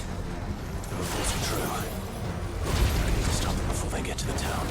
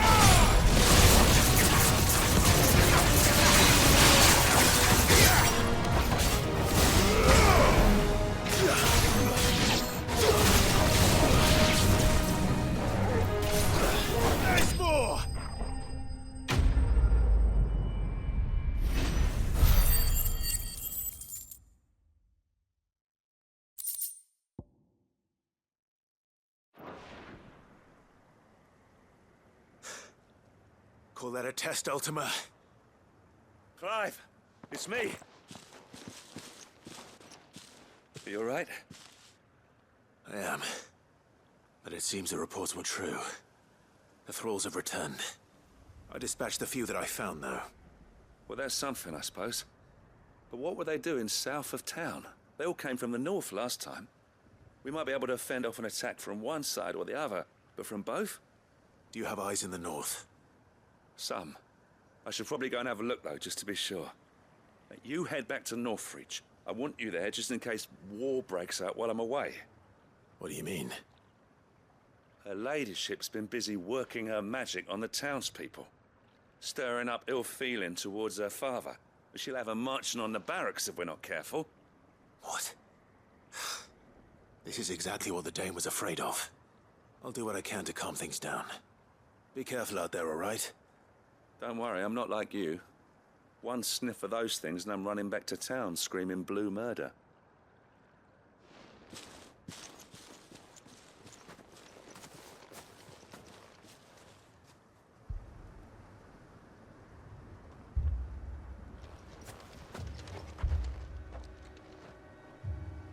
Do you not see, Father? The people of Northreach have given enough, and only a fool would ask for more. Listen to me, Sabine. Where would our people be without their country, hmm? The Empire is their sword and their shield. It is she that ensures they can live without fear. And now she teeters on the brink. Without their sword, how will the people fight? Without their shield, how will they protect their kin? Can the unarmed stand against the advancing hordes? No. But there is yet hope. a new shield, a new sword. A new empire.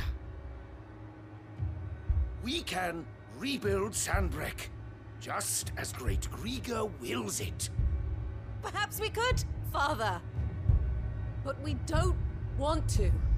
Not if it is built on the broken backs of the people. Please, let us not quarrel in the street. You must see that no good will come of this. Our fight is not with each other, but with the threat that draws ever closer to our gates. A threat that your sword has yet to rid us of, Your Eminence. You will hold your tongue, whore. You may have filled my daughter's head with your heresy, but I will not be corrupted. Corrupted? Your daughter's opinions are her own, as you would know if you had ever deigned to listen to her. At least I hope they are your opinions, and not posturing born of a family feud. Northreach deserves better than that. Northreach deserves better than you, Carla. Yes, I know who you are. The slut of Twinside who bedded a Brandit.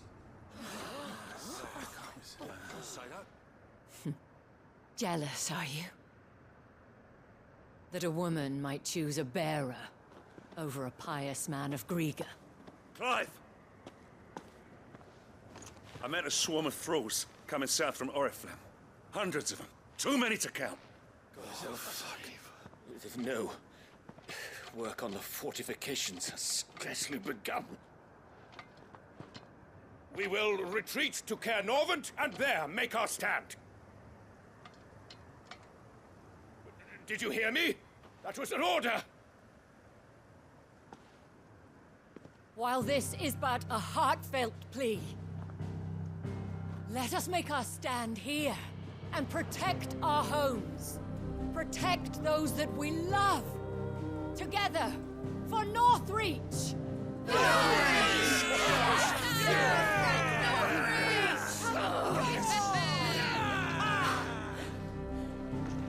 You heard the dame.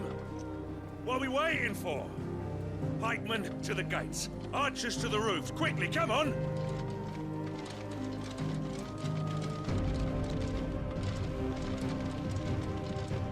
But she is but a common... whore, yes. And we'd follow her to the gates of hell.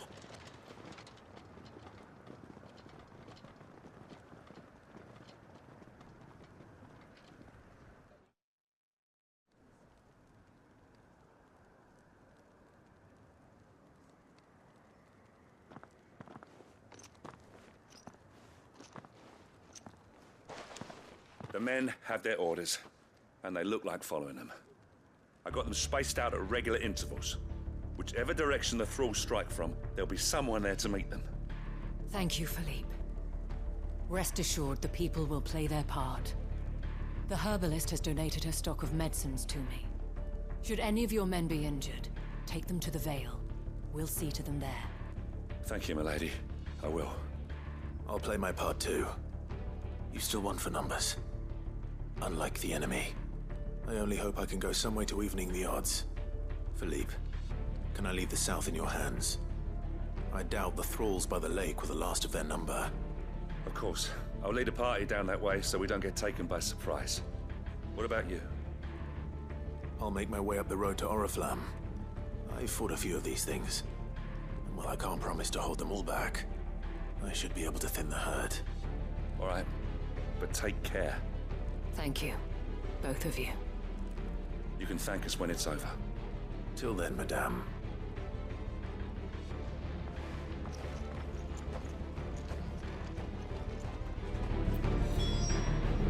When the fighting begins...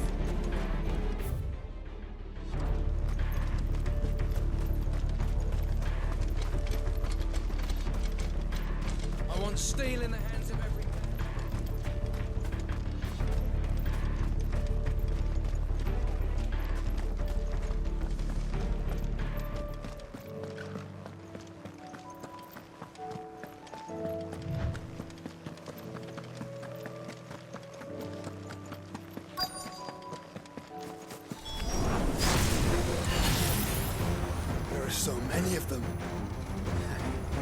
Not for long.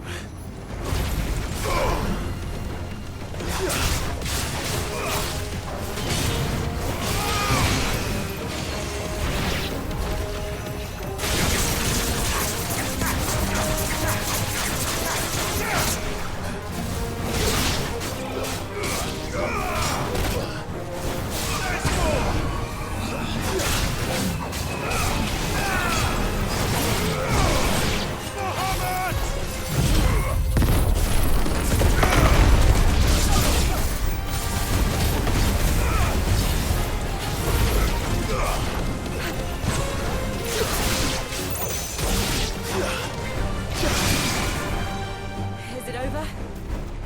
No. It's only just begun.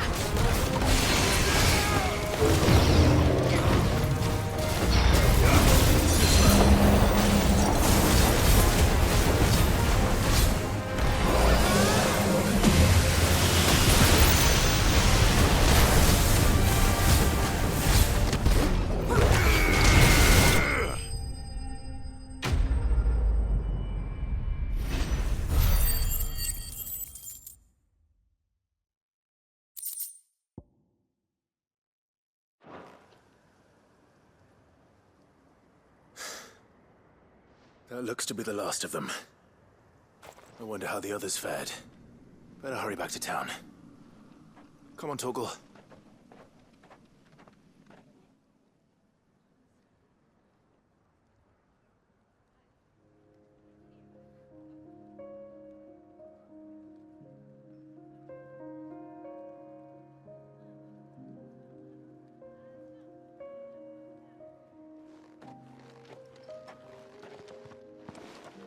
Clive, it's good to see you. And you. The road to Oriflamme is clear. How did you and your men fare? Well, we ended up fighting for our lives down by the lake.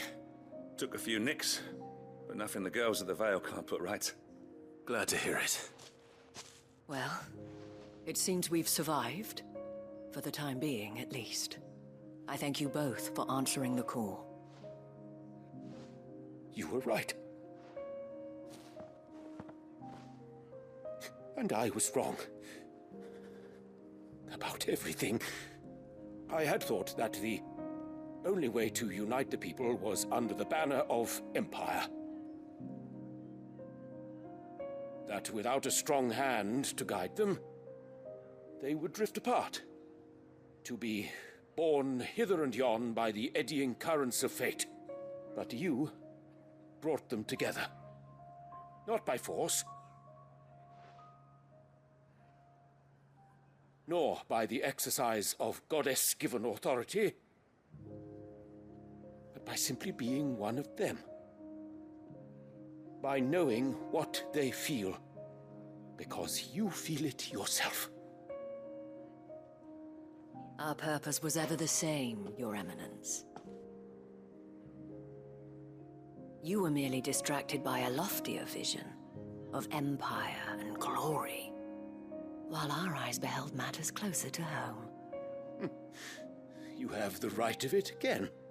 As did you, Sabine. His Radiance said it himself. Sanbreque is naught without her citizens. I forgot that. And I am sorry. I'm sorry too, Father. I should never have taken things so far. I only wanted you to understand how the people felt. How I felt. But my anger got the better of me. Do not blame yourself, my dear. This was my doing. I should have listened to you. To all of you. Your Eminence, your Ladyship, I do not doubt that you came here with the best of intentions. But I believe the same could be said of us all. We all want safety, security, prosperity. Not just for Northreach, but for the entire realm. And we may yet achieve it. If only we work together. Will you join us in this? Yes. We shall. Thank you, Your Eminence. Now that that is settled, I must go and see to the wounded. The Vale's doors are always open to any soldier in need of relief. And today there are more than ever before.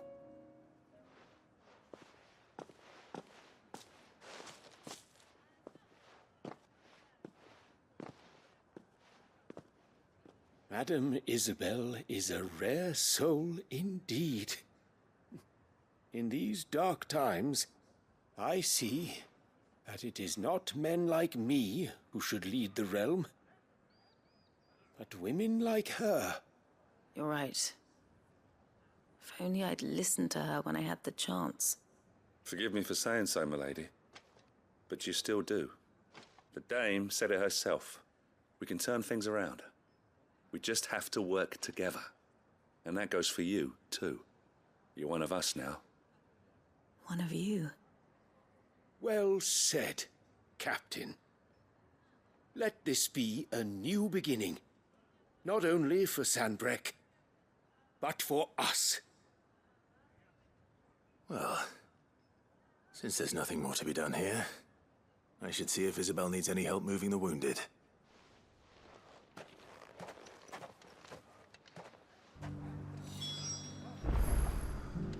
Can we get you anything?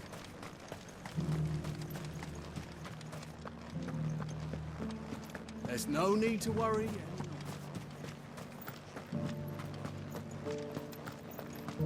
I saw several soldiers being carried to the Vale. How goes the treatment of the wounded? I'd be happy to man one end of a stretcher if it would help. You've helped quite enough for one day, Clive. Thank you. Don't mention it. Oh, but I must. After all you've done for this town, it is the very least you deserve. Tell me, if Northreach had fallen, what would you have done? A woman of your means could find a home anywhere in the realm, but I sense you would rather have died here. It's a long story. For you, madame, I have all the time in the world.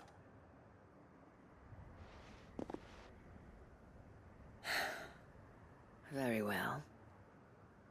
Long ago, I had a life in the Crystalline Dominion. I was Carla then, courtesan to the nobility.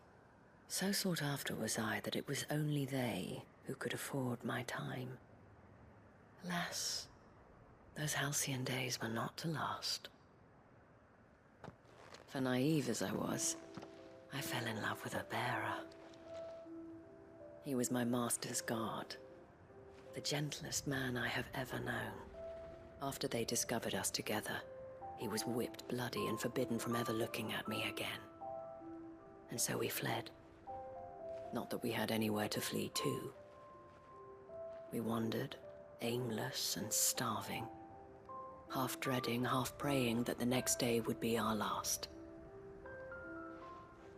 Until we found ourselves here, in Northreach. It was the Vale that took us in, that fed us, clothed us, and healed our hurts. Those that could be healed, at least. My love was already too far gone. He passed away. He did. Not long after we arrived. But at least we were able to share a few moments of peace before the end. It was the greatest gift I have ever received. But the generosity of this town and her people did not end there. The men and women of the Vale supported me through my grief. Shared in it, though I was still a stranger to them. They treated me like a sister. And so I swore that I would always do the same. That I would return the kindness that Northreach showed me. That I would repay my debt to the Vale.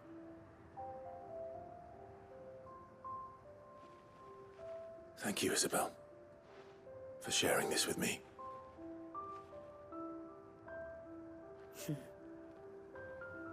You're a lot like him, you know. Perhaps that is why I have such a soft spot for you. Never stop fighting, Clive. And I shan't either. I know that it will not be easy to keep Northreach together. But our efforts will be rewarded. Just look at us now. The people, the soldiers, even the Duke of Oriflamme and his daughter, all united in defense of this town that we have come to call our home. And what of you? Can we count on your support too? Always.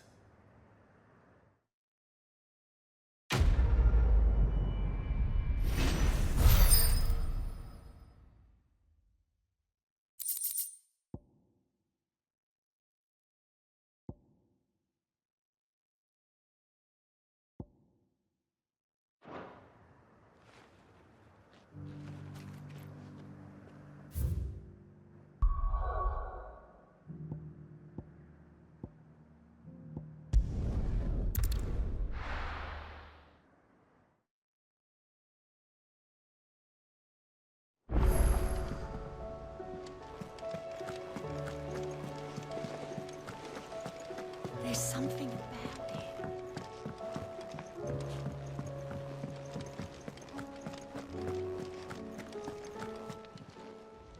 Fancy a look at the list, do you?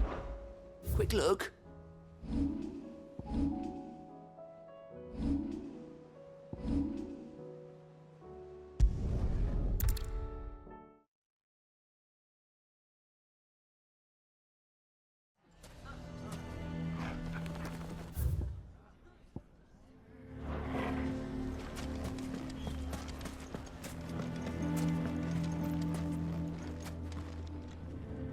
Here to help me pack? Thanks, but I'll be traveling light. I'm almost finished already, in fact. You're really going to go through with this, then? I am. But before I go, there is one small issue I'd like your assistance with. Well, two, in fact.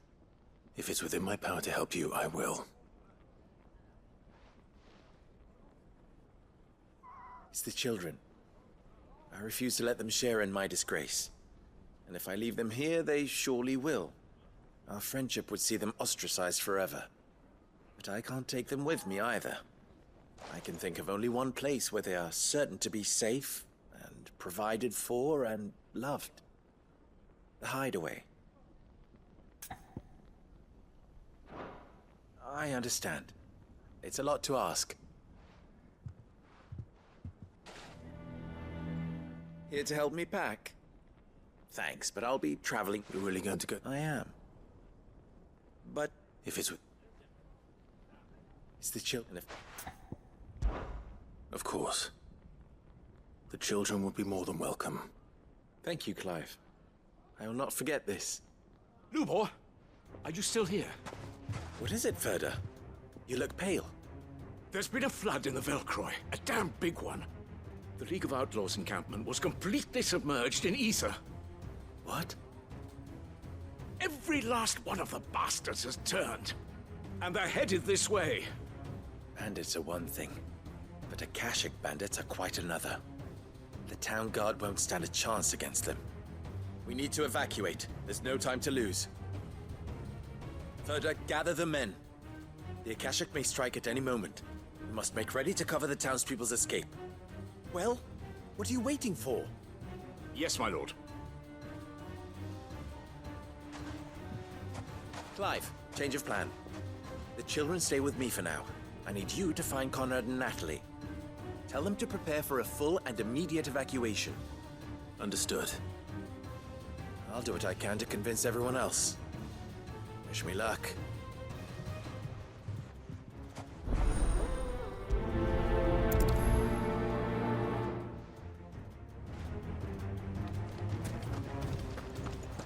You have to listen to me. They're coming. Why do they always have to make such a...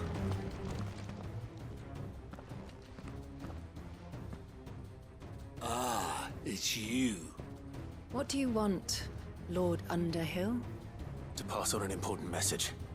There's been an ether flood out in the Velcroy. The camp where the so-called League of Outlaws were gathering has been swallowed. They're no longer just bandits. They're Akashic now, and they could be here at any moment. You need to begin preparing for a full-scale evacuation right away. Oh, do we? And who was it who gave you this disturbing news, might I ask? Lubor, perhaps? The man spreading the same poison out in the square as we speak. You may believe his lies, my lord, but we know better. But why would he lie about something like this?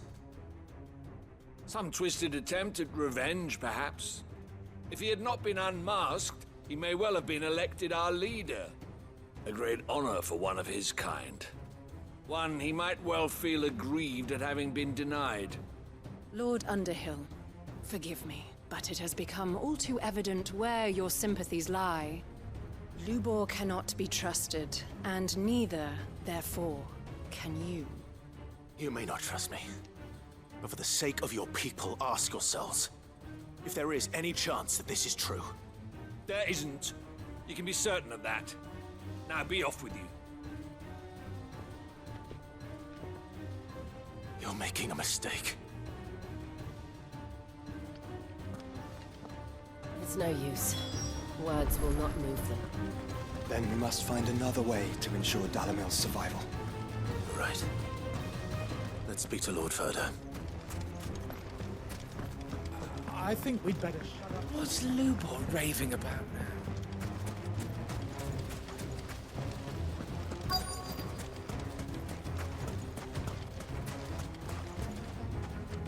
Lord Furder. Sid, what's wrong? I went to warn Conrad and Natalie about the Akashic, but they wouldn't listen. They've convinced themselves that nothing Lubor says can be trusted. The bloody fools. Which means the town guard can't be counted on for support. But I can.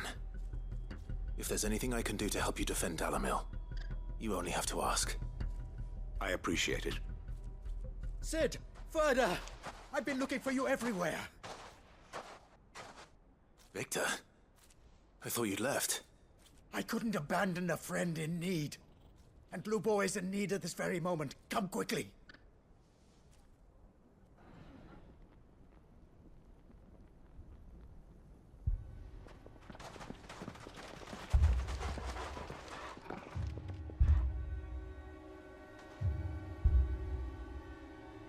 You have to believe me! The Akashic are coming!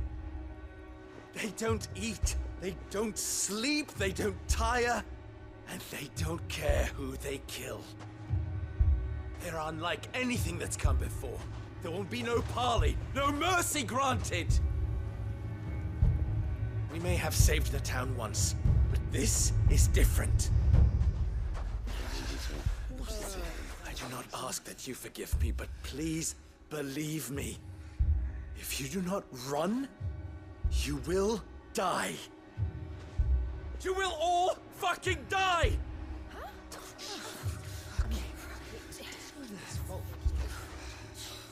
You'd like that, wouldn't you, bearer? Yeah, with us out of the way, your kind will be free to claim Dalamil for yourselves. You should run! Run, bearer! Yeah, run! Far, far away! Just go on. Yeah. Yeah. Yes! Go! Come on, then. Go on! Just go. Lubor. Wait. Someone's coming. Stop! You're hurting him!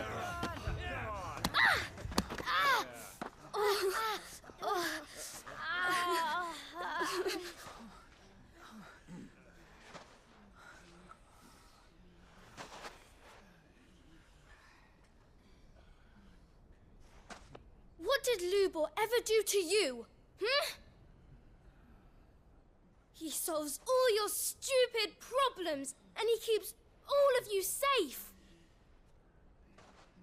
You know there's nothing he wouldn't do for this town. Who was it who made that cleaver you use every day, Conrad? And what about your counting table, Natalie? Who fixed that? Whose men make sure the streets are clean so all your boots don't get dirty? Who spends all day, every day making sure things run smoothly round here? And none of you ever say thank you. Ever. But did Lubor ever complain? Well, does he ever stop smiling? He keeps this whole place going. And you act like it doesn't even exist!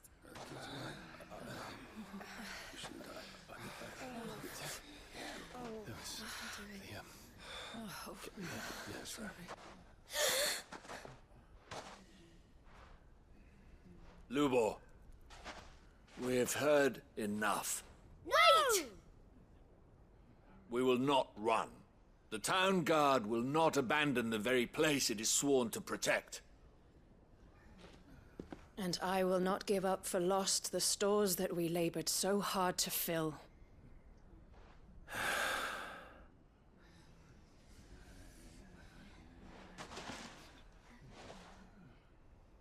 So tell us, how do you propose we deal with these Akashic of yours?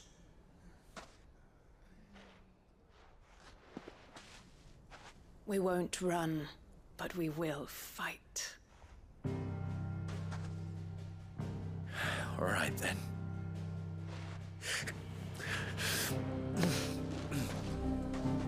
Fine.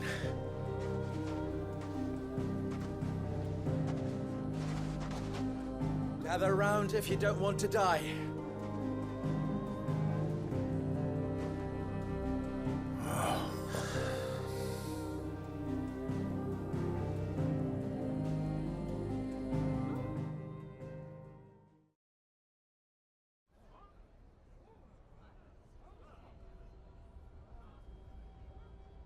Allow me to explain the situation. The ether flood occurred near the village of Cheratina, deep in the Velcroy. The place had been abandoned for years, until the League of Outlaws decided to make it their base of operations. Now they're all turned, and if the scouts' reports are correct, heading in this direction. They are mindless monsters, driven only by hate and rage, and they are utterly unpredictable. With the bandits, we at least knew how and where they were likely to attack. When these creatures come, Dalamil will have the bitterest fight it has ever faced on its hands. The town guard will muster at the north gate. The rest of us will take the south. Both forces will provide men to serve as scouts and messengers, ready to spread word of the size and nature of the Akashic force as soon as it is spotted. And as soon as it has been, we will converge on its position and see that it is driven back from Dalamil at all costs. Conrad, can I count on the support of the town guard? Always. I leave the selection and coordination of the messengers in your hands, Victor. And the command of our men in yours, Ferda. If you would both be so kind. Consider it done. As you wish. Natalie, I would ask that you and your people have the townsfolk barricade themselves inside the bathhouse. And tell the merchant not to waste time securing anything beside the essentials. Preserving life is our one and only concern. As long as we survive, it doesn't matter what trinkets we might lose. Our riches can be regained. And if anyone doubts that, let it be known that the Briar's Kiss stands ready to cover any losses. Very well. I shall tell them. Where do I fit into this plan? Where else but the most perilous place of all? I would like you to travel to the home of our erstwhile League of Outlaws, Cheratina itself. The main host is most likely still there, and Dalimil will not be safe until it is eradicated, root and branch. A little gardening. How pleasant. I doubt it. I have a feeling these weeds will be particularly stubborn. Luckily, so am I. So you are. All right then, we all know what we have to do. Now it's simply a matter of doing it. For Dalimil.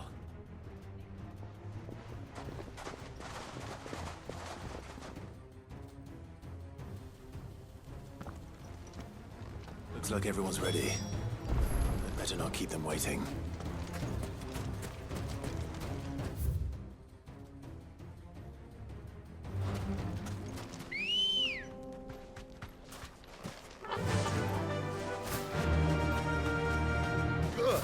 That will keep the north gate. Any man sighting an Akashic is to raise the alarm immediately.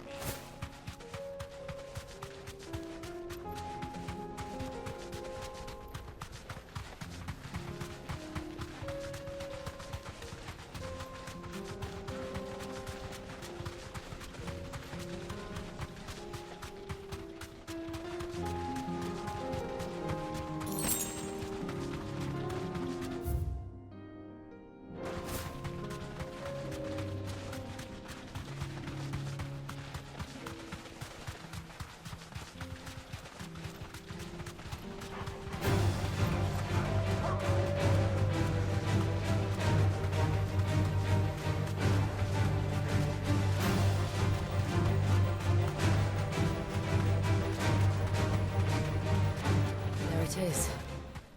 The flood. But what's waiting for us inside?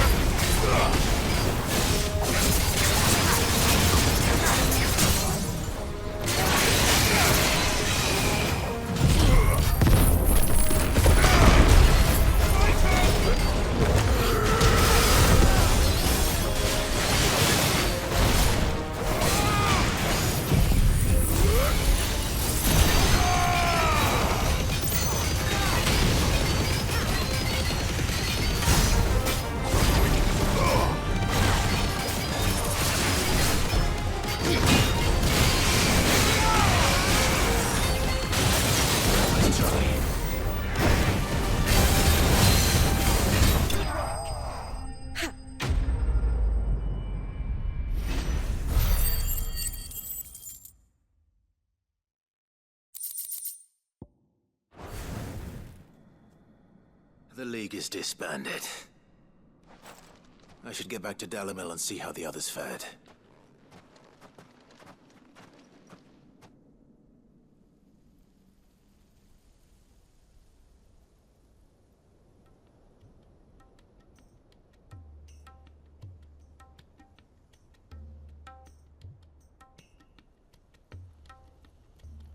All the Akashic we were able to find have been dealt with.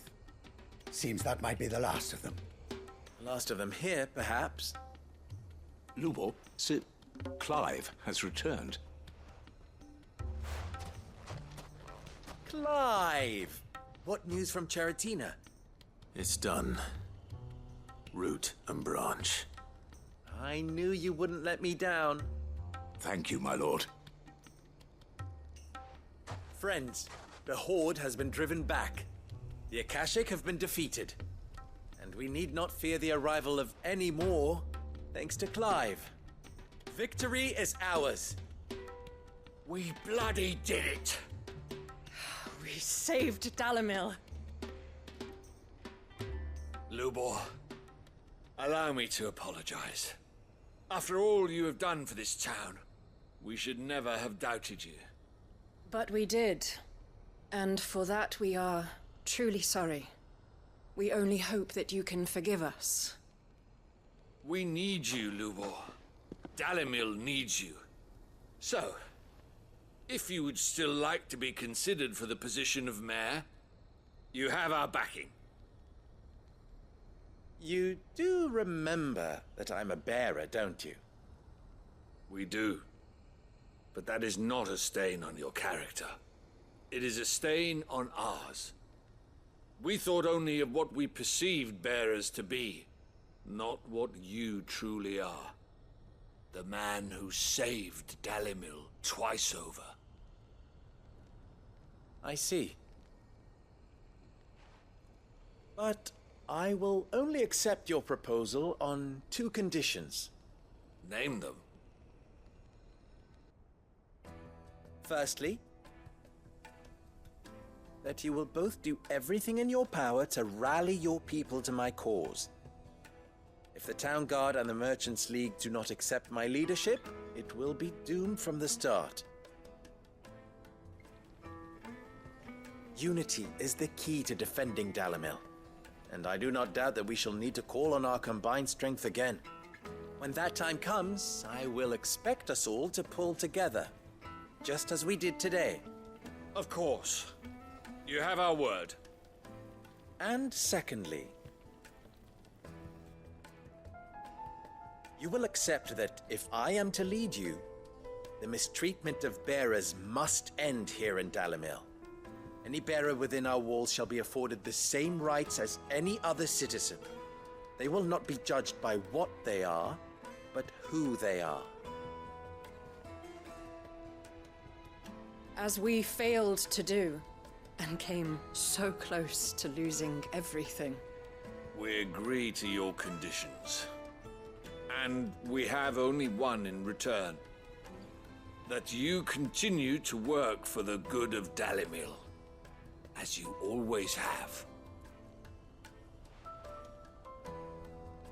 Condition accepted. Well then, it seems my mayorship is all but confirmed. Do I get some sort of special hat?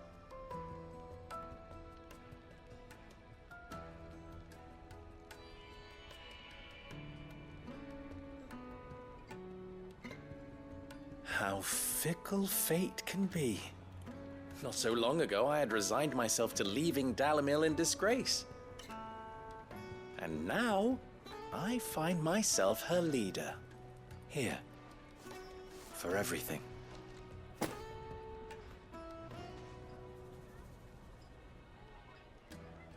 Lubo.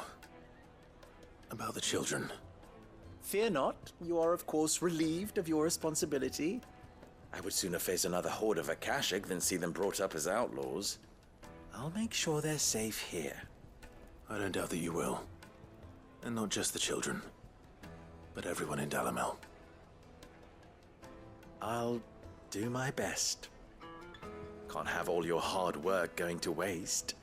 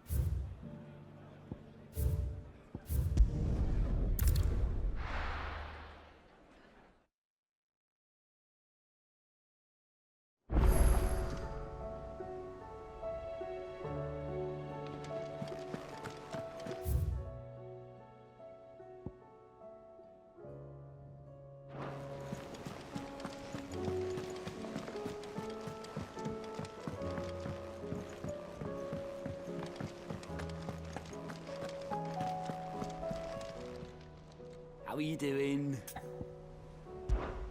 Quick look.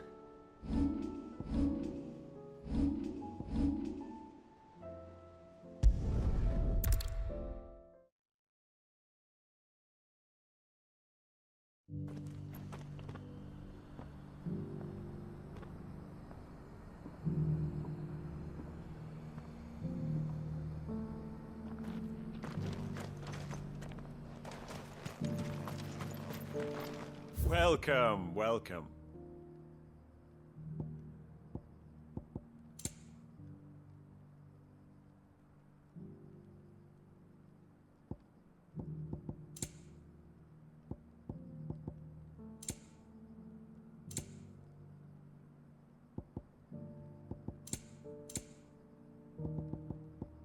Go safely.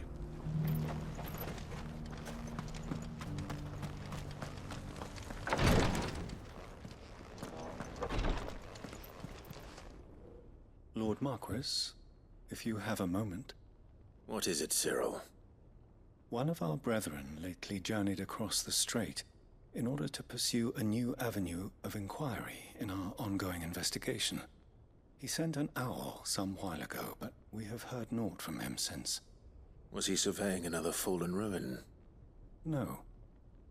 The object of his study was a savior cult that has arisen in Ash in recent years. We believe it may have some connection to the Circle of Malleus, an ancient religion that worshipped Ultima as its god. By gaining an understanding of this new faith, we hoped to learn more of the Circle's original beliefs. And so you sent one of your brothers to Ash? A continent teeming with orcs and Akashic? Fully cognizant of the risks, yes. I entrusted the mission to one of the most able of our order, the Third Chair, a master of the arts of combat and survival both. Though he has been silent for some days now, I have thus far refrained from sending any others in search of him, lest they be lost in turn.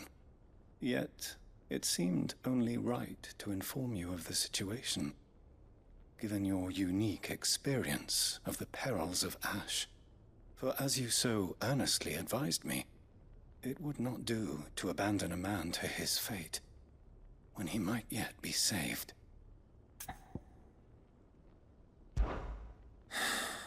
It would not. But Ash is a big place. Can you be any more specific? Perhaps.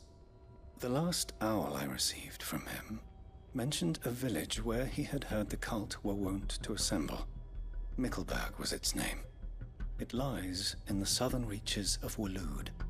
If aught ill befell him, I expect it did so there. Right. I'll see what I can do. You are much too kind, my lord. Go then, with my hopes, and may the Firebird's flame ever burn in your heart.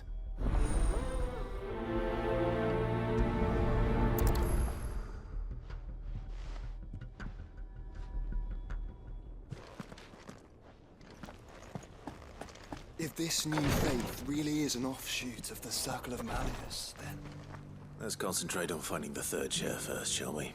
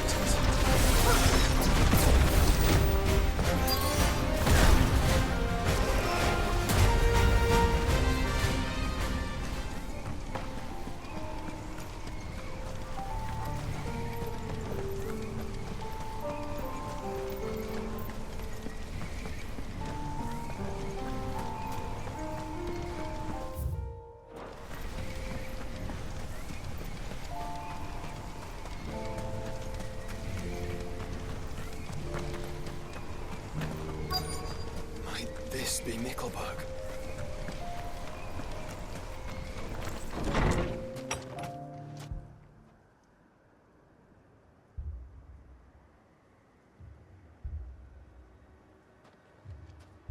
These people aren't turned. And the village seems safe enough at least.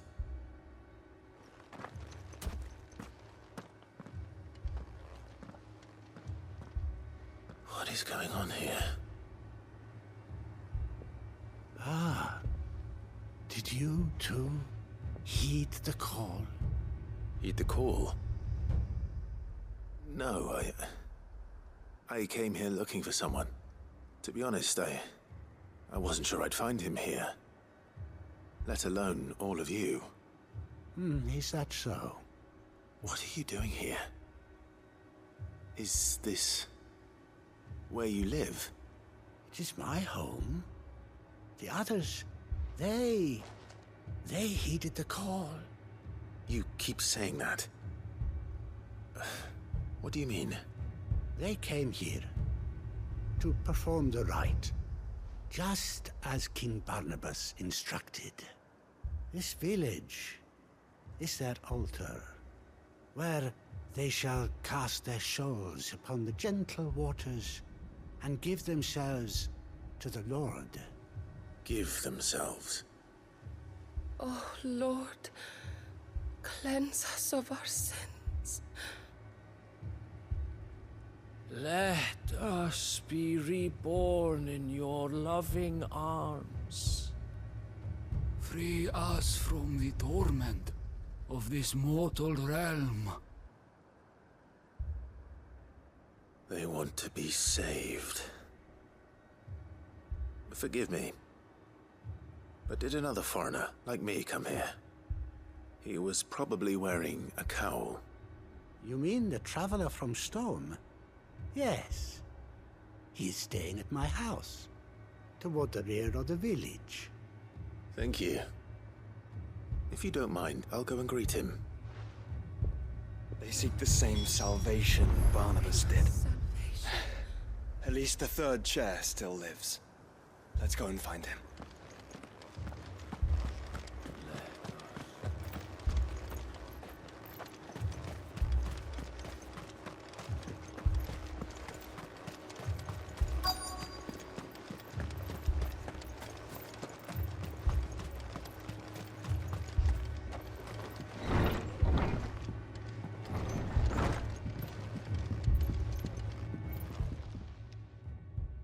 Excuse me. Are you with the Undying? I am. And so it would appear, are you. Lord Rosfield, if I am not mistaken. That's right. And you must be the third chair. I am. Cyril was worried for your safety. He sent me to find you.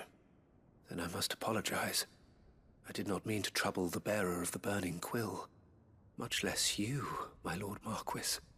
He said that you had failed to report. Is there a reason for that? I came here to study the followers of this new faith. But the more I learned of them, the more my own faith began to falter. You have seen them at their prayers, have you not? They devote themselves to the veneration of their Lord with a fervor I have never seen before. Praying night and day that they might be rid of their wicked wills and reborn in their Saviour's light. Not that they might be granted respite from their worldly woes, but so that they might continue to serve him. Serve him with all of their beings. I, too, swore to devote my life to the service of my Lord and Master, but this... 'tis different. It is more. And so I would see it through to the end. See these people safe, that they might achieve their dream. That they might do their duty to their Lord. even if it should keep me from doing my duty to mine. You do understand what their dream is, don't you? I do, my lord. They would cast aside their wills and become Akashic. I know that it may be hard to believe, but to these people, that is the very essence of salvation. Forgive me, my lord, but I must remain here. If you are to return to Master Cyril, I would consider it a great... Did you hear that, my lord? Something is happening. I'll go and find out what. Stay here.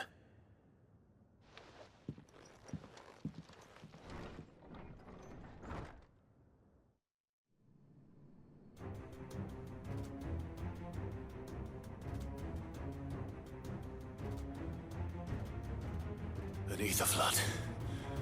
Oh no. There must be something I can do.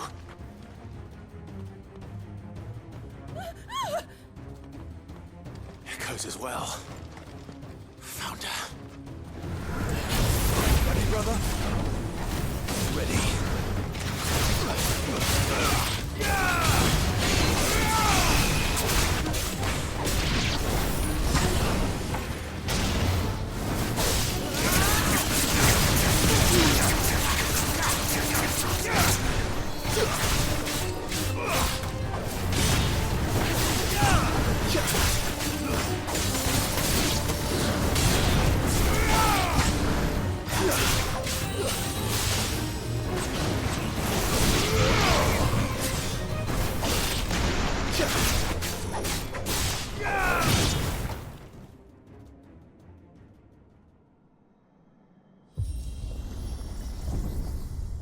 What now?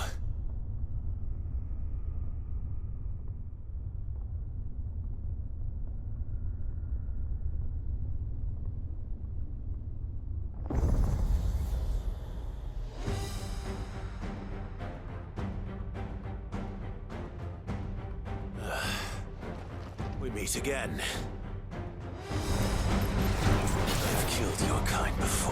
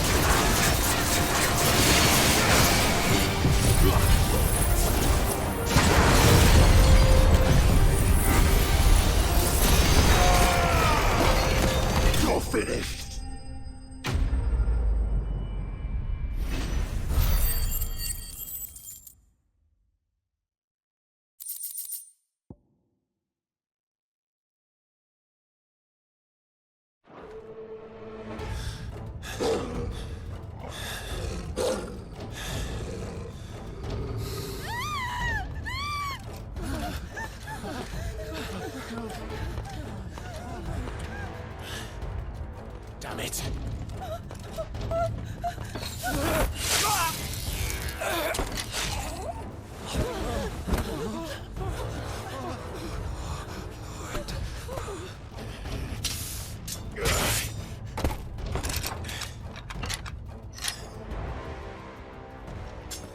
Don't you die. Come on, speak to me. I had to save them, that they might have a chance to find true salvation. By devoting themselves to the service of their Lord. Just as I did, when the Undying plucked me from the gutter and gave me a cause to believe in. A duty to serve was everything to me, and I would not deny them that fulfillment, even if they must become Akashic in order to achieve it. Forgive me, my Lord Marquis. I did not mean to trouble you with this. My findings. Could you deliver them to Master Cyril for me? Of course. Your duty will be done.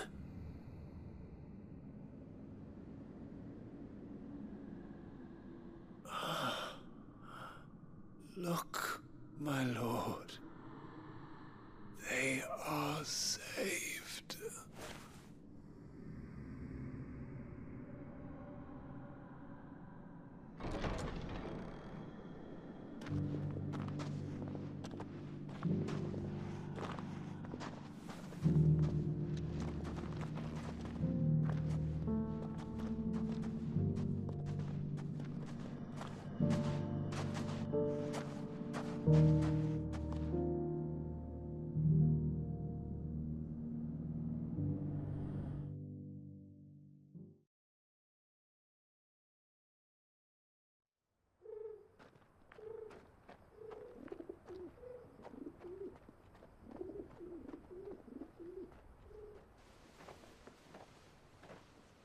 They are saved. Found her. I should get this report to Cyril.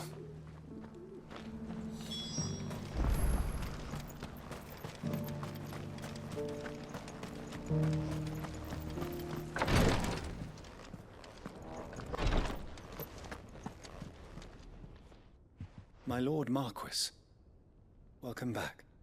I am glad to see you hale and whole. I met with your third chair, Cyril.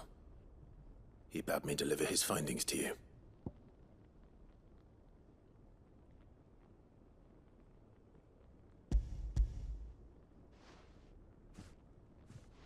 Thank you, my lord. He remained in Ash? He died protecting the villagers from an echo. I buried him in Mickelberg. I'm sorry that I couldn't save him. If you could not save him, no one could. The villagers, they were believers in this savior cult. They prayed to their god that they might be unburdened of their wills. Then an ether flood came, and their wish was granted. Your brother sacrificed himself that they might live, even knowing that that life was death by another name. Then he perished defending liberty. A hero's end. For the right to choose how one dies is no less sacred than the right to choose how one lives. Sid would agree. He wanted to build a world where people could die on their own terms. A noble ambition.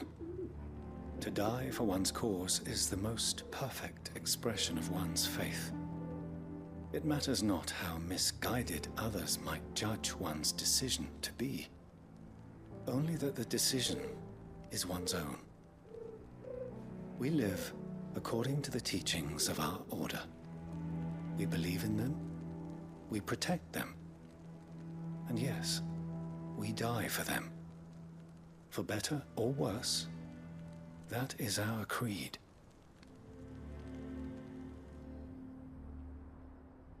But he didn't die for your creed. He died to save them. And you still believe that what he did was right? I believe that he believed it was. We of the Undying are not slaves, but willing servants. And this was his will, the ultimate expression of it. All right. I'd like to know this man's name, Cyril. To know the names of all the Undying who've fallen in the line of duty. They died serving my house. It's only right that I remember them. That is my duty. Of course. I shall fetch the Book of Martyrs at once. My lord, it has been, and shall ever be, the greatest honor of my life to serve House Rosfield. Though our duties may differ, yours is no less important. I pray with all my heart for your success. And were they here, I have no doubt but that every one of my fallen brothers and sisters would feel the same.